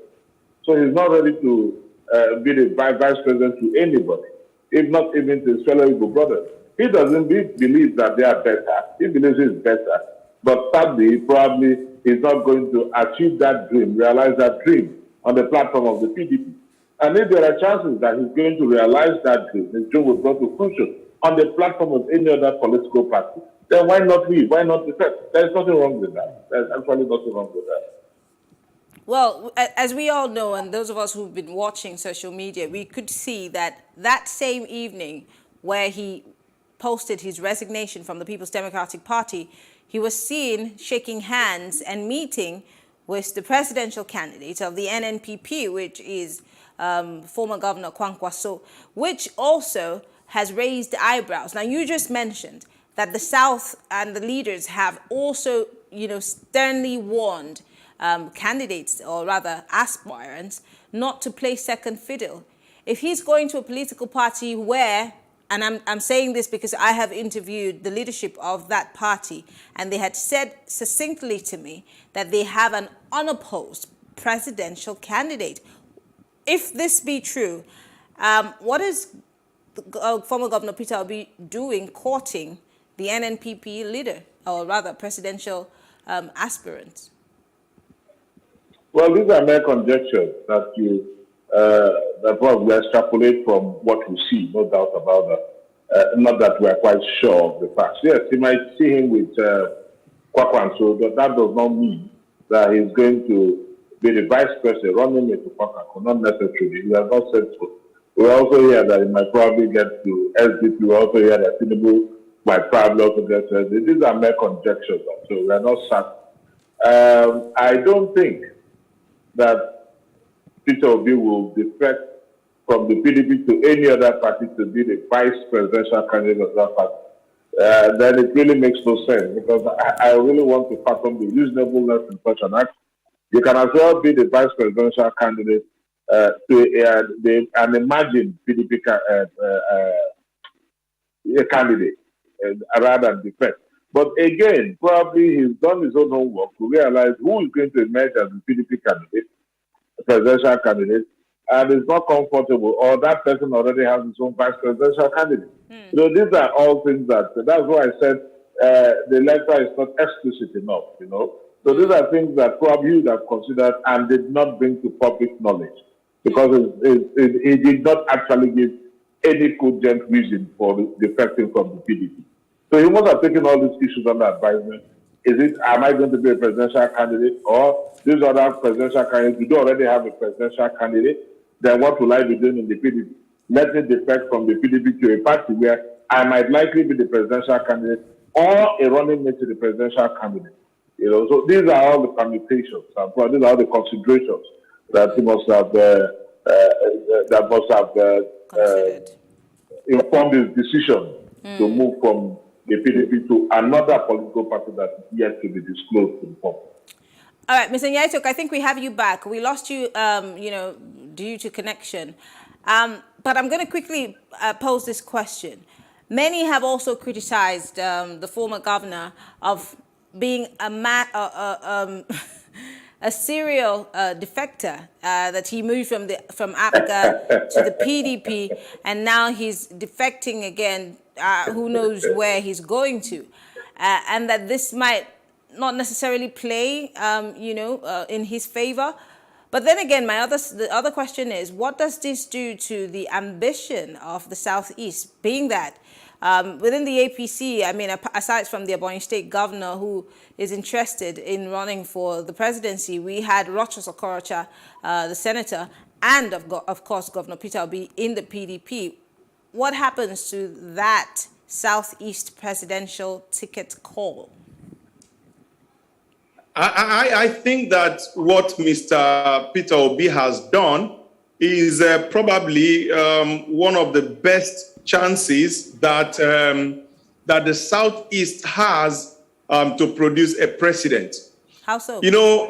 Yes, I'll tell you this. The very first thing is that within the two main political parties, the chances of any of the people from the Southeast getting the ticket is as slim as can be.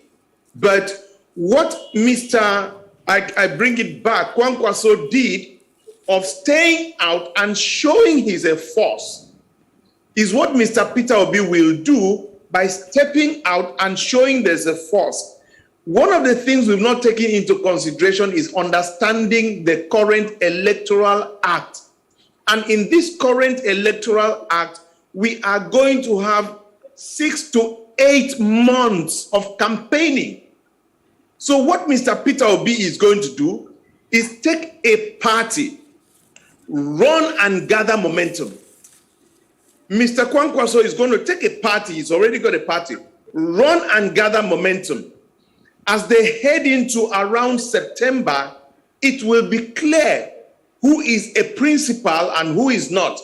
The ADC, you would have, I mentioned this in the morning during the newspaper review, just 2 days back, paraded 12 presidential aspirants. Nigerians couldn't believe the quality of the people, everything. Now, what we are starting to have is an animation of a mindset reset.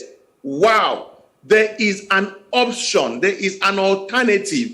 Yes, they are in their enclaves, but because these people are largely motivated by the fact that APC, PDP, ideology, philosophy has failed and is not okay, they are now pandering to what Nigerians would want to see and hear.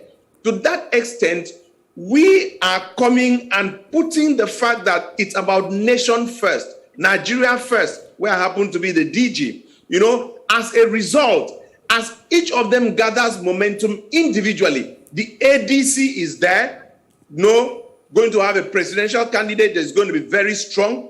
NNPP is there. SDP is there. My friend Wale Adewale is there, doing well as well. So that around September, October, there's going to be a second level of, talking about Nigeria, putting Nigeria first. Put Nigeria above your personal ego. Put Nigeria above your personal concerns. And there's going to be that conversation and convergence. And it is at that point that you now start to forget about, your ego, I must be, I must not be. You are willing to put down in the larger interest of the nation, and form a government of national unity. I foresee clearly. I love that optimism and where it's coming from. And I don't also want to be a prophet of doom, but looking at our, antecedents and how we are when it comes to politicking, we've seen it play out. We've seen it play out cycle in, cycle out. How many politicians, even with what is playing out now, how many of them are, showing us signs of nationhood as opposed to interest? From what has ever happened in Nigeria. Yeah, but you know what they say, the marriage that's going to be good, you can tell from the Bachelor's Eve. So now, right now, can we really see any display of nationhood as opposed to what you're saying that we will begin to see? I don't know when. It's a process that Kwankwaso will come out and stand alone, that ADC will come out and have 12 presidential candidates, and if you profile each of them, they are women and men of substance, that Peter Obi will come out. You see, we can't always be victims of our past. We need to be able to open up and smell the coffee. I'll tell you this. PDP thought this way when they said they'll be in power for 60 years, because they thought that you cannot defeat an incumbent. Nigerians did that. NSAS happened where we thought young people would not be able to organize themselves. It happened. Nigeria is a country that you can never say never. Because, and finally, let me end on this note. It is for you and I to dare to be optimistic. Okay. We can't all be doing blind analysis. We must have that second cap of daring to be optimistic. Okay. Openaboy, I could hear you giggle. Because I asked that question because the mind of the average voter is what we're playing at here. Now, we like the idea that there are more people that are coming out. Political parties are beginning to own, their place in, the political space. But how do you sway these voters away from the umbrella and the broom? I like the fact that, as he said, the ADC has 12 presidential aspirants, something that's never really happened before. But then the voter is who we're targeting here.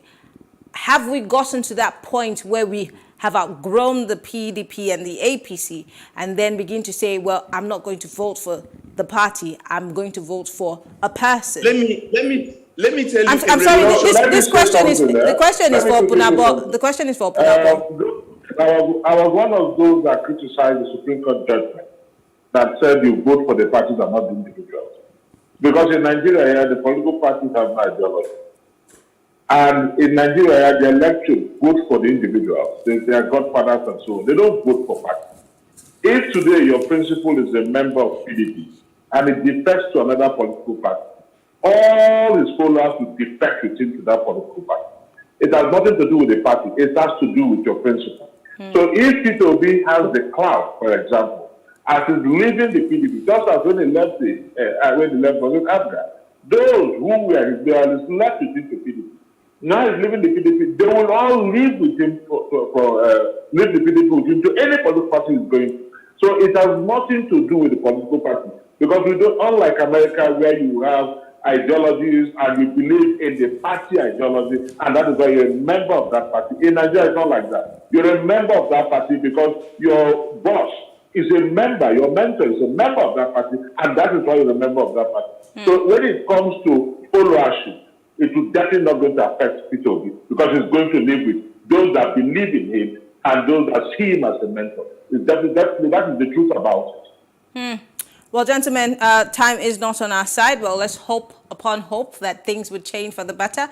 Opunabo Nkotare is a political analyst. Ezekiel Nyaitok is a politician. Thank you very much, gentlemen, for speaking with us. Thank you. I'm good to be here. All right. Well, thank you all for staying with us. We have come to the end of the show tonight, but don't forget, tomorrow is another day. Of course, we will be talking for development, 7 p.m. right here on Plus Politics. I'm Mary Anacone. Do have a great evening.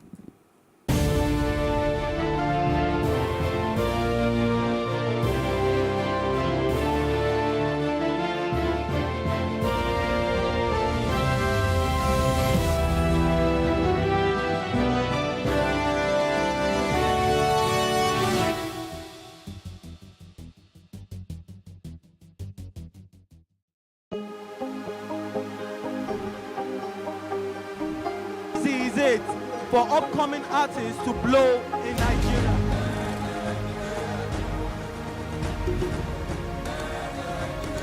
Welcome to Plus Trending. I am Buki November, your host, saying thank you for joining us on today's episode. Welcome back. It's tea time on Plus TV Africa. Practice makes perfect. I'm not perfect yet, but I'm a lot better than I used to be. He's a king. He's entitled to marry 100 if he wants to.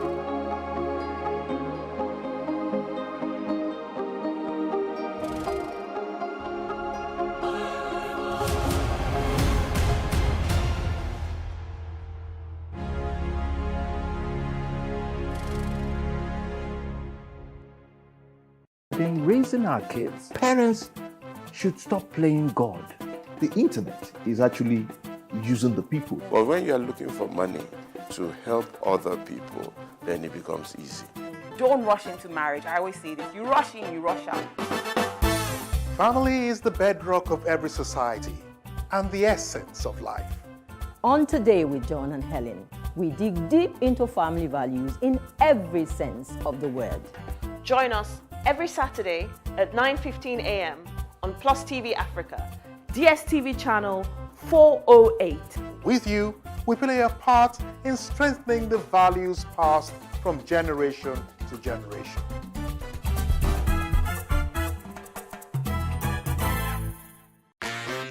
Hello and welcome to Space and Style, a property show designed to connect various stakeholders across the property value chain.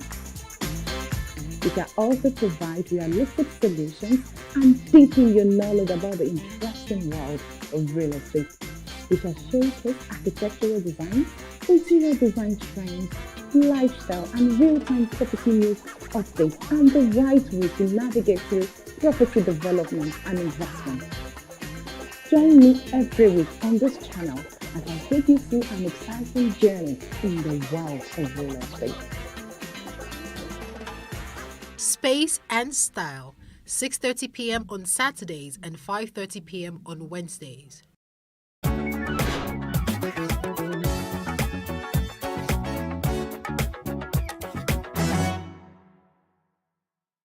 Alex, can we record? Kenyan music producer Presta George imagined how difficult it must be for village artists to get their songs on the radio, let alone become famous. And that's where George found his calling. I thought it wise to bring these studios to the local people so that at least they can compete or they can sell their products. George takes everything he needs to record complete albums on location in remote areas in just a few days. From soloists to church choirs, this traveling producer's goal is to find music that otherwise wouldn't get distributed. This opportunity where we can get a studio where we are, it will make us to air out the good talents that we have, which could not be heard at all. Making his clan's dream a reality can come at a cost for George, as many village artists cannot afford to pay for production. But George says it is worth the risk to discover up-and-coming talent that would otherwise get missed by Nairobi's big production houses. If you want to be successful in the music business, you have to move to Nairobi, unfortunately. So the idea of moving studio, that's a very brilliant idea. You take the studio to the people so that they can get that quality. We should do more of that so that we can empower the local artists so that they can get access to the quality audios. Kenya's music industry insider says success comes down to technology and the popularity of artists. George says he is confident his traveling studio can get ahead of competition. Juma Majanga for VOA News, Awendo, Kenya. In fact, you have now prolonged properly. Thank you very much. You can go and sit.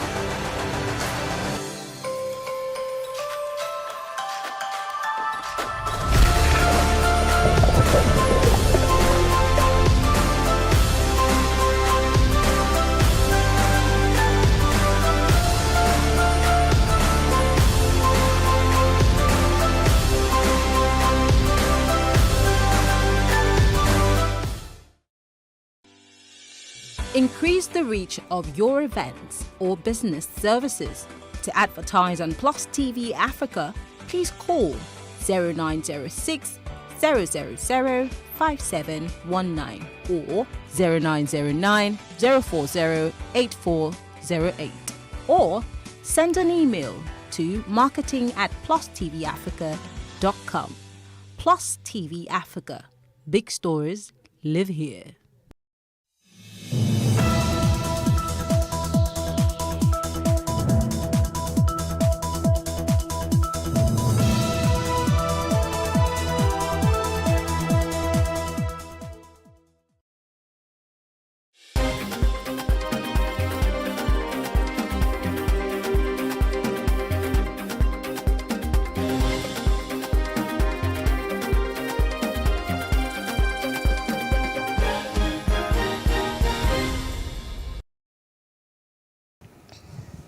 Good evening, I am Olamide Adeyemi. This is the news update. The trial of Andrew Minikaran, the BRT driver charged with the rape and murder of Oluwabamiche Anyewole, was stalled today due to the absence of the defendant. Minikaran is standing trial before Lagos High Court sitting in Tafawa Balewa Square on 5 charges bordering on conspiracy, rape and murder preferred against him by the Lagos State government. When the case was called today, the Director of Public Prosecutions, Dr. Babajide Martins, informed the court that the prison service did not bring the inmates to court due to security reasons regarding the commercial motorcycle ban in the state. Moving on, the fresh ban imposed on operations of commercial motorcycles, popularly called Okada, in 6 local governments and 9 local council development areas of Lagos State by the State Governor Babajide Sanwo-Olu takes effect from today. Sanwo-Olu had on May 18, 2022 announced that the ban at a meeting with the State Commissioner of Police Area Commanders and Divisional Police Officers at the State House in Alausa. Effective from June 1, 2022, the governor directed security operatives to enforce the prescription order across the councils Etiosa, Ikeja, Surulere, Lagos Island, Lagos Mainland, and Apapa. As the enforcement begins, the Lagos Ferry Services said it has deployed more boats and increased daily operational trips at terminals and jetties located within areas in the state where activities of commercial motorcyclists have been banned. Now, the Senate President Ahmed Lawan has restated his commitment and agenda for Nigeria if he finally got the presidential job. He said this after the screening which was conducted behind closed doors.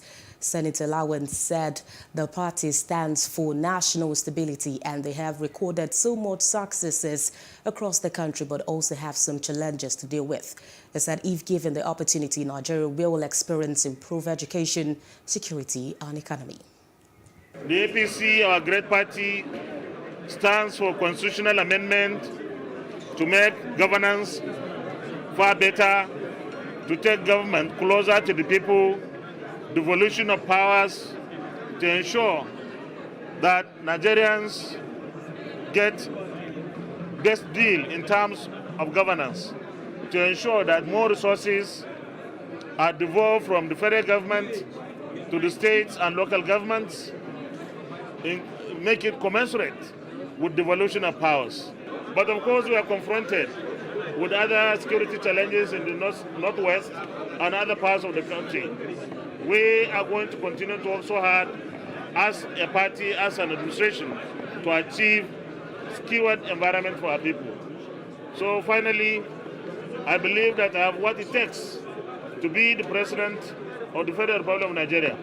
Having served in the National Assembly for 23 years, June this year, and 24 by June 11 next year, I have garnered significant, and I can even say, sufficient experience. Meanwhile, a former Chief Judge of Anambra State, Peter Miadi, has emerged as the presidential candidate of the All Progressive Grand Alliance, APGA. Justice Miadi, who is the sole presidential aspirant of APGA, was declared the winner of the primary election of the party on Wednesday. His candidacy was affirmed by 150 delegates who voted at a special convention of the party held in Abuja. The former chief judge, in his acceptance speech, asked the Nigerians to respect the ballot and promise to secure votes at the polls that will transform the country. Vice President Yemi Osinbajo is presiding over the Federal Executive Council meeting at the council chambers of the State House, Abuja. This is as the President Muhammadu Buhari is away on a 3-day state visit to Madrid, the Spanish capital.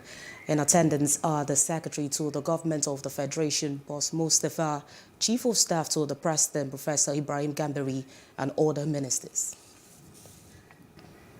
Several people have been reportedly kidnapped by bandits who attacked travelers along the Kaduna-Benin-Gwari Road in Kaduna State. The bandits blocked the highway on Tuesday and in the process set about 8 vehicles ablaze. They were said to have later taken away an unspecified number of travelers, mostly women and children, to an unknown location. Although the police authorities in the state have yet to confirm the incident, it is unclear if any life was lost to the attack. The chairman of Benin-Gwari Vanguards for Security and Good Governance, Ibrahim Nagori, confirmed the attack in a statement. As the 2023 elections draw near, Nigerians have been speaking on the role of the justice system before, during, and after the polls. That's on Street Views. Take a listen.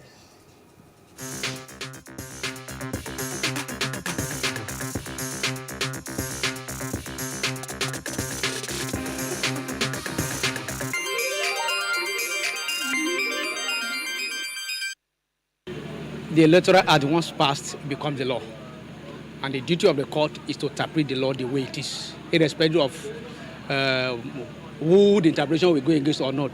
Now, coming to 2023 election, you know, before any election, the judiciary has a duty to put in election petition in place based on the Electoral Act. And when that is in place, the court, the judiciary will be ready to take any case, because the election petition will have been in place because it's special courts. The judiciary really doesn't have any preparation to make with respect to election. The judiciary is supposed to be a continuous process, and the only role of the judiciary is to interpret laws. So whatever laws become current or becomes extant, that is what the judiciary will do. The judiciary doesn't have to have a new preparation. They're supposed to be constant at every time. So the judiciary is good to go with respect to the 2023 elections. The judiciary this time around should look beyond the technical justice and do substantial justice. You know, because it's on record that there was a time when a matter was called at the Supreme Court, and then the Supreme Court, in its wisdom, left number 1 and went for number 4. It would be against common sense to leave the person that scored second highest vote, the third highest vote, to go and pick the 4th highest vote. So it's what we call technical justice. So we're hoping and trusting that the judiciary this time around would look at a substantial justice to ensure that politicians don't use the courtroom and the instruments of the law to achieve a selfish gain. The only thing judiciary ought to do at this stage is to be very, very careful, because the politicians are at their game now. This is the time for frivolous application. This is the time for expert application. They'll come through the back to get any relief to stop the election or to stop the process. So the judiciary should be watchful to shun all expert applications. What the judiciary can do, they can, what they call accelerated hearing. You know, they can accelerate hearing, but let the other party be aware.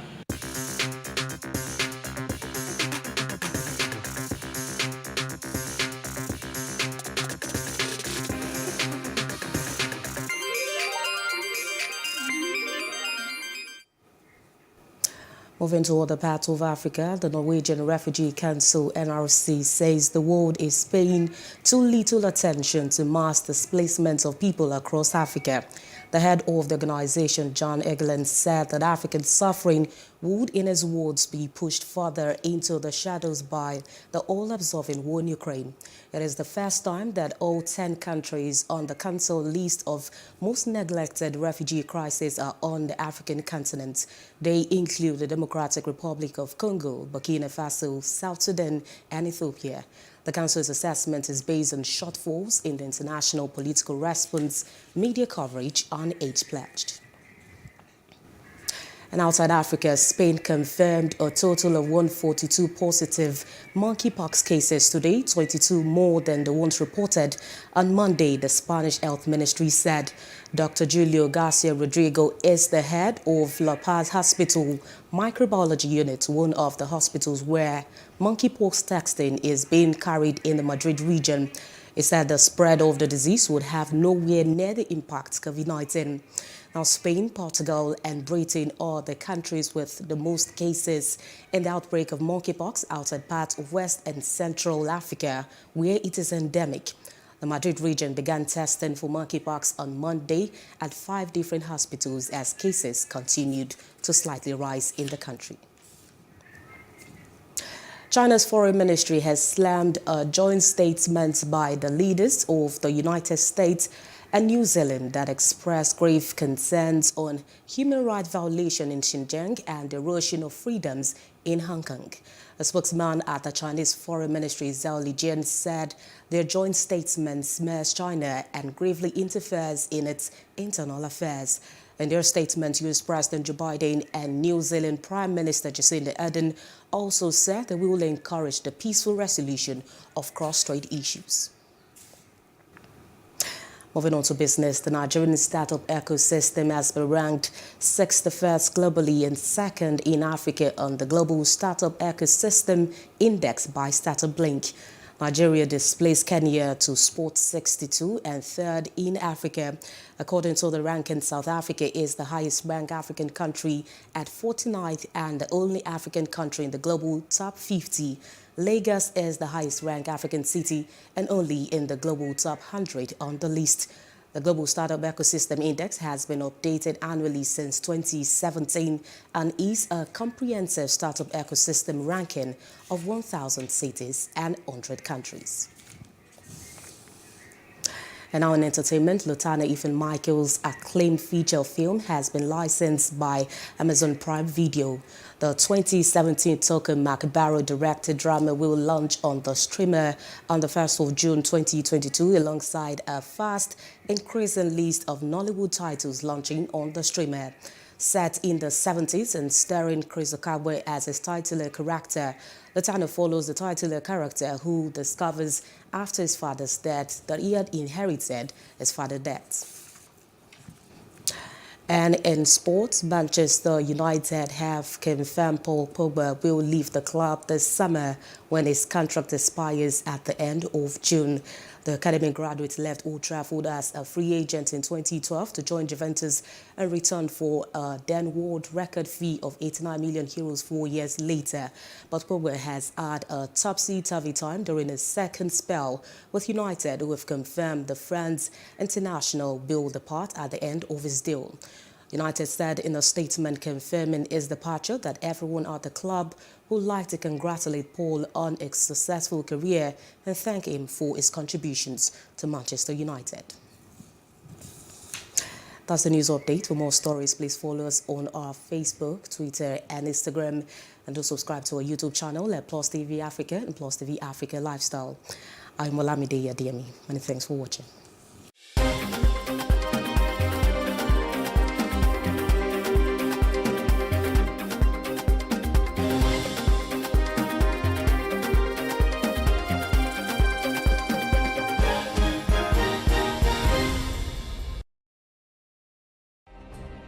Nigeria's Niger Delta region, from where the black gold fuels Africa's largest economy, where the lines between wealth and poverty has never been thinner. Conflicts, poverty, insecurity, and environmental challenges daily confront the region. How can the Niger Delta story be changed for the better? Join Mamude Akuga at 9 p.m. every Friday evening on Plus TV Africa as he probes deep in search of solutions. Inside the Niger Delta with Mamude Akuga, the authentic voice of Nigeria's oil-rich region.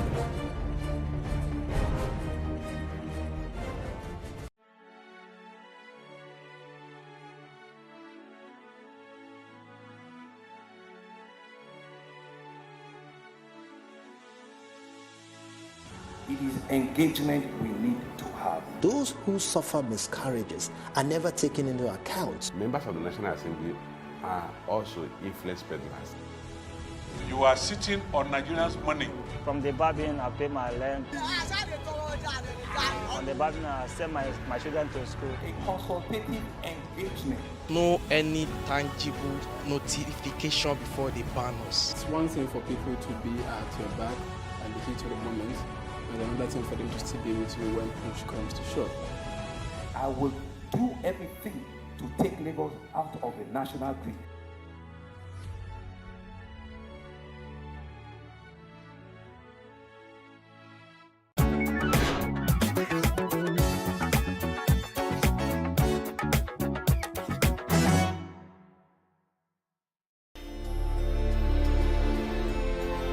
My father has a lot of sides, and you hear about the fights. You don't hear about family that much and what that meant to him. What's your dad's name? Muhammad Ali. No one, not even some members of his family, knew of the existence of these audio tapes until recently. Mariam, you're now 11 years old. They thread the narrative of the boxing champion's life in Claire Lewis's documentary. Ali's daughter, Hannah, offered the tapes to Lewis.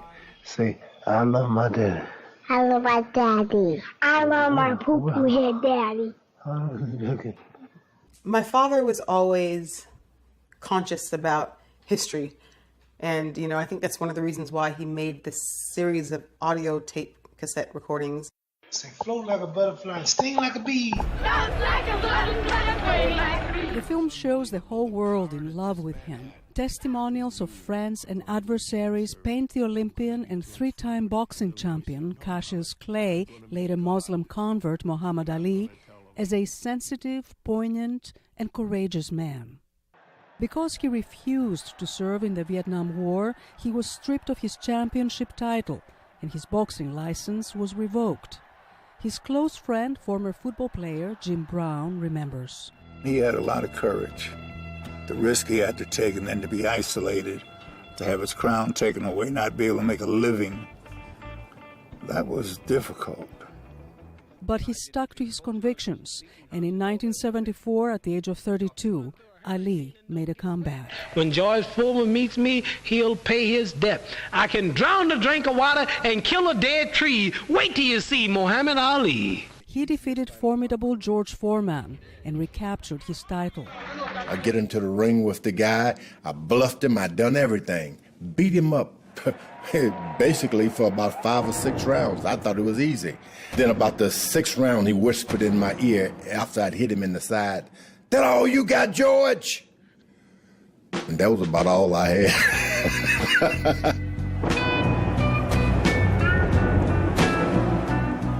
I Am Ali does not say much about his broken marriages, but it highlights his bond with his children. I was the Concord of boxing. I was at a high altitude than the rest, moving fast. As Ali has aged, we hear him begin to slur his words, a sign of developing Parkinson's disease. He finally retired in the late 1970s, and in the mid-80s he was diagnosed with Parkinson's. But to the world and his children, he remains an icon of power and grace. If anyone wonder why me, Muhammad Ali, is making these tapes, is because history is so beautiful. Penelope Pulu, VOA News, Washington.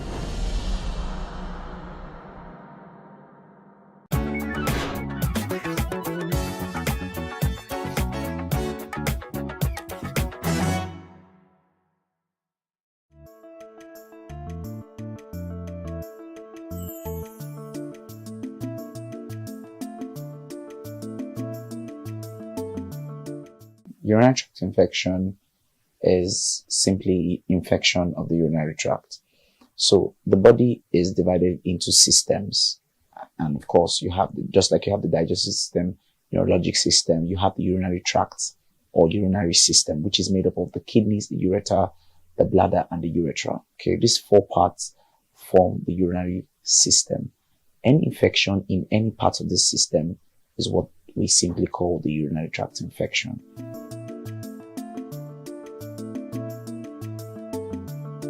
Basically, every infective organism can cause urinary tract infection. The most common ones are your bacteria, your fungi, and viruses.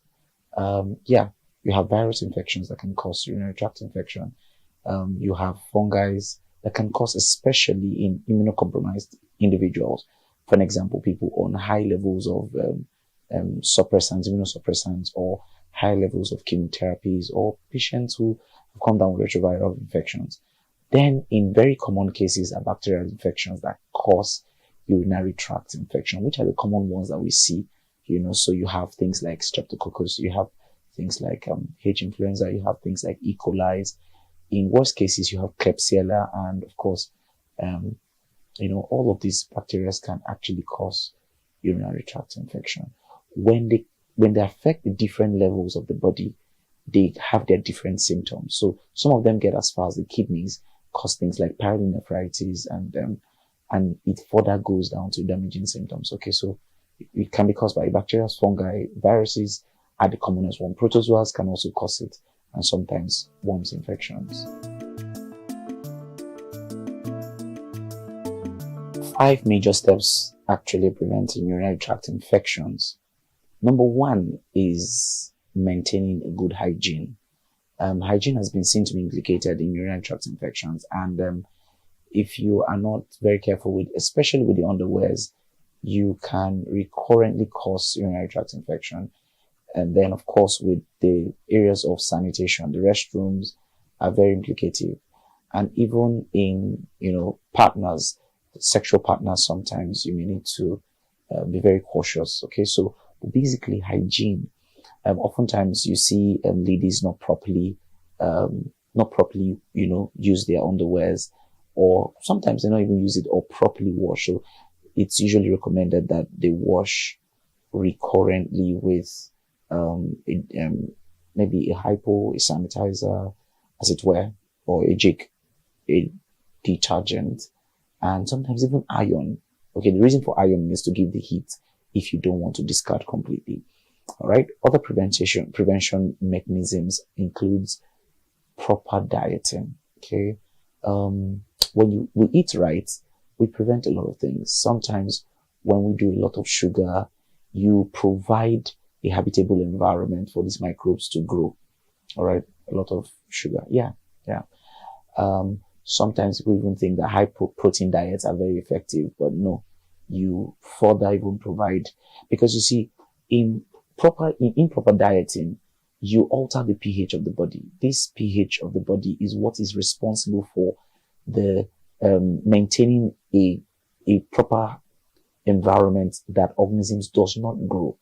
When you distort it, certain organisms now begin to thrive in places where they're not supposed to thrive. The third thing is water, hydration, good level of hydration, okay, keeps us consistently cleansed out.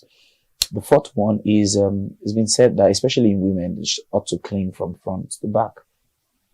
Rather, yes, from front to back, not from back to front. Okay, that's the proper way of cleaning. And then there's been some drinks that have been used in, especially berry drinks, cranberry drinks, have been very effective in the GI. So if you have drinks that have the cranberry or berry nectar, you have a good chance of preventing it.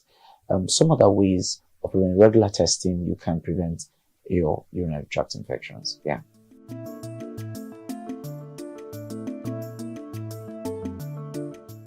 The symptoms of urinary tract infections includes a recurrent urge to want to use the restroom. You have that recurrent, and sometimes it could be very little amount of urine that could come out. You could have burning sensation in the process of urinating.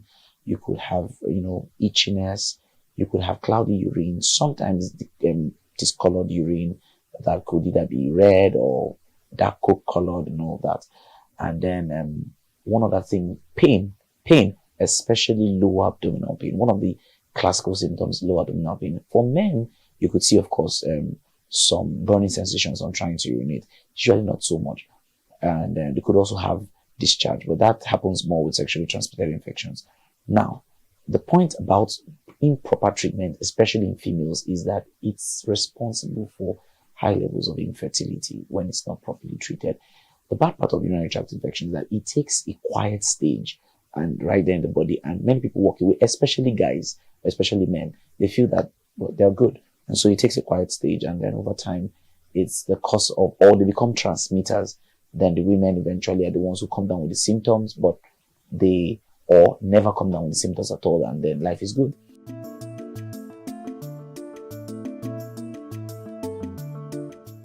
The treatment plan for urinary tract infections can last for more than 2 weeks. It's important that you do not prescribe or you do not recommend yourself many of these roadside drugs that people do, especially when you hear things like Staph aureus and stuff. No, none of that is just very unacceptable. In the treatment of urinary tract infections, you get tested first and you get drugs that are sensitive to these infections. Now, for some reasons, when adequate doses of these drugs are not taken, especially to completion, like I said to you, many times the treatment could last for as much as 2 weeks because of the level for where they are. The urinary tract infection is one of the lowest parts of the body. All right. So you have to do that long.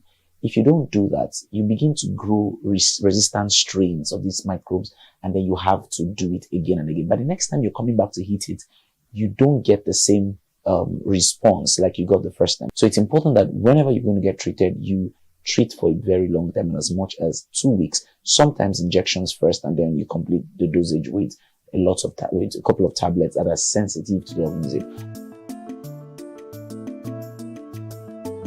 Whenever there is recurrence of urinary tract infection, it's important that you pay attention to hygiene.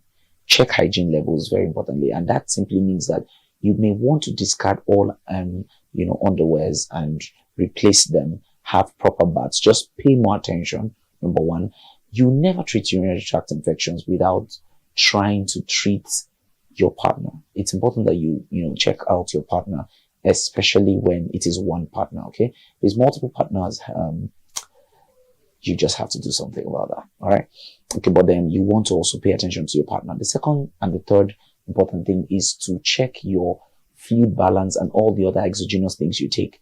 Now, when you're treating with the drugs, I recommend that you do injections first and then you do orals. Many times orals don't get as deep and as far as what injections will do. So even when you see sensitivity for certain drugs, you want to try the injections first. For me, I practice for 5 days minimum. And then subsequently, the books sometimes say up to 7 days. All right. And you do, subsequently you do the injections. When you do that, you get a better result because of the penetrating capacity of injections compared to tablets.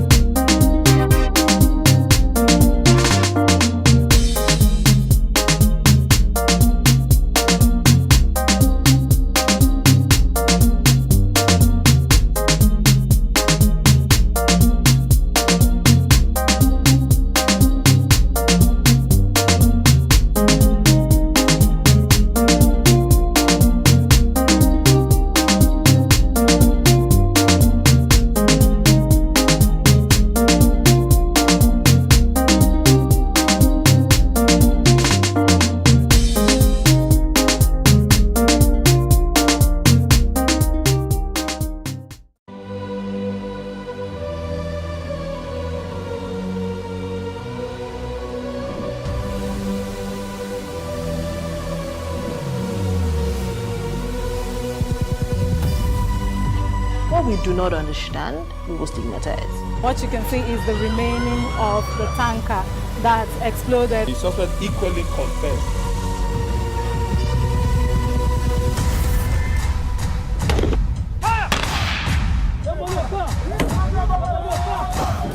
Now 500 naira they collect them. If you no talk, then go beat you. Now 2,500 and they pay.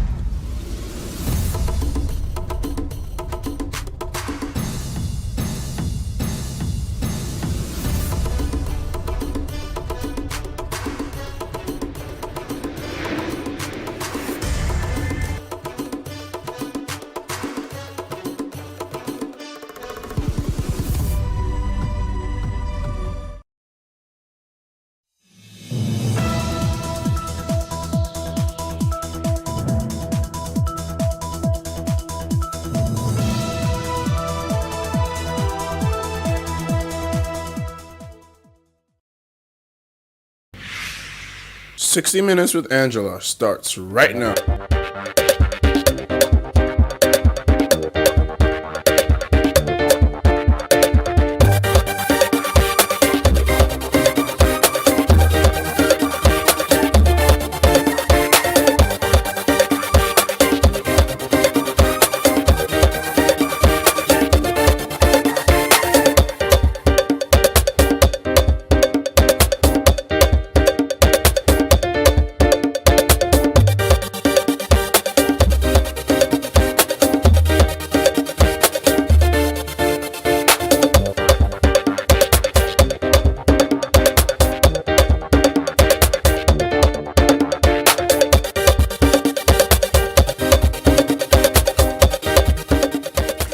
With 14 directorates, 14 zonal commands, 11 state area commands, and 10 special commands situated in Nigeria's air and sea ports, the National Drug Law Enforcement Agency has structured its approach through 3 major programs. First, offensive action.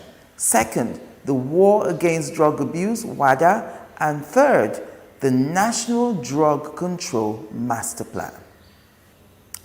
And its 11th chairman and chief executive officer, appointed in January 2021, a former governor of Lagos State and Borno State, Buba Marwa, a retired brigadier general, joins me on the program today.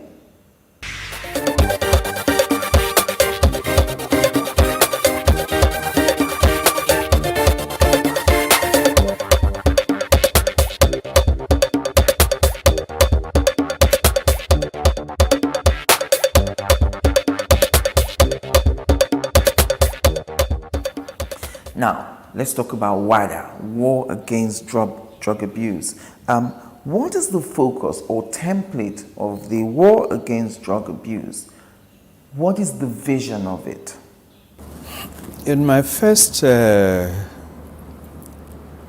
statement after I took over in January last year, I said, by the grace of God, this agency will be respected and feared by the criminals, and that is happening. And we can't show mercy because they don't show mercy to Nigerians, to our families, to our youths, to the children. So this is why we go all out fully after these people. The gentleman we arrested 2 weeks ago had 103 accounts. As it happens, he always moved with a retinue of security personnel armed. And if we moved in those circumstances, it could lead to shootings. And so we had to await the moment when he will be vulnerable. And that was after he boarded the flight and the security had left. So we are conscious. We don't deliberately go out to embarrass, but when we move based on hard evidence of what somebody has been doing to Nigeria. Absolutely. We do a lot of work. We have partners also who we work with. We work with the Americans, the French, the Germans, the British, and others. Because, it's international now. Well, so immediately you resumed office, you launched the Offensive Action Program.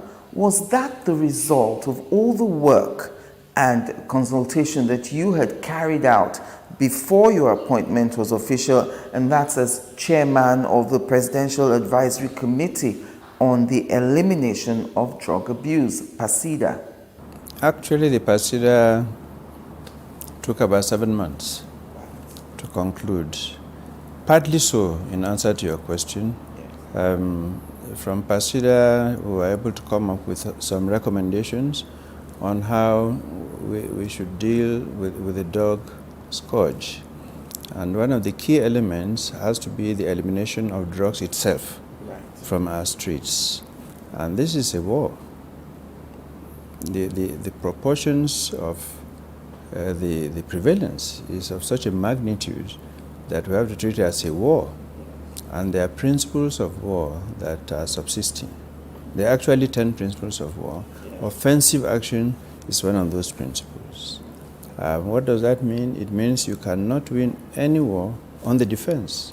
You have to go out after the enemy. In this case, our adversaries are the traffickers and the barons. So indeed, the offensive action was the first onslaught, and we did it based on principles, and it has yielded returns. So, according to you, the NDLEA Act is still inadequate. Is that why the agency has to rely on a combination of laws to achieve prosecution and conviction? And I'm talking about laws like a Money Laundering Act and the Mutual Legal Assistance Treaty, for instance. Absolutely, because the drug thing is international in scope, and we have to have a lot of, should I say, memoranda of understanding with others, yes, legal treaties, and so on. But the main law, though, is our act, and even that we have found is inadequate. That's why it is at the moment undergoing review and amendment. For instance, we have the issue of fines. Yes. We want to remove that. Well, since you've mentioned the matter of fines, let's talk about that. Your rationale, for instance, for wanting to expunge the option of fines from the laws that set up the agency. Is it because the fines are too small? You have called them ridiculous. What do you mean by ridiculous? What amount is ridiculous? When you convict an offender in court and pass a sentence, it is both to punish him and also to serve as a deterrent to society.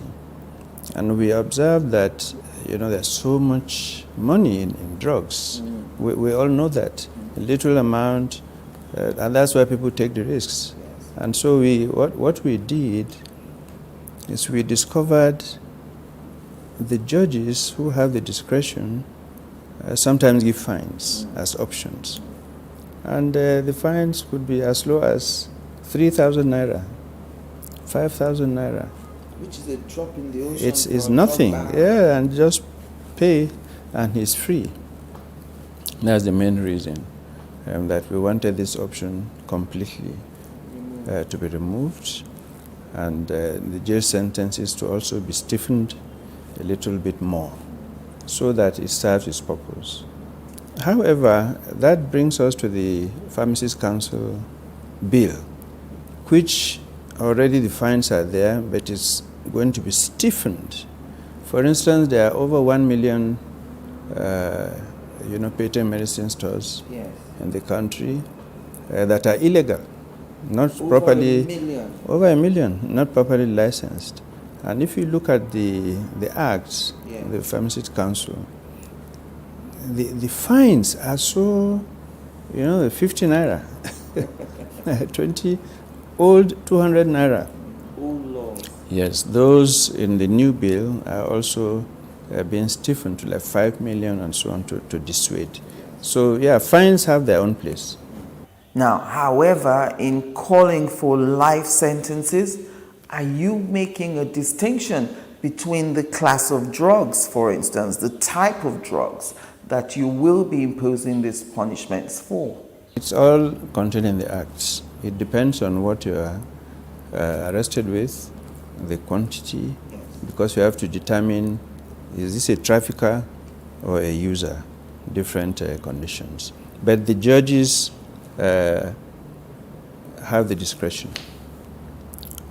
We know that the use of drugs that leads to addiction is a disease, and we are moving towards not criminalizing it. But even then, we do this very carefully, because in a country like Nigeria, if you say we will not criminalize use, and mark you, use is still an offense, possession is still an offense, so we also use our discretion. But that said, more often than not, those who use, we try to counsel and treat them. That's actually the goal. So for that reason, from the period that I've been here, a little over a year, we've arrested 15,000. 8,000 have been counseled and rehabilitated. So it's not all that we try to prosecute. And we've also got convictions of about 2,000. Yes, so there's a fine balance. We determine who should be prosecuted, yes, and who needs actually counseling and treatment. We have counseling centers in all our commands.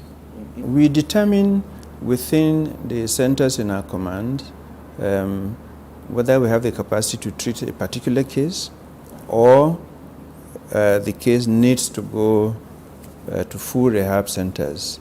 We don't handle addicts as such, even though the correct word now is no more addicts, but dependence, drug dependence. Those who are not addicted, and that's 80% of the lot, and that's a huge number. With 15 million using drugs, 80% is a huge number. That's like 12 million. But in addition, we're in the process of setting up a call center also. This should be ready in under 4 to 6 weeks. The call center will be made up of counselors, psychologists, and doctors and nurses who will take calls 24/7 from people, because still in Nigeria there's stigma. Some people don't want to. They have this situation. They need to be treated, but they don't want to come out. So this is an outlet. They can talk, be guided, and when you have a problem of drug use,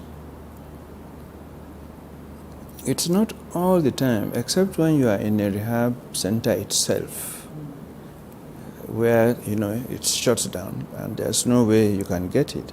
But if you're outside and probably you take a certain quantity of tramadol, let us say, yes, or smoke, the experts suggest there's a gradual process when you are being treated.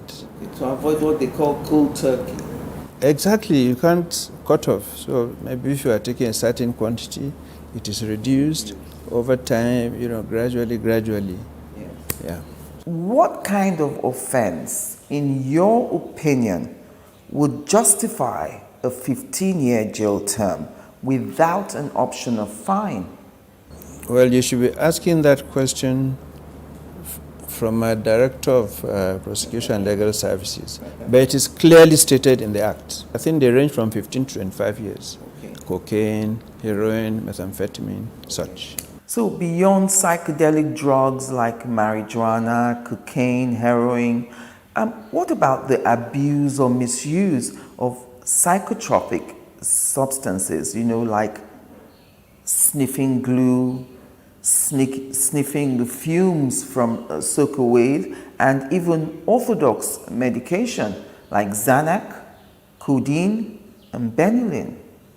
Those are opioids, actually, the classification that you mentioned. Yes. Each has its own, for the most part, like cannabis, codeine, tramadol, those are far easier to treat compared to ecstasy, amphetamines, and so on. Yes. They are very, very complicated drugs, and once you get addicted to those, given the physiological reactions on the body, the brain, the spinal system, the nervous system, the heart disease that come, they're different. And that brings me to the question of zonal attraction. For instance, are there certain drugs peculiar to different zones? Nigeria has 6 geopolitical zones. So are there drugs that are peculiar to each zone? For instance, talking about Umpuru Mmiri in the southeast, which seems to be the dominant drug of use there. They are mostly based on availability of the drugs. So the southwest zone, for instance, has a prevalence of 22.4%. Now that is the highest. That's almost 1 in 5. And why is that so? Because the growing of cannabis. There are 10.6 million Nigerians that use cannabis. I know cannabis is smoked, is eaten, is drunk, all kinds of ways. And next is the South, which is close to 17%. Again, cannabis, because Delta, Edo, those areas because grow. they have the soil for it? The prevalence. The prevalence of the soil, but they've long been in this business. So the availability is really the main, and you can also go into other factors in those regions. Now the opioids are more in the north, and it's interesting, I will tell you, because those who buy or traffic in it, which is leaning towards a particular geopolitical zone, don't appear themselves to use it, but they send it, northwards. Yes. But we are dealing with it. There's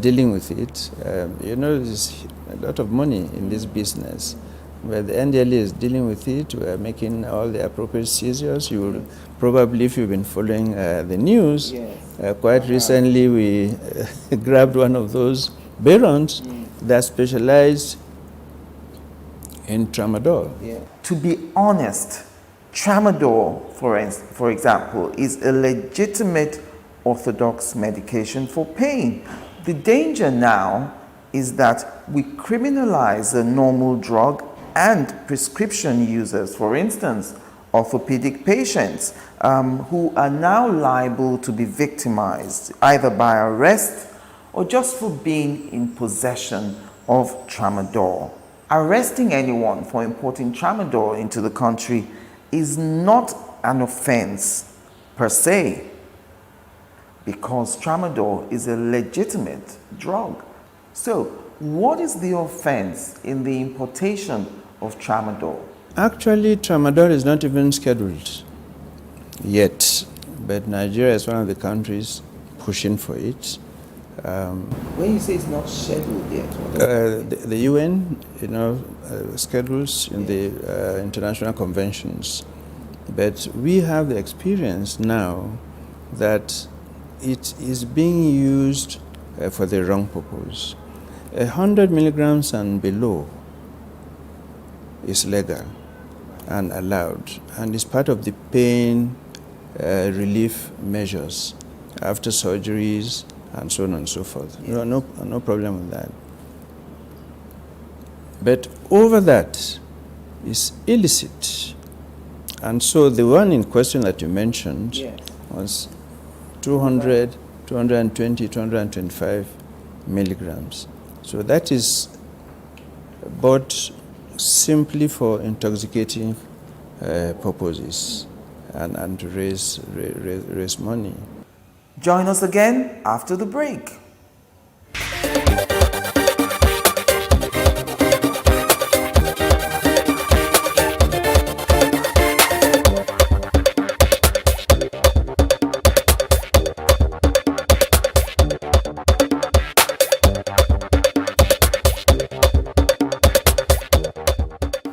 Okay, so now we know that the approved dosage in milligrams of tramadol that can be imported into the country legally is 100 milligrams. But are there any circumstances whatsoever under which a higher dosage, say 250 milligrams of tramadol, can be imported into the country? No, that's actually what happens. They actually tell them to do 250 milligrams or 225 milligrams. And we've observed that even in the packaging, it's written for export only from those countries. Because they know they shouldn't be doing it. It's quite they're unscrupulous business people everywhere. And I should mention the main country at this point in time where they import the tramadol is India. This is not supported by the Indian government, I must say very quickly. And we already are in talks with my counterparts in India, who I'll be visiting at some point this year, to do an MOU for us to collaborate. In India itself, I know that 50% of international traffickers are from Nigeria. In the tramadol? Drugs. Tramadol and drugs in India, yes. So Nigerian drug traffickers are playing a significant role there, to the chagrin and unhappiness of the Indians themselves. Just an example. Yes. But we are working, as I said, together. As you have seen, a person imports 22 billion naira worth in 1 month. It's 1 month. So who knows what has been happening even before that. And that's how it is. There's so much money, the attraction is there for these people, they don't care. And now the drugs also go to fuel insecurities. Because I've seen all kinds of criminalities happening because of drugs. So these people, they don't have any conscience, they don't care, they just their pockets. But we are making definite progress, because from January last year, we've seized about 3.5 million kilograms of assorted drugs. That is significant, because imagine if that had found its way to the streets. And also the money, that's about 130 billion naira. If this, even a fraction of this money had entered their pockets, imagine what they could have done with it. So we see some countries all over the world decriminalizing small amounts of marijuana. We've also seen other countries embracing marijuana as a commercial venture capable of earning revenue for their countries. But you disagree with, for instance, the Ondo State Governor, Akeredolu, who rationalizes the commercial possibilities of marijuana. My question is, doesn't secrecy fuel attraction to a drug like marijuana? First of all, the esteemed governor is my friend, and he's a senior advocate. Yes. He needs funds to run the programs in the state. I've been in state administration, and I quite appreciate where he's coming from in terms of funding, except that we can never support funding from any activity that is both illegal and harmful to Nigerians and the Nigerian society, which is the case with cannabis. 10.6 million Nigerians use cannabis. At the moment you say it's legalized, because you know the conditions prevailing that lead to the use of drugs are still there, isn't it? Yes. But as you said, they do it in hiding and so on and so forth. Now you open the door, that's it. And the other argument, they say, well, you know, NDLEA, you can control that. How? We are trying to control tramadol, codeine, methamphetamine. Yes. So it's a very complicated thing. And even the World Health Organization itself recognizes that smoking or eating or using hemp causes health defects of the brain. That is not something anybody will joke with. And we know for a fact that the criminals, the insurgents, bandits, kidnappers and so on, yes, they rely on this. We talk with people who have been kidnapped and released, and they tell us they spend the whole day smoking. Yes, so this is a very critical, this is something we don't want to joke with at all. We won't accept it, because up till this moment there are no studies, legitimate studies, yes, that have proved the effect of these so-called medical marijuana for medicinal purposes. They are not. And those who have, in the Americas and Canada and so on, some of the states, mark you, even the US government itself has not recognized it, by the states, have also, in those places, we found criminal activities, road accidents, and such have increased, in some cases 3 times, because of this. Well, in addition, you are weaponizing asset forfeiture against arrested, jailed, or indicted drug barons. Now, I can understand jailed and convicted. If our laws say innocent until proven guilty, why seize assets of people who are arrested or indicted, people who a court of competent jurisdiction have not declared guilty? In fact, we have the power to go into any property that, in our esteemed calculations, based on intelligence, they are proceeds of drugs. We have that power with the authorization of the Attorney General or the Federation. But this type of forfeiture is not a final forfeiture. Only the courts ultimately will grant that. And the reason for this is you don't want to encourage the business. It's a business. Huge sums of money. There was a time during the COVID pandemic that a kilogram of cocaine in some countries was worth $500,000. Of course, it is coming down now. So because of the lockdown. Yes, the scarcity and so on and so forth. So for this purpose, we have to make sure that if you are engaged in this business and think that after conviction and spending time in jail, you come and enjoy the money, you think wrong, because you won't find it, because we would have forfeited it to government. We have a Directorate of Assets and Financial Investigations. We also have a Directorate of Intelligence. We also have another Directorate of Operations and General Investigations. They all work in tandem. And at the end of the day, we will do justice. We will never deliberately do injustice in the NDLEA. So they will sort out what was there, because dates, you have to dates. We'll work out, we'll go into the accounts and stuff, and we're able to determine without great difficulty, believe me.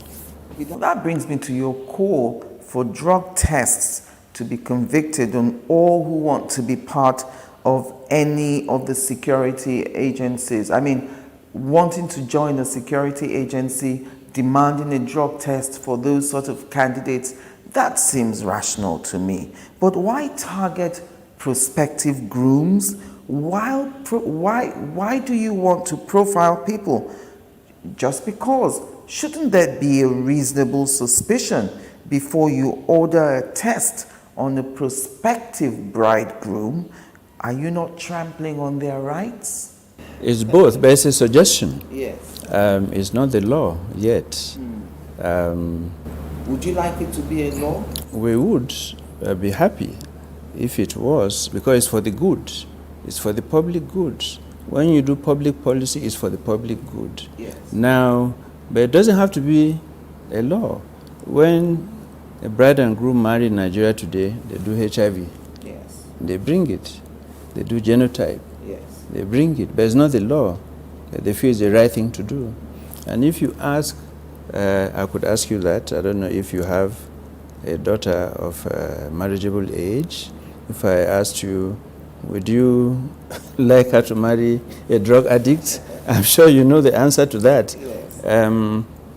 So it's just one of the strategies for drug demand reduction, because our youths, once you finish your schooling and you have a job, marriage will probably be the next thing you want to do. And there are millions of youths in this category. And we want to reduce. If you know they will not allow you to marry you if you are positive, you will stop the habit. And in any case, the point is not necessarily that they will stop you, but at least they will know you have a situation, because the girl may put her feet down on the groom that this is the man I want to marry. Yes. And you say, okay, but get treated. Go for treatment, and then, and so on and so forth. The same thing with the politicians. All right, in 2023, that's next year, we will be electing a new president. You have urged all political parties to make drug tests a part of screening requirements for all aspirants. This is the stance that you have wanted to happen for a while. In fact, you go further to say that all office holders should be subjected to drug tests as well. Do you have any particular evidence that drugs is a problem among our political class? Some of them are actually traffickers. We've arrested quite a number, because the politicians actually give drugs to their supporters and so on and so forth. Yeah, and they cause great disturbance and the like. First of all, by the way, that statement that I made was in response to a question by the journalist at the time. And immediately I read in the papers, Mara wants Vice President Osinbajo, wants Atiku, right, to be drug tested. Why did they all rush to the presidential candidates? We have to go down to the councillors. Yes. Actually, councillors. In fact, that's where the danger lies, I can tell you, at the grassroots. Because it is at the grassroots that you have more abuse. They are more in number anyway. So you go from councillors, members, chairmen, and so on. The little money that they have to work for the community, they will spend it because they are dependent on drugs. They will use they will use it. And secondly, as I've continued to say, head no go correct. If you are using drugs. So how can you supervise and superintend over the public? With scarce resources. And the decision-making process is key in public office. But you can't make the right decision because your brain is not straight. I'm happy to say the chairman of the House of Reps Committee on Narcotics and Drugs is in the forefront of promoting drug tests as a principle. Because look at the students, for instance. The universities are awash with students. And you remember, as a graduate yourself, character and learning. By the time you get that degree, so it's not just the degree learning, exactly, but the character. You can't be smoking and joining calls, killing your fellow student, and so on and so forth. That's why we're also making this recommendation, which is well received in the academic communities because they are facing this problem. That let them do drug tests. So it's not to send them away, sort of expel them, but send them to counseling. Let them go and be counseled, rehabilitated, and then they can come back.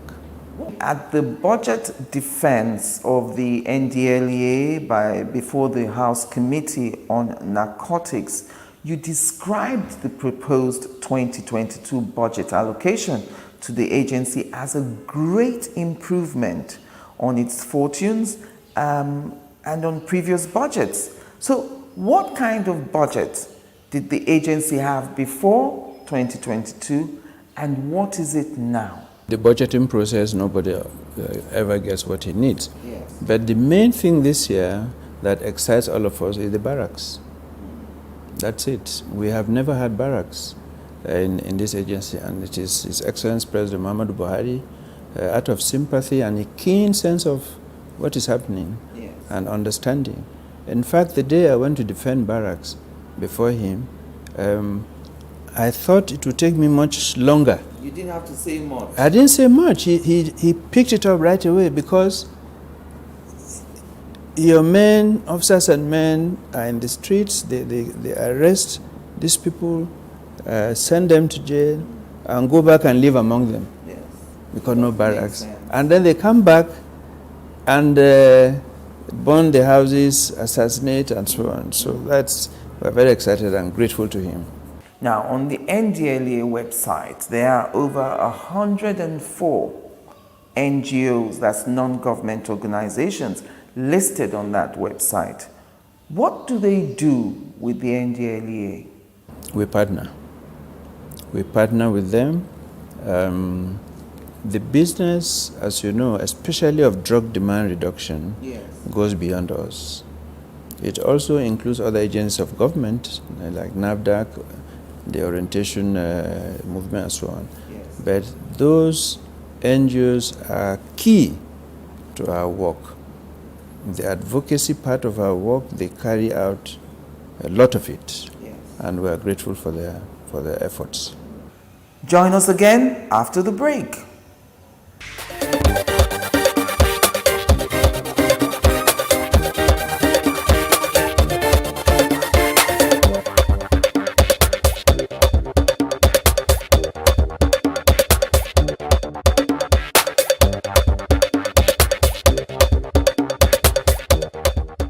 Welcome back to my concluding moments now with retired Brigadier General Buba Marwa, the Chief Executive Officer of the National Drug Law Enforcement Agency. A lot was made of the proposed drug training center that was proposed in Ikeja, Lagos State, and to be built by the German government at a cost of 2 million euros. Is it now in existence? What is the status quo of that dog training center? It's in process. The dogs, we have to say, the Germans, we are very grateful to them. Recently, they also gave us vehicles that will move the dogs in comfort. So far, all the dogs we've used have come from them, and now they are themselves constructing a dog training center in Ikeja. We've got the land, handed it over to them, and the designs have been concluded. So it's something they have told us in 3 years or so it will be ready. Now we have dogs mostly in Lagos, but occasionally in some other places, which I would not say. Yes, but they've been very, very helpful in cracking some of the difficult cases, like the methamphetamine case that they cracked sometime last year. 500,000 inbuilt an engine. We couldn't know where. We know this container contains it, and this is the machine, but we don't. Where is it? So we had to break it to pieces, get the motors out, and it was the dogs that cracked it for us. We are very grateful for the effort. Let's talk about your partnerships now with the United States Drug Enforcement Agency, the Gambian Drug Enforcement Agency, and the agency in India. The partnership with the Indian government was to be signed this year, 2022. What is the aim of such partnerships beyond training? I mean, is it from training alone that we're benefiting from these partnerships? First of all, with America, DEA, and with Gambia, they already signed. And India, it's in process. As I said, the whole business of drug trafficking is international now.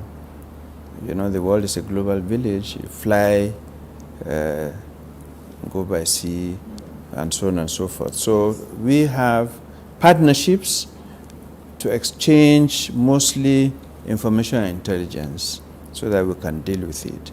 In other areas, these are older agencies in some of these countries, more sophisticated, and they support us with training, with equipment, intelligence, logistics. They don't give us money, Yes. but they help with tools. You have said that the ultimate goal of the NDLEA is to make Nigeria drug-free, and to that end, you are pursuing drug supply reduction goals. What do you mean by that? It's like a roadmap with definite sort of signposts as you move. It has 4 pillars. Drug supply reduction is one, which is the elimination of actually drugs. In that we go out and seize it wherever it is. And in the plantations we burn them, cannabis and so on. Prosecute the offenders, seize their assets, and so on and so forth. So those have their own range of work. Then the drug demand reduction has to do, that's the second pillar. Yes. It has to do mostly with advocacy, preventive first, because we want to prevent. We have to sensitize Nigerians all straighter not to do drugs. And those who do it, to go for treatment, which means there needs to be more rehabilitation centers and so on and so forth. So that one is there. And then the third pillar, which is the access and availability to control substances. That is actually anchored by the Ministry of Health and NAFDAC, because these are controlled drugs, that's right. The diversion of it, for instance.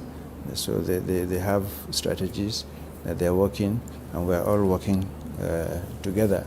And the last pillar is governance, mainly, which has to do with the leadership and the structure of it. For instance, I chair the Interministerial Committee of 37 ministries and agencies at the apex of the whole drug fight under the supervision of the President himself. And at the state level, we have drug control committees, and we are pushing, and this has started yielding fruits, that this is cascaded down to local governments and communities. You have the War Against Drug Abuse committees. In the schools, what used to be drug-free clubs, also now War Against Drug Abuse clubs. That's WADA. That's WADA. It's right there. Motor parks, markets, ministries. So it's a continuing effort. Yeah, that's what it is. I understand that before your appointment, staff welfare was almost nil. Job satisfaction among members of staff of the NDLEA was very low. Now, so we have 800 or so officers of the NDLEA petitioning the Office of the Attorney General and Minister of Justice over non-promotion for 12 years or so now. What is the situation as we speak? When you ask the question, you say did you say one of the saddest or unhappy question you wanted to raise? Yes. And I will now change it back to happy, because when we took over, we found an agency that had not promoted adequately. And some have remained stagnated for 10 years, 15 years, 20 years. No promotion. So we went to work with a harmonization committee and actually promoted 75% of the entire workforce. I don't think this has happened anywhere in the entire workforce. Now, those who complained are within the remaining 25%. Unfortunately, they don't understand that I can't promote 100%. You can't promote 100% because there are vacancies. Ranks are tied to vacancies. For instance, in a state command, you can only have one commander of narcotics, CN rank. You can't have two, unless there's a slot somewhere. So the same thing, deputy commanders, assistant commander generals, all these. There has to be vacancies, and also within the context of Nigeria, you can't face all the promotion to one side. So that has been handled, and we explained, yes, you may actually be qualified, but unfortunately, not everyone on this particular occasion will be promoted. But every year we have promotion exercises, and as some retire, others will fill up the vacancies. We've expanded, like the zonal commands. The zonal commands 14 that you mentioned, they were non-existent. We created that. That has created room for expansion. We've put up a few more directorates at the headquarters. We've expanded the strike force from 100 to 800, and so on. Now, Mr. Chairman, you have been in office as NDLEA boss for just over a year. Has President Muhammadu Buhari left any footprints in the fight against drug abuse? I must say with a loud voice that in the war against drug abuse, the main character that has propelled our successes is actually President Muhammadu Buhari, who launched the war against drug abuse himself in June 2021 during the International Day Against Drug Abuse. You have to remember that as a precursor to our appointment today, he set up PACIDA, the Presidential Advisory Committee for the Elimination of Drug Abuse, in which I must mention that Her Excellency the First Lady played a defining role in setting, she was deeply involved and even agreed to be a member of it with Her Excellency Mrs. Oshimbajo. And once the recommendation was submitted, there could be no greater purposefulness than his appointing the chairman of PACIDA to lead the war, which is quite unusual. Most cases, you know, you submit a report and that's the end of it. But now they say, okay, you submitted these recommendations, go and act it. And the passion and compassion is very critical, because the first things we did was, in addition to the offensive action, to motivate the staff. And we found almost every member of staff owed something. The agency was owing almost everybody money, either travel allowance or posting allowance. Everybody was owed. And the worst was those who died in action in the agency. Can you imagine that they themselves will contribute money for burial? Immediately these facts were presented to the president, he quickly mobilized, approved funding, and we paid to the last dead family, you know, this type of funds. He's done the barracks, as I said, and he's given all the other encouragement. So far, nothing has gone from the agency before him that he has not approved. Thank you for speaking with me today, Mr. Chairman. Thank you. And thank you for watching. I'm Angela Ajetumobi.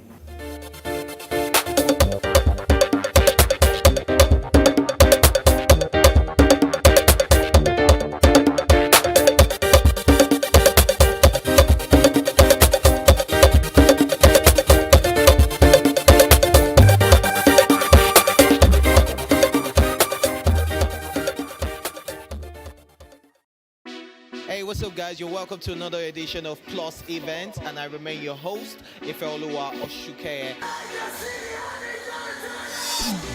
Your absence isn't an excuse anymore, as Plus Events is all you need, as we bring you the glitz, the glamour, and loads of fun.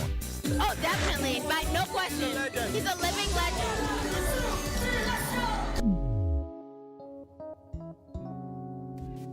God forbid, Holy Ghost fire, I know. I just want to be blown away. I want to be wild. This is 11 years of doing it.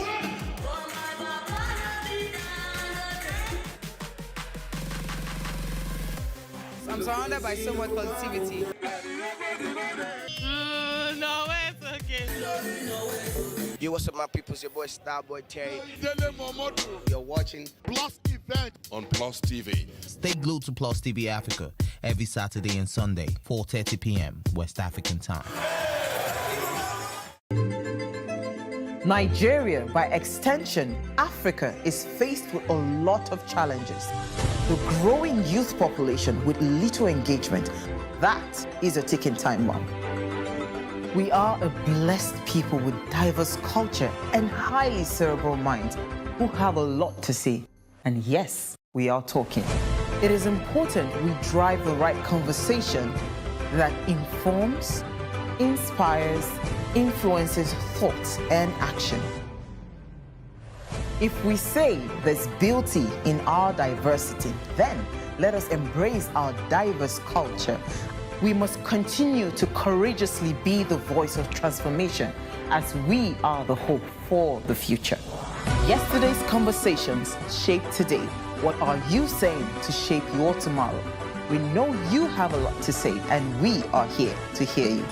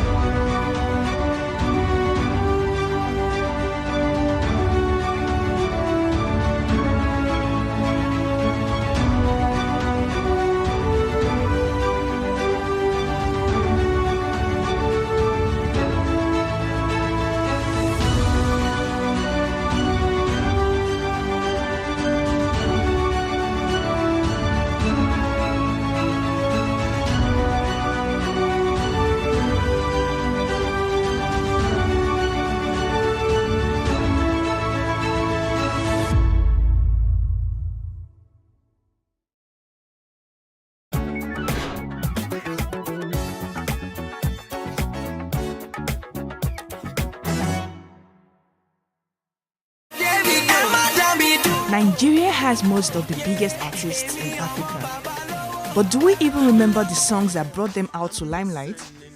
Well, it's Thursday, and today we'll be throwing it back to some breakout songs of a couple of Nigerian artists. Those bangers that made them blow. Yeah, we'll be having 5 breakout songs on this highlight, and I bet your faves breakout songs would be on our list.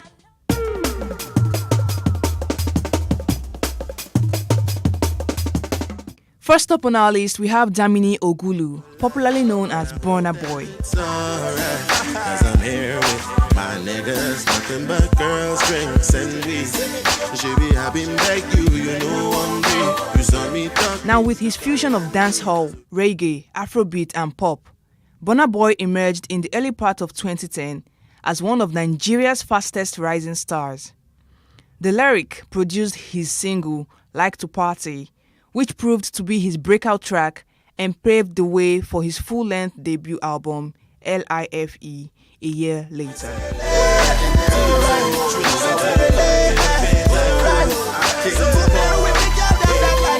This next throwback was an anthem back in the days. Charlie, if you say I make a fool, I understand. Charlie, if you say I make a fool, I understand. Olamide Gbenga Adedeji, popularly known as Olamide, dropped the hit single titled First of All in 2012 off his YBNL album, and it was huge. First of all, go down low. Hey.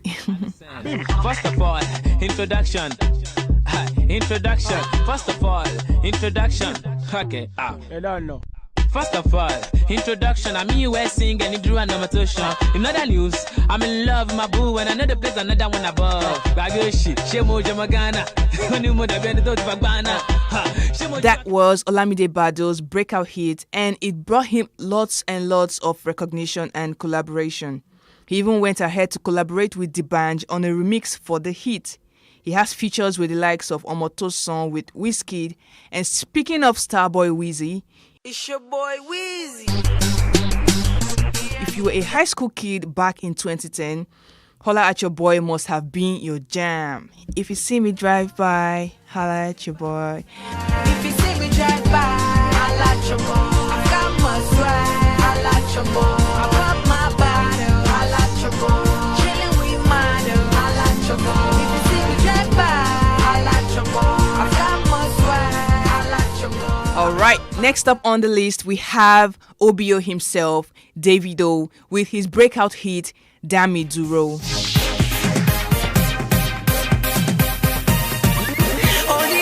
Like Wizkid's Holla at Your Boy, a song that defined his audience, Dami Duro was Davido's brand jingle with a heavy and synthetic beat produced by Sheezy and a video directed by Clarence Peters. Dami Duro became a dancehall favorite and the hottest single of the year 2020.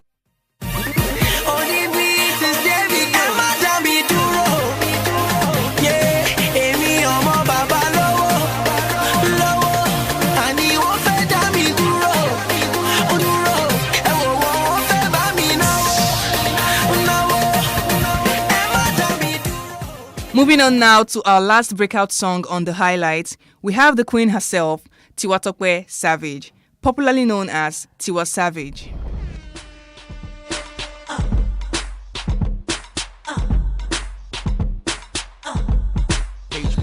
Only serious candidates should come and holla.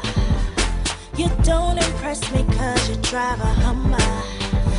And no secret cause I don't need no wahala, yeah. So save the drama for your baby mama. You only wanna see me after hours. I ain't gonna be your undercover lover. Don't private call me, no, don't even bother, yeah. Till you shout on the roof that I'm Kele Kele Love was the banger that brought Tiwa Savage into limelight way back in 2013 off of her debut studio album, Once Upon a Time. It ain't 'cause I'm pretty, I'm dumb, no. See you my sweet like Tom Tom. It ain't enough. So listen. I know you kele no kele love, oh. My Chevy. Alright, it's a wrap, guys. That's all we have today on breakout songs of some Nigerian artists.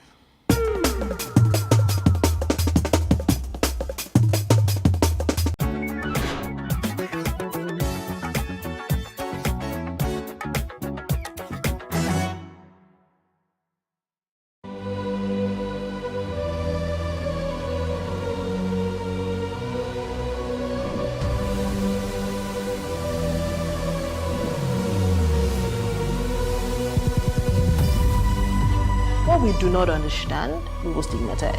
What you can see is the remaining of the tanker that exploded. The suspect equally confessed.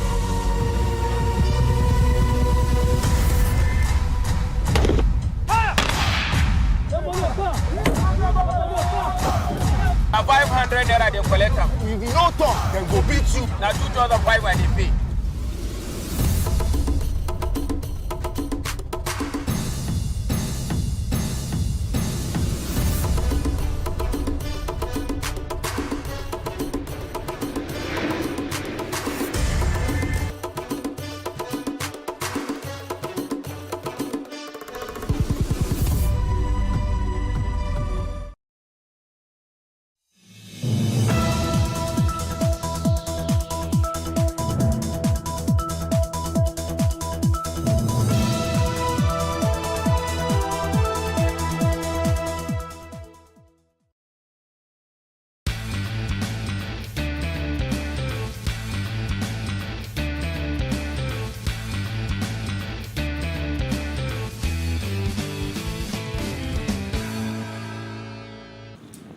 It's my pleasure to welcome you back to another interesting episode of Space and Style.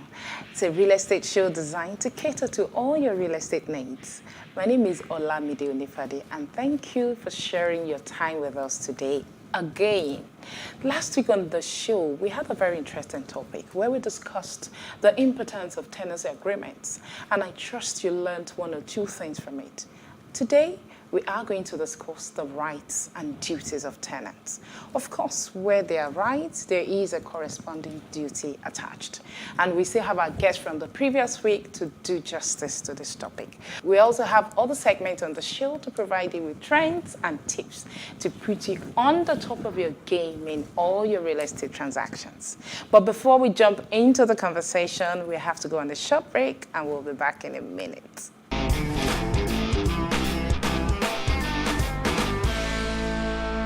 Thank you for staying with us. Before the break, we were talking about the rights and duties of tenants, and to discuss this topic with me is our guest from the previous week, Mr. Roland Dogo. He is a lawyer who obtained his LLB degree from Ambrose Ali University, Ekpoma, and he also attended the Nigerian Law School, where he bagged the second-class upper division. We also attended the University of Lagos and also backed an LLM degree. He has been in active legal practice since his call to the Nigerian bar. Thank you so much for coming again. It's my pleasure to be here. Last week was really interesting. We talked about tenancy agreements and all that. And of course, to every tenancy agreement, there has to be tenants and landlords. So we would like to take the rights of the tenant first. Okay. This week. So, what are the rights of tenants? Because I understand that there are rights and there are duties. Essentially. So to even start the conversation, let's start with what are the rights of tenants? Okay. There are some basic and fundamental rights that would usually inure to the tenant upon the execution of the tenancy agreement. First of them, which is very important and basic, is the right to quiet and peaceable enjoyment of the demised premises. In a layman's language, this connotes that the tenant, upon the execution of the tenancy agreement, has a right to the enjoyment of the premises that exclusive possession. Exclusive possession is a fallout of this particular right. This connotes that the tenant should have exclusive use of the place to the exclusion of every other person, inclusive of the landlord. So the landlord should not in any manner whatsoever or in any way whatsoever interfere with the right of peaceable enjoyment of the tenant. Another fallout of this right is a right is the right to privacy, which is a draw-out or a follow-up of the right to the exclusive possession. It is expected that throughout the duration of the term that has been granted to the tenant, that the tenant would have privacy and free from all forms of disturbances and interferences whatsoever from the landlord or any person claiming through the landlord. Let me cut you here. Okay. Well, of course, this is Lagos, particularly in Lagos. Yes, please. Your landlord might be living inside the same compound or probably living next. Yes. How is that obtainable? Well, it is very, very obtainable. That is why a tenancy agreement is very, very important. Once the agreement is there, the implication is that that premises, which would have been adequately described in the tenancy agreement, would be exclusively for the tenant. Once there is an interference, the implication is that that right has been breached. So the fact that the landlord lives with the tenant in the same premises does not give the landlord that right to interfere or disturb the Can you give right us instances of interference?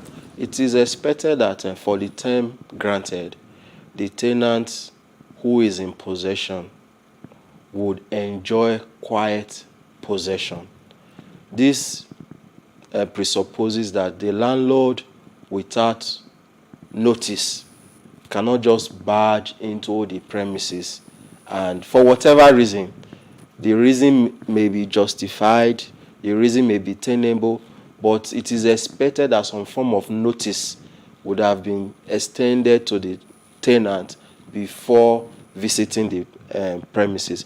For example, where for any reason there is a repair that is to be effected, it is expected and it is only reasonable that the landlord will give notice, adequate notice to the tenant that on so day at so time I will be around to either inspect the premises or for the purpose of carrying out a particular repair. So once there is no notice and the landlord shows up, that would mean some form of interference.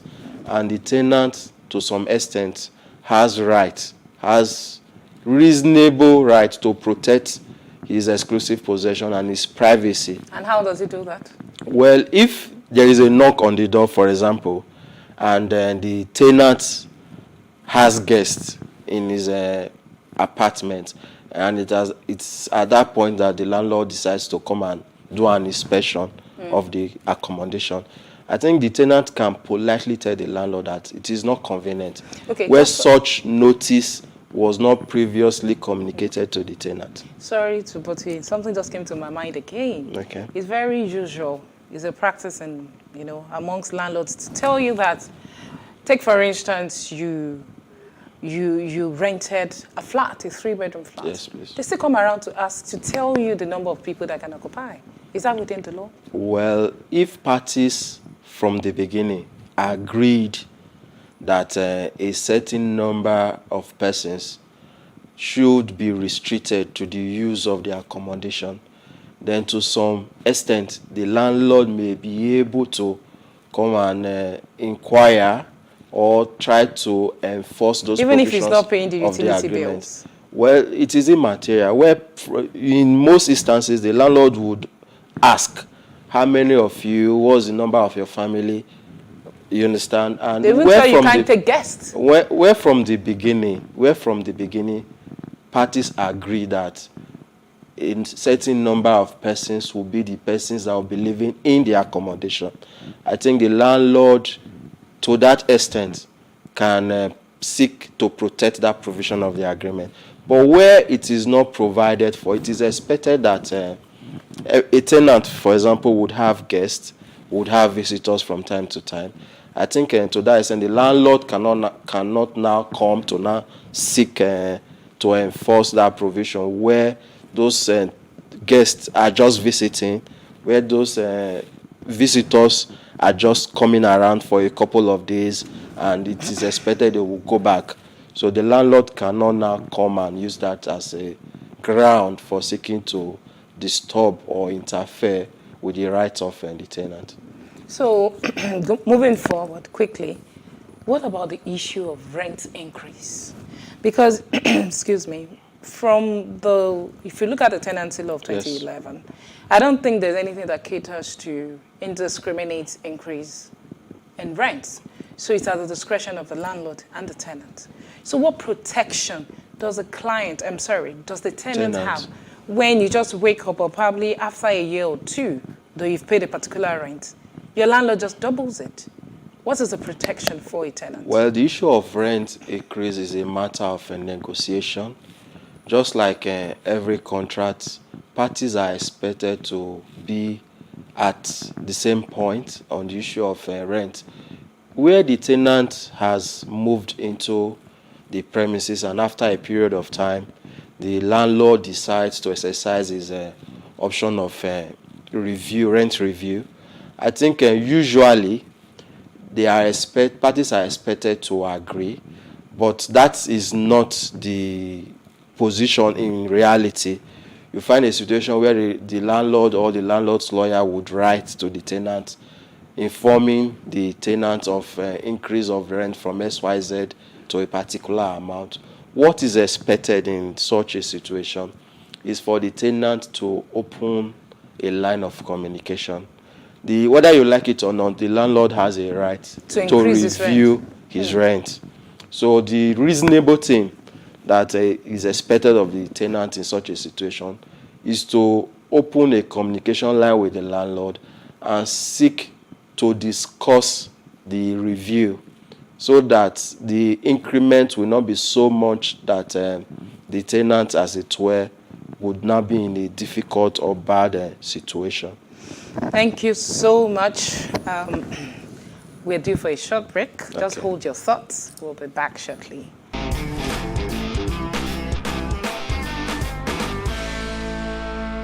Welcome back, everybody, and thank you so much for staying glued to your screens, and you're still watching Space and Style. So before we went on the break, we were talking about rent. Yes, please. Prevailing economic situation, does it have an impact on this? Definitely. Yeah. The landlord is not living in an isolated world.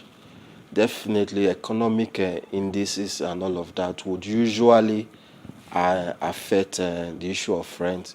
Inflation is a common factor and is usually a common ground that a landlord gives for rent review. And basically, like I mentioned earlier, the option to review rent when taking alongside prevailing economic circumstances, the landlord usually has an obligation to some extent to discuss the review with the tenant. And in situations where the notice of rent increments is given adequately, the tenant will have the option of either still choosing to remain on the property upon the expiration of his tenancy, or by paying the new rent, of course, or vacate same, where he or she is unable to pay the new rent. So the issue of adequate notice is very, very important. Okay, so moving on to this question. Who is responsible for maintenance and repairs? Well, the issue of responsibility on maintenance and repair would usually depend on the type or nature of the repair that is to be effected. Where the maintenance or the repair is of a major magnitude, it is expected that the landlord would be responsible. Issues of roofing, for example, that is so important. Issues of the structure of the property in question, then it is expected that the landlord would be responsible. However, for other repairs and maintenances that are of minor nature, for example, issue of wear and tear, it is expected that as facilities and amenities are being used over time, they will begin to deteriorate. Broken tap, broken security lights, and all of that. It is expected that the tenant would effect those. But what happens in a case I send notification to my landlord that it doesn't come on time to repair, and especially when the repair is very, very urgent? What should the tenant do in that instance? Well, in such an instance, in as much as a notice has been given to the landlord to draw his attention to a particular defect that need urgent maintenance or urgent repair, as it were, it is expected that after a reasonable time, the tenant, in order to protect himself, particularly from the harshness of the weather and all of that, where, for example, there is a thunderstorm which has affected the roof of a building, and then the tenant is able to put the landlord on notice, and the landlord fails or neglects to effect such repairs as soon as possible, the tenant can go ahead and effect such repairs. Then he will now need to seek some form of a compensation or reimbursement from the landlord, because the obligation to effect those repairs is primarily that of the landlord. Okay, what about the issue of service charge? Yes. Because the law says in every 6 months, you're supposed to get a written account when you pay service charge. What do you think of this? Well, the issue of service charge, it's a different contract entirely, because apart from the tenancy agreement, you find instances where the landlord and the tenant will also go into another agreement for the provision of certain services for the tenant in the premises that is rented. The law has also given some form of protection so that the tenant is protected from abuse by the landlord. That is where the issue of accountability comes in. The landlord is expected to be transparent and open on the issue of service charge. To that extent, the tenant is entitled to periodic account of how the service charge is put to use. This also protects the landlord such that where economic reality is no longer possible for a particular amount that was being charged as service charge. Like now that diesel has gone up. So the landlord too, if he's transparent and open the tenant, he can also tell the tenant, this is the reality on ground. The XYZ amount that you were paying previously is no longer enough to take care of this particular service, and there is the need to review what was being paid. So it's both ways. When parties are open and transparent, it helps the relationship. We have a lot of issues concerning the rights of tenants, but of course, we have obligations. Yes. But because of time, can you just quickly wrap up on what the law expects the tenant to do in correspondence? Well, there are certain obligations that are expected of the tenant, like we have mentioned earlier. There is the duty of rent. The tenant is expected to pay rent.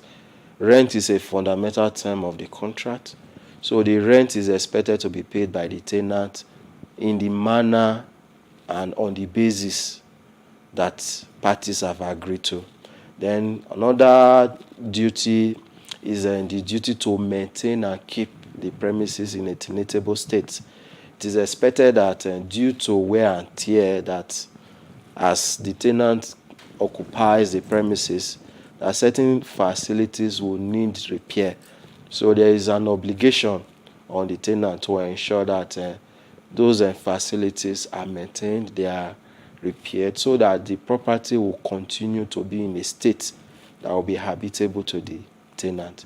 Then another duty that is expected of the tenant is the duty not to alter any part of the premises or the building without the consent of the landlord. We have instances where tenants on their own will begin to build extensions, build additions, begin to alter the premises or the accommodation without even putting the landlord on notice. That would amount to a fundamental breach of the tenancy agreement. So in that case, what are you supposed to do? You want to have an extension? It's expected that you put the landlord on notice to seek his consent.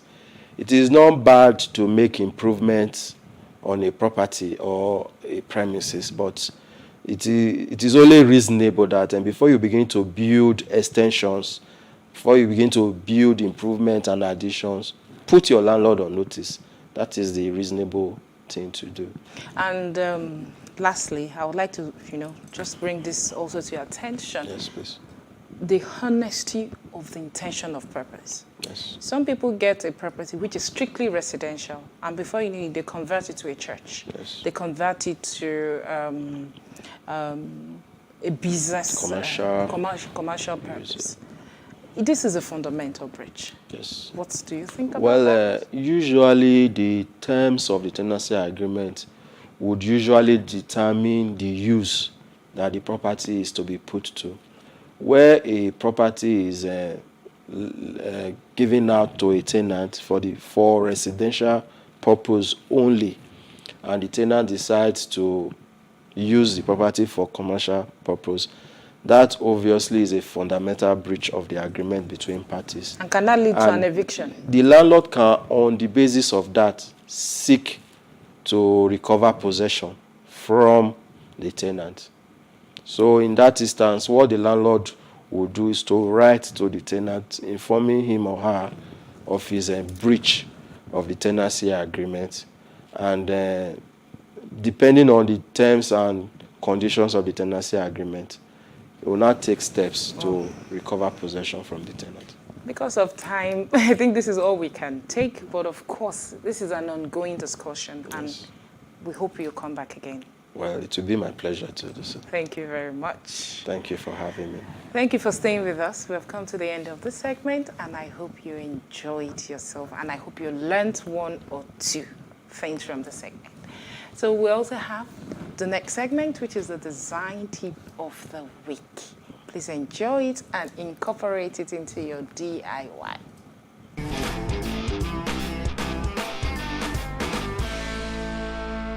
I'm Dr. Morenike Basharu, CEO and Chief Creative Director at Dewey Options Limited, an interior design firm. So today we're going to talk about lighting in interior design. Lighting is one of the most important elements of design. And it's simply because an interior project is brought to light with lighting. Imagine a space that you do a beautiful colors, beautiful furniture with no light. You know, it's not going to be lively. It will be drab. So lighting brings life to every design project. So we're going to talk about, today I'm going to talk to you about the importance of lighting, and also I'm going to talk to you about the different types of lighting we've got in interior design. So light creates depth and it creates coziness in a design project. Also, light can be used to focus on very attractive areas in a design project because, let me take for example, you design a living space and you put a particular beautiful furniture in a corner, you know, and you want to highlight this furniture, you can put a lighting around there, you know, to bring focus to that furniture. So you use lighting to do that. Also, lighting can be used for tasks. Right? So we want to read, for example, we can have the reading lamps, we can have lighting that are used in kitchen cabinetry, for instance, that you want to focus on some items that you put in your cabinets, right? Or you put wall art on the wall, you might want to have lighting on top of this wall art, you know, to focus on some interior accessories that you put on them. So lighting can be used for this. So we're going to go into types of lighting that we have. So we've got three broad categories of lighting. So we've got the ambience lighting, we have the task, and we have the accent light. So for the ambience light is like the light that gives the ambience to the space. So it's the bright lighting. So you can use chandeliers to create that. You can use your spotlight to create that. So that's what gives the mood to that space. So let me take, for example, in a workspace, like an office, a corporate office, you want to have bright lighting. So you don't want to start using like the mood yellow or very amber lighting. You want to use the white lighting because that is the function of that space. In a home, for example, maybe you have a living room or you want to have a place where it's cozy, you might want to use like your amber lighting. So we have got the ambient light. We have the task light that is used for purpose. So let me take, for example, in the kitchen, I want to put it under my cabinetry. So if I want to work on the kitchen top, I can put it on and I can chop and see clearly. If I want to read by maybe a reading table in a corner, I want to put light there so it helps me, it illuminates the area properly for me. You know, so we also have the accent light that can focus on pieces, you know, just to accentuate those pieces. So let me take, for example, a wall art. You can have a beautiful wall art on the wall and you want to put a beautiful lighting over it to focus on the wall art. You can have like a pretty piece somewhere, you want to put light on it to just focus on it. So those are the different categories of lighting that we have. But and we also have the decorative lighting. And in some instances, you can have some lighting that are ambience lighting, but again, they're decorative. And that's when we talk about our chandeliers. And that's why we have some chandeliers, they're not drab, they're a bit dramatic, you know, to bring, you know, to pop the space. All right, so let me give you a tip to go away with today. So if you have a small space and you don't want to spend too much and you still want your space to be a bit dramatic, you can just change your chandelier. Have that dramatic chandelier in place. I hope you've been able to learn one or two things today. See you again next week. Bye-bye. Space and style.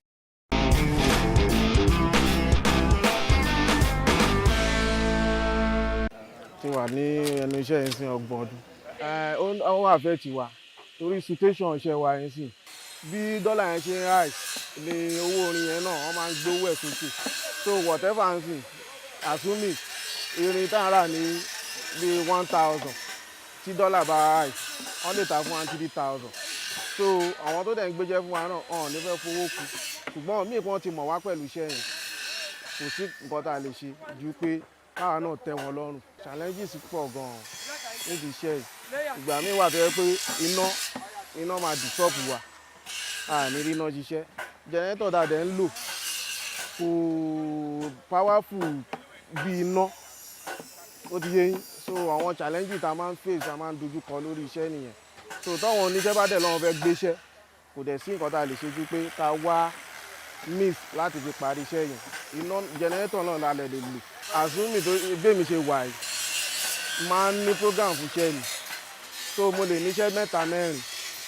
so àwọn ọmọ tó ń bá mi iṣẹ́ wà tó yẹ pé tí bá ti níṣẹ́ tó pọ̀ bẹ́ẹ̀ màá pọ̀ pé wọ́n wá àjọ áńdù iṣẹ́ yẹn so lórí iṣẹ́ yìí náà àwọn ọmọ wà tó yẹ pé àti kọ́ iṣẹ́ tó yẹ pé èmi wà nù wọn tó yẹ pé ó ń lọ school ó ń ti school tó bá close in school á wá síbi á wá kọ́ṣẹ́ yẹn so ó fi ń ṣe part time so along the line ó dẹ̀ náà ti wà láyà rẹ̀ client wà tó yẹ pé èmi wà ó lè lóun fẹ́ gba iṣẹ́ òun níbi ọ̀sẹ̀ kan tíṣẹ́ mi dẹ̀ ti wà lọ́wọ́ mi so mo lè fún grace fún ọ̀sẹ̀ 2 tó bá lè afford ẹ̀ so I go ahead so èmi ìtàn dẹ̀ ti mọ iṣẹ́ wa so kò ní doubt and okay kò sí problem wọn á ṣe so láti bẹ̀ lọ iṣẹ́ ẹ̀gán lè má tó time tèmi wá dá fún yẹn á gbé àwọn irin tá à ń lò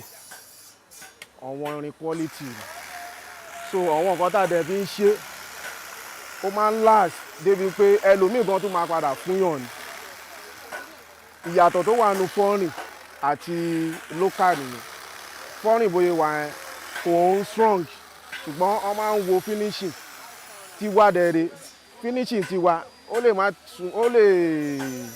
farapẹ́ díẹ̀ ni ṣùgbọ́n tiwa ó máa ń strong ju wọn lọ ìyàtọ̀ tó wà nù finishing foreign ni pé materials wà tó ń mòdì kíní yẹn fún wọn lọ́hùn tiwa ń bí ọwọ́ làwa fi ń ṣe irú ìsìn ìgbà táwa fi kọ́ṣẹ́ tiwa ń gbà yẹn àwa lo CCS a tún fi CCS sin ọ̀gá ṣùgbọ́n ń sìn láyé òde ìlú àwọn ọmọ tó ń kọ́ṣẹ́ ń sìn grace wọn ò ju 1.5 years 2 years so àwọn náà ti wà wọ́n ti gbàyàn dá àwọn náà ti máa dáṣẹ́ ara wọn ṣe nígbà tí mo bẹ̀rẹ̀ iṣẹ́ yìí gbà yẹn mo wà ní bíi 19 years mo fi bẹ̀rẹ̀ iṣẹ́ yìí nígbà yẹn so ẹ̀kọ́ méjì mo kọ̀ rí lórí iṣẹ́ yìí ni pé ìgbà yẹn náà mo fẹ́ kọ́ ṣùgbọ́n àwọn òbí tó bí mi wọ́n ti ríran jù mí lọ so àwọn ní iṣẹ́ yìí ló máa kọ́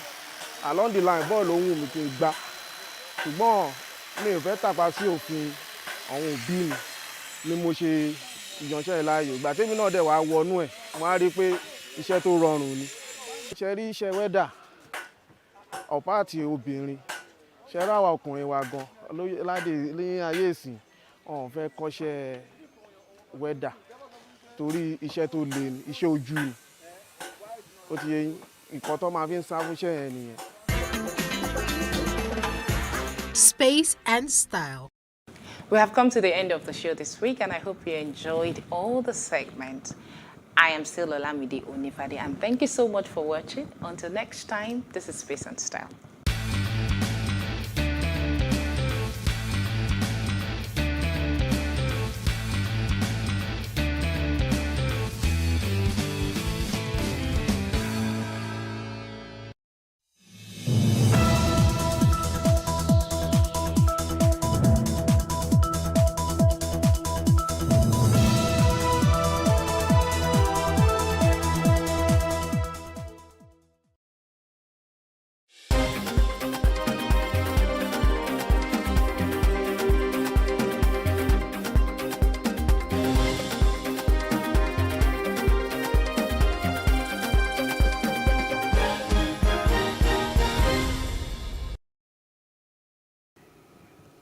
Good evening. I am Olamide Adeyemi. This is the news update. The trial of Andrew Minikaran, the BRT driver charged with the rape and murder of Oluwabamiche Anyawole, was stalled today due to the absence of the defendant. Minikaran is standing trial before a Lagos High Court sitting in Tafawa Balewa Square, and 5 charges bordering on conspiracy, rape and murder preferred against him by the Lagos State government. When the case was called today, the Director of Public Prosecutions, Dr. Babajide Martins, informed the court that the prison service did not bring the inmate to court due to security reasons regarding the commercial motorcycle ban in the state. Now, the fresh ban imposed on operations of commercial motorcycles, popularly called Okada, in 6 local governments and 9 local council development areas of Lagos State by the State Governor Babajide Sanwo-Olu takes effect from today. Sanwo-Olu had on May 18, 2022 announced the ban at a meeting with the State Commissioner of Police, area commanders and divisional police officers at the State House in Alausa.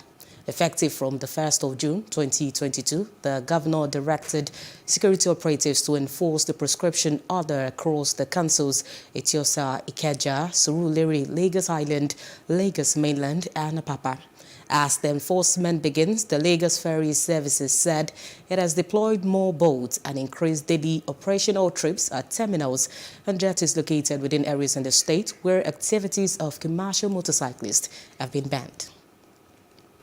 Meanwhile, Senate President Ahmed Lawan has restated his commitment and agenda for Nigeria if he finally got the presidential job.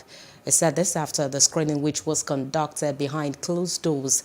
Senator Lawan said the party stands for national stability and they have recorded so much successes across the country, but also have some challenges to deal with. He said if given the opportunity, Nigeria will experience improved education, security and economy.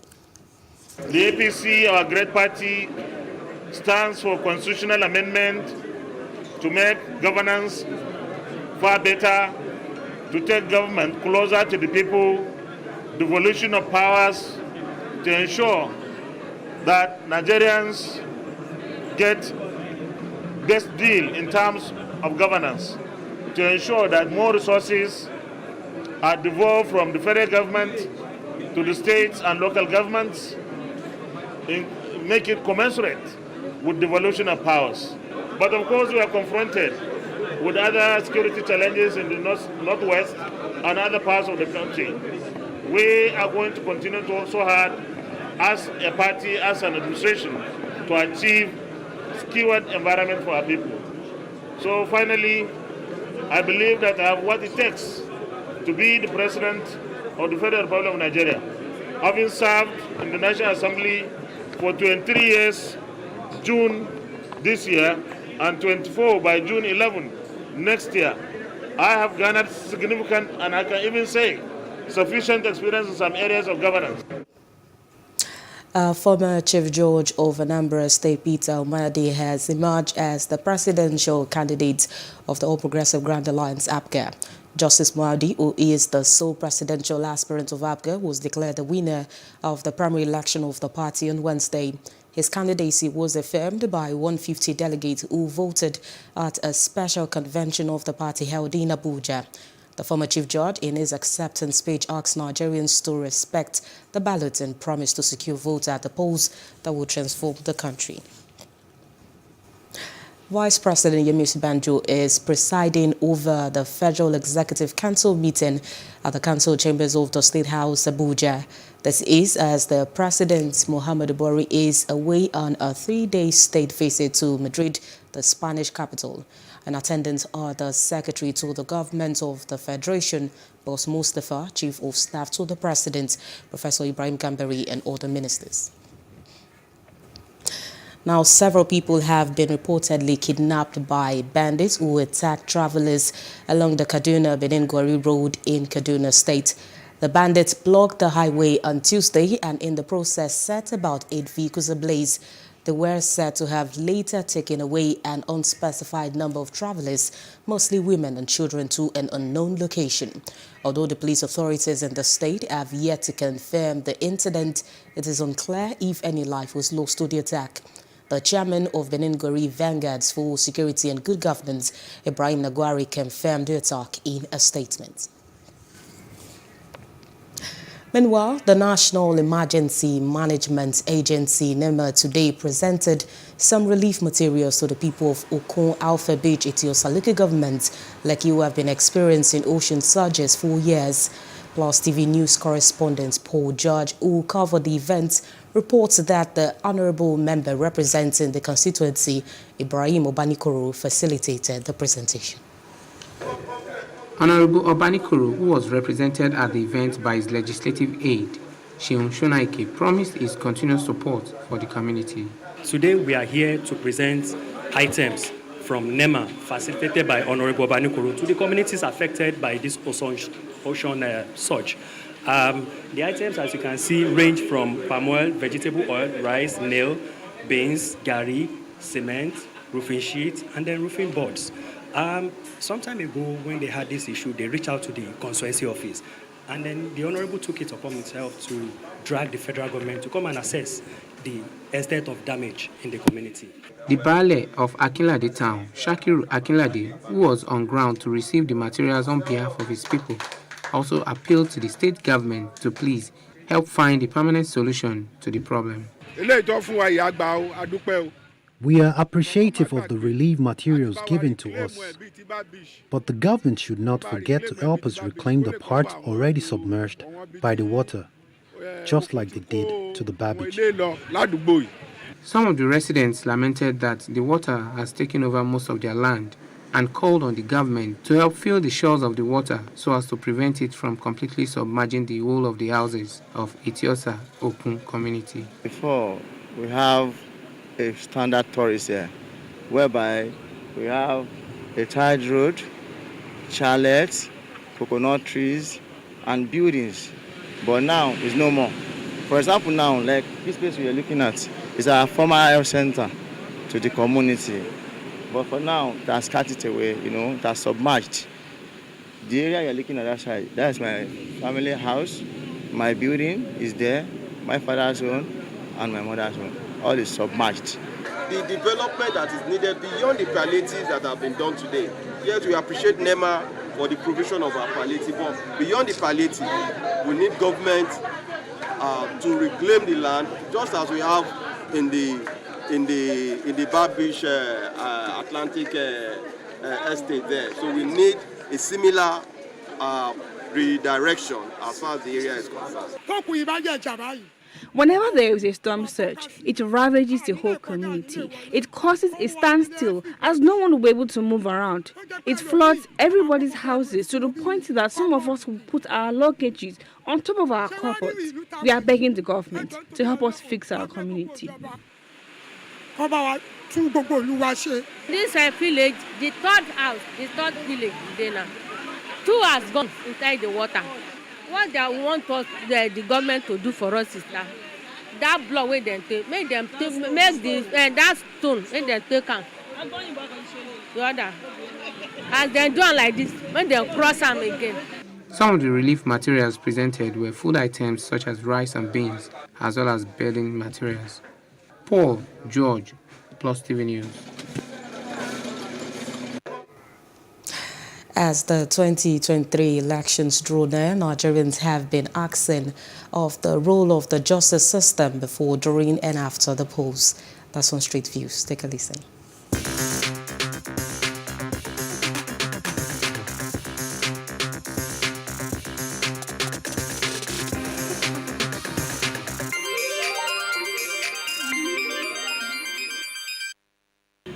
The electoral act once passed becomes the law. And the duty of the court is to interpret the law the way it is, irrespective of who the interpretation will go against or not. Now, coming to 2023 election, before any election, the judiciary has a duty to put in election petition in place based on the Electoral Act. And when that is in place, the judiciary will be ready to take any case, because the election petition will have been in place because it's special courts. The judiciary really doesn't have any preparation to make with respect to election. The judiciary is supposed to be a continuous process, and the only role of the judiciary is to interpret laws. So whatever laws become current or becomes extant, that is what the judiciary will do. The judiciary doesn't have to have a new preparation. They're supposed to be constant at every time. So the judiciary is good to go with respect to the 2023 elections. The judiciary this time around should look beyond the technical justice and do substantial justice. You know, because it's on record that there was a time when a matter was called at the Supreme Court, and then the Supreme Court in its wisdom left number 1 and went for number 4. It would be against common sense to leave the person that scored second highest vote, the third highest vote, to go and pick the fourth highest vote. So it's what we call technical justice. So we're hoping and trusting that the judiciary this time around would look at substantial justice to ensure that politicians don't use the courtroom and the instruments of the law to achieve a selfish gain. The only thing the judiciary ought to do at this stage is to be very, very careful, because the politicians are at their game now. This is the time for frivolous application. This is the time for expert application. They'll come through the back to get any relief to stop the election or to stop the process. So the judiciary should be watchful to shun all expert applications. What the judiciary can do, they can what they call accelerated hearing. You know, they can accelerate hearing, but let the other party be aware.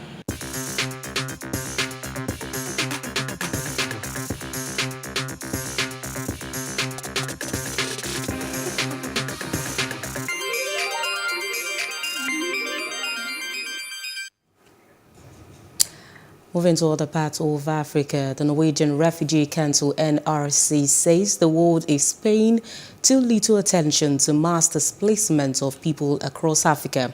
The head of the organization, Jan Egeland, said that Africa's suffering would, in his words, be pushed further into the shadows by the all-absorbing war in Ukraine.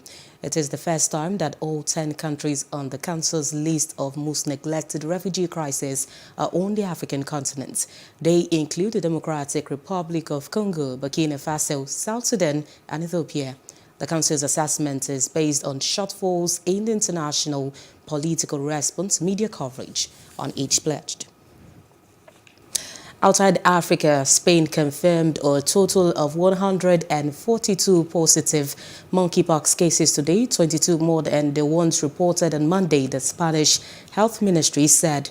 Dr. Julio Garcia Rodrigo is the head of La Paz Hospital Microbiology Unit, one of the hospitals where monkeypox testing is being carried out in the Madrid region. He said the spread of the disease will have nowhere near the impact COVID-19. Spain, Portugal, and Britain are the countries with the most cases in the outbreak of monkeypox outside parts of West and Central Africa, where it is endemic. The Madrid region began testing for monkeypox on Monday at 5 different hospitals as cases continue to slightly rise in the country. Now, China's foreign ministry has slammed a joint statement by the leaders of the United States and New Zealand that expressed grave concerns on human rights violation in Xinjiang and the erosions of freedoms in Hong Kong. A spokesman at the Chinese Foreign Ministry, Zhao Lijian, said their joint statement smears China and gravely interferes in its internal affairs. In their statement, U.S. President Joe Biden and New Zealand Prime Minister Jacinda Ardern also said they will encourage the peaceful resolution of cross-strait issues. Moving on to business, the Nigerian startup ecosystem has been ranked 61st globally and 2nd in Africa on the Global Startup Ecosystem Index by Startup Blink. Nigeria displaced Kenya to spot 62 and 3rd in Africa. According to the ranking, South Africa is the highest-ranked African country at 49th and the only African country in the global top 50. Lagos is the highest-ranked African city and only in the global top 100 on the list. The Global Startup Ecosystem Index has been updated annually since 2017 and is a comprehensive startup ecosystem ranking of 1,000 cities and 100 countries. And that's the news update. For more stories, please follow us on our Facebook, Twitter, and Instagram. Do subscribe to our YouTube channel at Plus TV Africa and Plus TV Africa Lifestyle. I am Olamide Adeyemi. Many thanks for watching.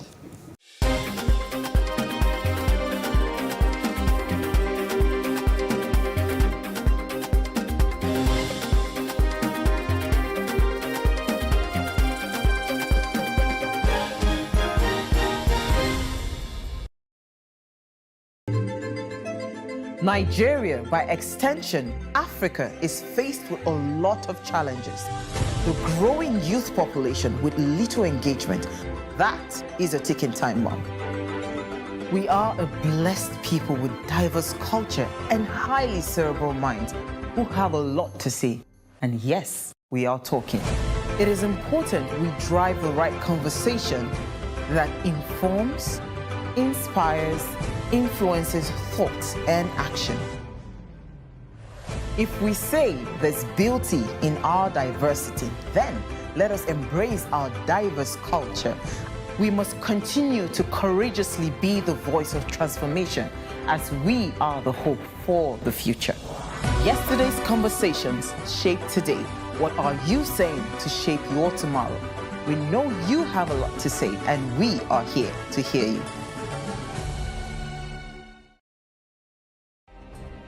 Nigeria's Niger Delta region, from where the black gold fuels Africa's largest economy, where the lines between wealth and poverty has never been thinner. Conflicts, poverty, insecurity, and environmental challenges daily confront the region. How can the Niger Delta story be changed for the better? Join Mamude Akuga at 9 p.m. every Friday evening on Plus TV Africa as he probes deep in search of solutions. Inside the Niger Delta with Mamude Akuga, the authentic voice of Nigeria's oil-rich region. In raising our kids, parents should stop playing God. The internet is actually using the people. But when you are looking for money to help other people, then it becomes easy. Don't rush into marriage. I always say this. You rush in, you rush out. Family is the bedrock of every society and the essence of life. On Today with John and Helen, we dig deep into family values in every sense of the word. Join us every Saturday at 9:15 a.m. on Plus TV Africa, DSTV channel 408. With you, we play a part in strengthening the values passed from generation to generation.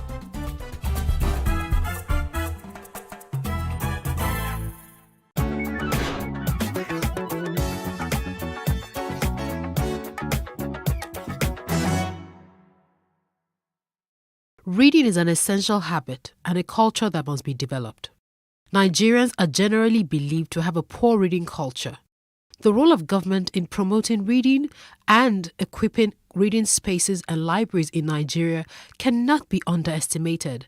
But first, we must look at the development of reading habits from the home and the role parents play in encouraging their children. My parents, my mom used to be a teacher, so reading was obviously part of a curriculum. And then my father used to be a professor and is an author. So I started reading very, very early, and I started reading books that were higher than my age grade. I was reading African Writer series from age 7, age 8, and reading encyclopedias by that time. So obviously my parents had a huge part and encouraged that in me. In the Nigerian book market, there's a high influx of foreign authors writing for children, but very few Nigerian authors telling relatable, homegrown Nigerian stories. If you start out reading stories even to your baby, even before they're 1, and then as they get older, buy appropriate materials that are colorful, with easy to read words, and read with them. I think that helps. Adedotun Enyade, a co-founder of Robin Heights, a leading bookstore in Nigeria, has tips for Nigerian authors and how they can improve on their work and get into the hearts of readers. The story has to be good, right? If you're writing, whatever you're writing, if you're writing fiction, if you're writing non-fiction, it has to be really, really compelling, one. Next thing would be in terms of the packaging, right? People have gone past the era where you just take your books to just about any printer to print for you. I think, publishers, self-published authors as well, they need to invest in ensuring that the quality of the book, the final output is one that would, stack up with any book, published, elsewhere in the world. So that's really important. Then I think, what would be the most important tip for me to them would be just, they need to invest in marketing, getting to actually buy the books and stock up your shelves when you have them. Hiring good people requires decent amount of capital. So I would say it's getting the startup funds to to set up something, and then if you're looking to do it at scale like we're hoping to do, then it also requires you raising funding, which isn't readily available in commercial banks, right? I don't think a bank would say they want to give you a loan to set up a bookstore. They probably will be skeptical about the number of people who read. So for us, I think it's just I would say capital is at the top of a totem pole. It is commendable that certain individuals and organizations are making concerted efforts to revive the reading culture in the country. The government should also redesign the school curriculum to incorporate more reading activities in primary and secondary schools.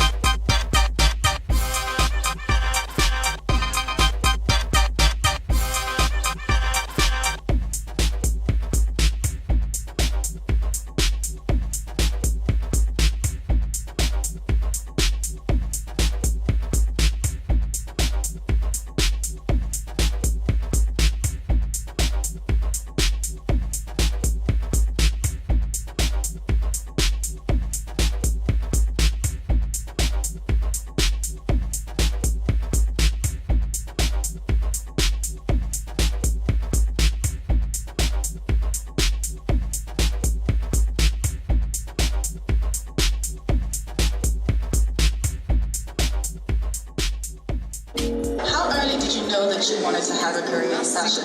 When I was taken to Portobello Road Market in London when I was about 10 or 12 years old, and there was all these colourful characters everywhere dressing up, and I saw very quickly the reaction and the way that they made me feel, and I wanted to have a part of that.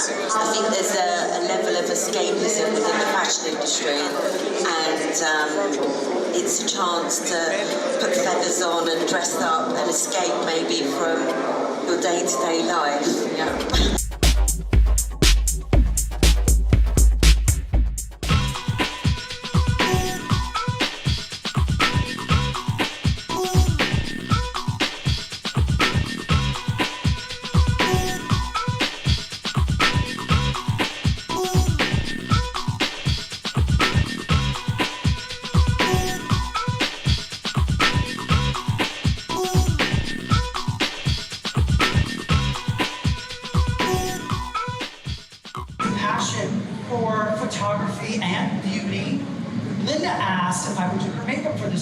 So, of course, I was beyond thrilled, and I said that I would do it. I mean, after all, I've done her makeup over the years, kind of on the side, learning my craft along the way, and I'm going to be honest with you. There were a lot of messy attempts at learning that perfect smoky eye. Trust me, terrible. But after Linda's shoot, Christian complimented me on my work, and he asked if I would be interested in working with him from time to time.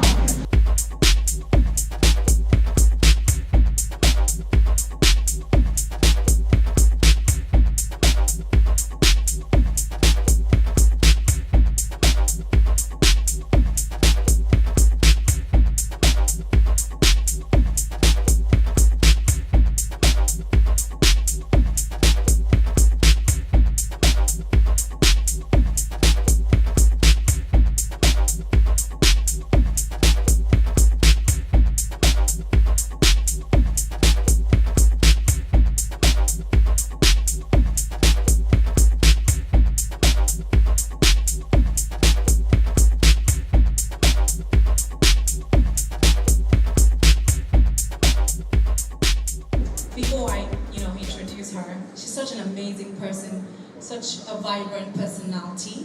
She's one of us. She's the first West African woman to be a style editor at Elle magazine. Her style has been described as eccentric, classy, and fashionable. Ladies and gentlemen, put your hands together for Nikki Ogonaike.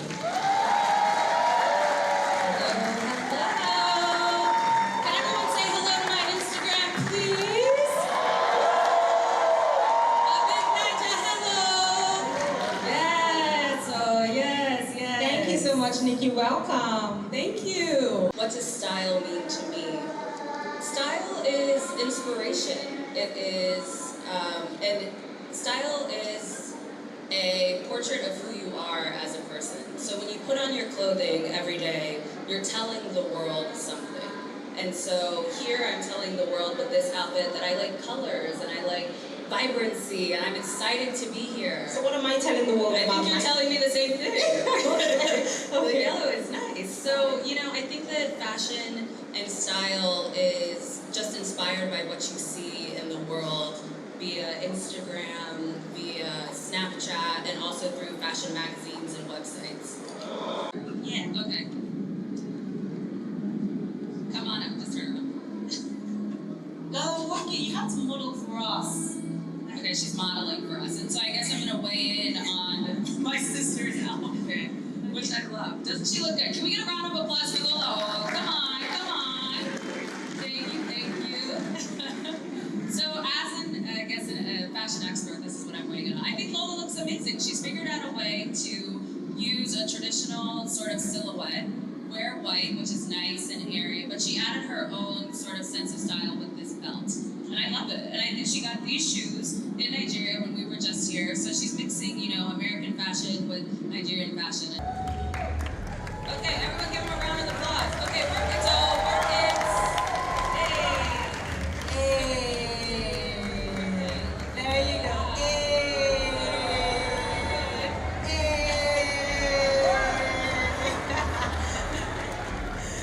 But she paired it with a nice sort of top, and so it's like a menswear inspired top. And this is an example of how to do menswear and womenswear, but with African accessories, which is really great to see. The mix is genius.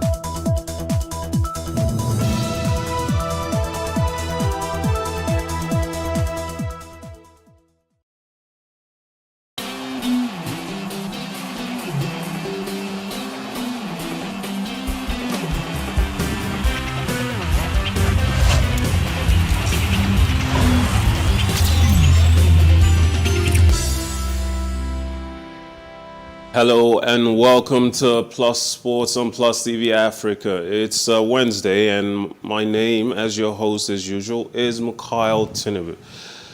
Now we'll start in Nigeria with the Super Eagles set to face off against Ecuador. Two sides in need of a morale-boosting result go head-to-head on Thursday when Ecuador and Nigeria lock horns in a mouth-watering friendly fixture at New Jersey's Red Bull Arena.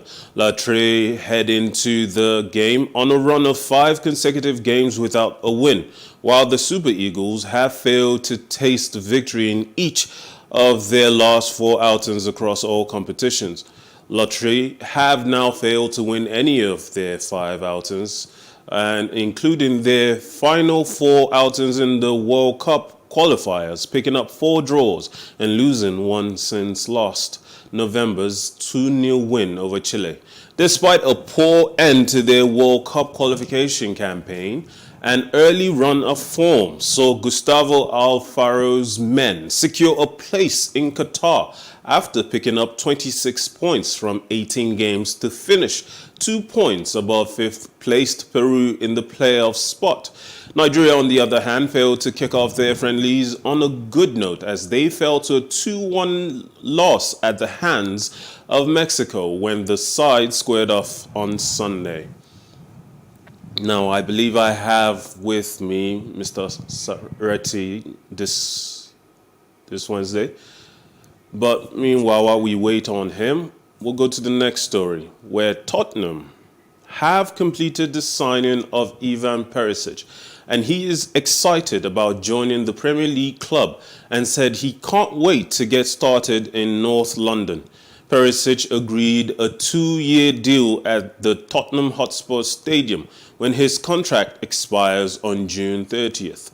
The Croatian will link up with Antonio Conte again, a reunion the 33-year-old is delighted by.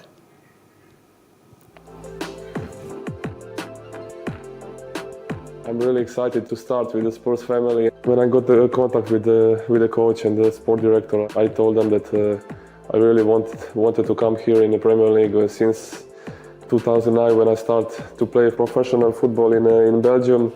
This is the moment and I can't wait. It means you are together again with Antonio. It's a privilege to work with a coach like this. We did well in Inter. We won the league after 10 or 11 years. It was really a perfect year. Yeah, I'm really happy to see him again. He's living football, you know, every minute, every hour, every day. When he's sleeping, he's thinking also about football. I like his character, and I know we're gonna do a great job here. Back in the Champions League next season as well. I mean, how exciting is that both for the club, but also for you as a new player? Yeah, I was waiting last 2-3 games. I was watching, and after the victory against Arsenal, it was obvious that Tottenham will go in the Champions League. It was also good for me because I want to play the best game. I want to do a great job in Champions League, like also in Premier League and in the both cups. I'm gonna bring a lot of hard work, and because I like to work a lot, I like to work for the team, and